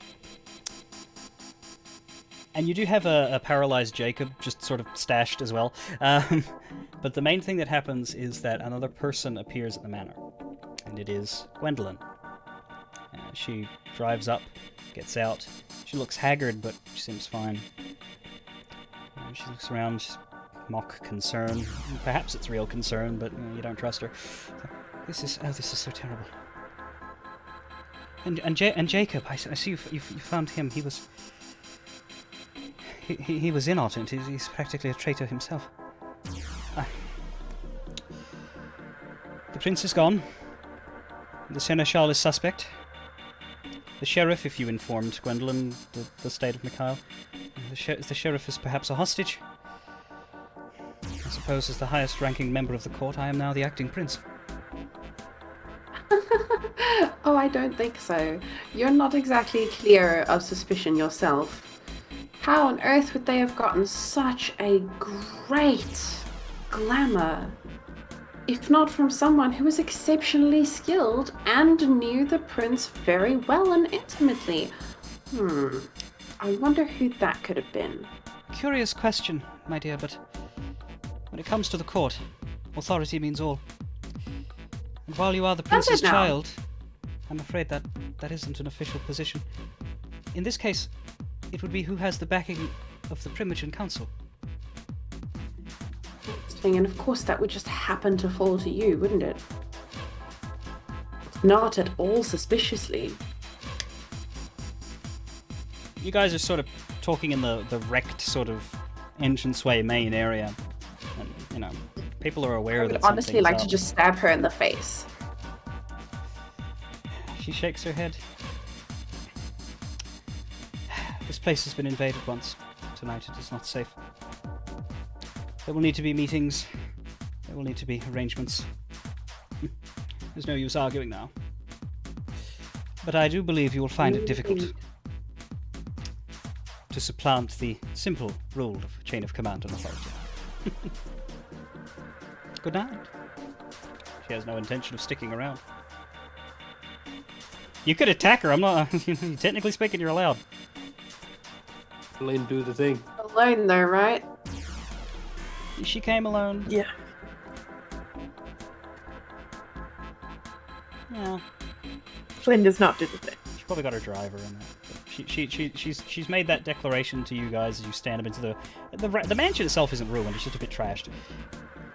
And all the servants are dead. I wanna fucking stake her and keep her with Jacob. We'll make a makeshift dungeon or something. Like, put them all on trial. Are you gonna try and attack her, or should... Ah, she's probably gonna fucking whip my ass. Flynn does say to can't. Joanne, you know she's right. Then it's how everybody else will see it too. The rules of the Camarilla have been here for so long.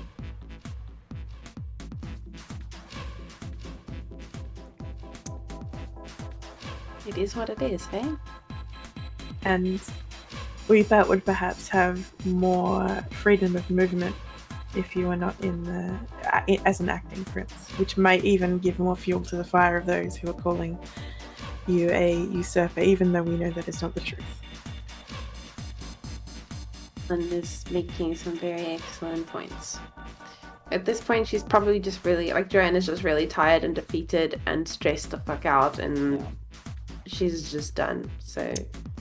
Seems like perhaps the best thing to do, the sun will be up before too long, is to call this defeated night a night and look towards the future. There's a lot of things that need to be done now. You don't know who took Juliet. First of all. Booty call.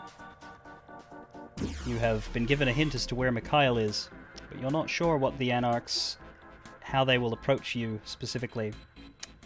Multiple ways to go about reaching out to them. There's plenty of people unaccounted for in this melee.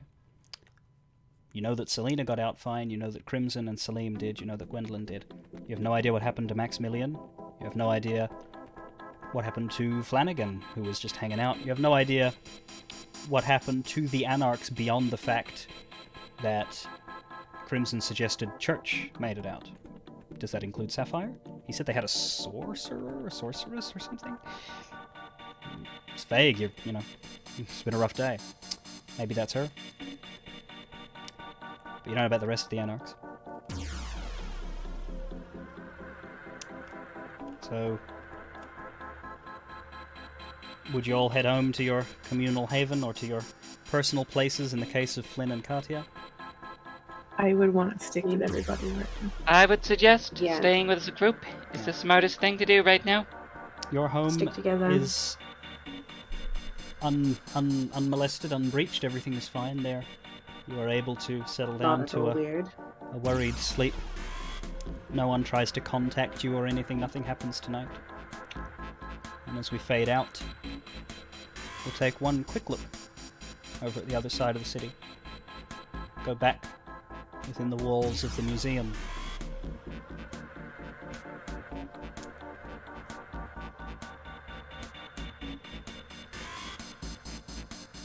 The maze lasts a good while.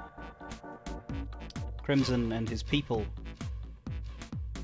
calmly usher people out, group by group, keep them away from each other. Play the friendly, helpful citizen. Oh wow, what was that? That was amazing, holy shit. Some come out carrying bodies. Most come out with bruises. One comes out shouting, "Hooray! Hurrah! I didn't know where the fuck I was!"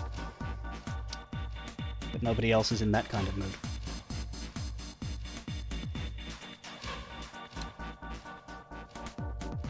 Eventually the maze settles back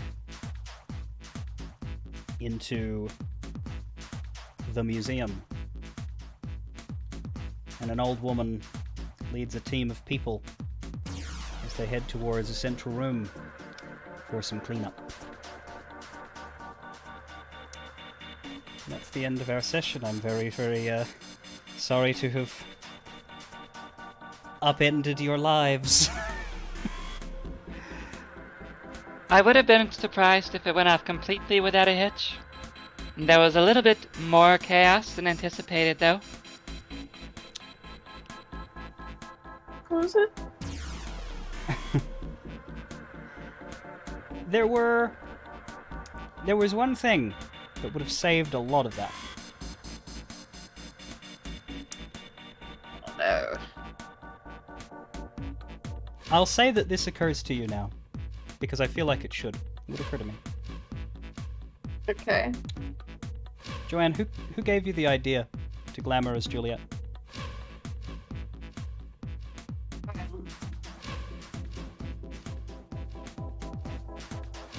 Mikhail. What happened to Mikhail a few sessions ago? Oh my god. No way.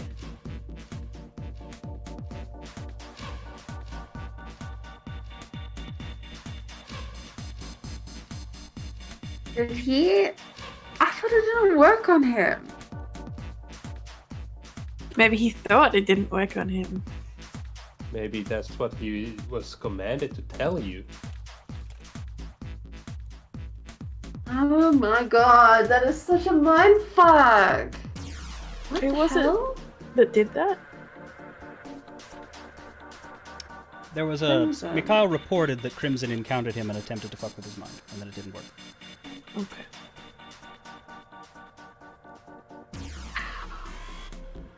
I will say that that kind of...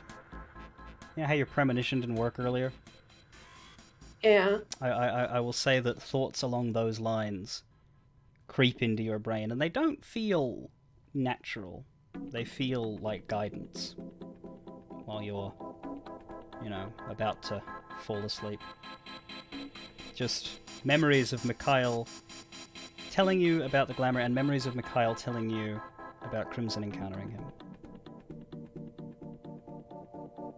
So, in character, you do have that line of thought. It's not just me being like, hee, look at my trap. No. It's... That does come to you in the end of all things. I know I can get premonitions if I don't look for them They can, sometimes. premonition so is can this be one of those? basically a GM tool of if there's a direction that you think one should go in. It's a little bit cheaty, but it helps move the story along, and I think this particular deduction is one that people in the party would have made, because as characters you play this game every 2-3 weeks, but as players you do that, but as characters it's all immediate, and so I feel like it should be stronger in their minds than it is in you as players. That's why I thought I'd point that out. Right. Call it an excuse if you like. I mean, but we think it already makes sense. knew he was, like, definitely up to something, but if you put it all together, it does kind of make sense. Oh. That is We will be back a mindfuck. in a few weeks with the future. I have no Not idea. a few weeks. I have no idea where we're going to go first. We will talk about that. You have a few... That'll be driven by you. You have a few things you could focus on here. Oh my god. A lot of people okay. to touch base with, and you don't know how safe your position is in the city anymore. So, you know, good luck. Oh, so you can't, like, you just set fire to the entire world, and now you're just... Fare thee well, everybody. Till next time. Wave. Say goodbye. Can't make me. Bye-bye.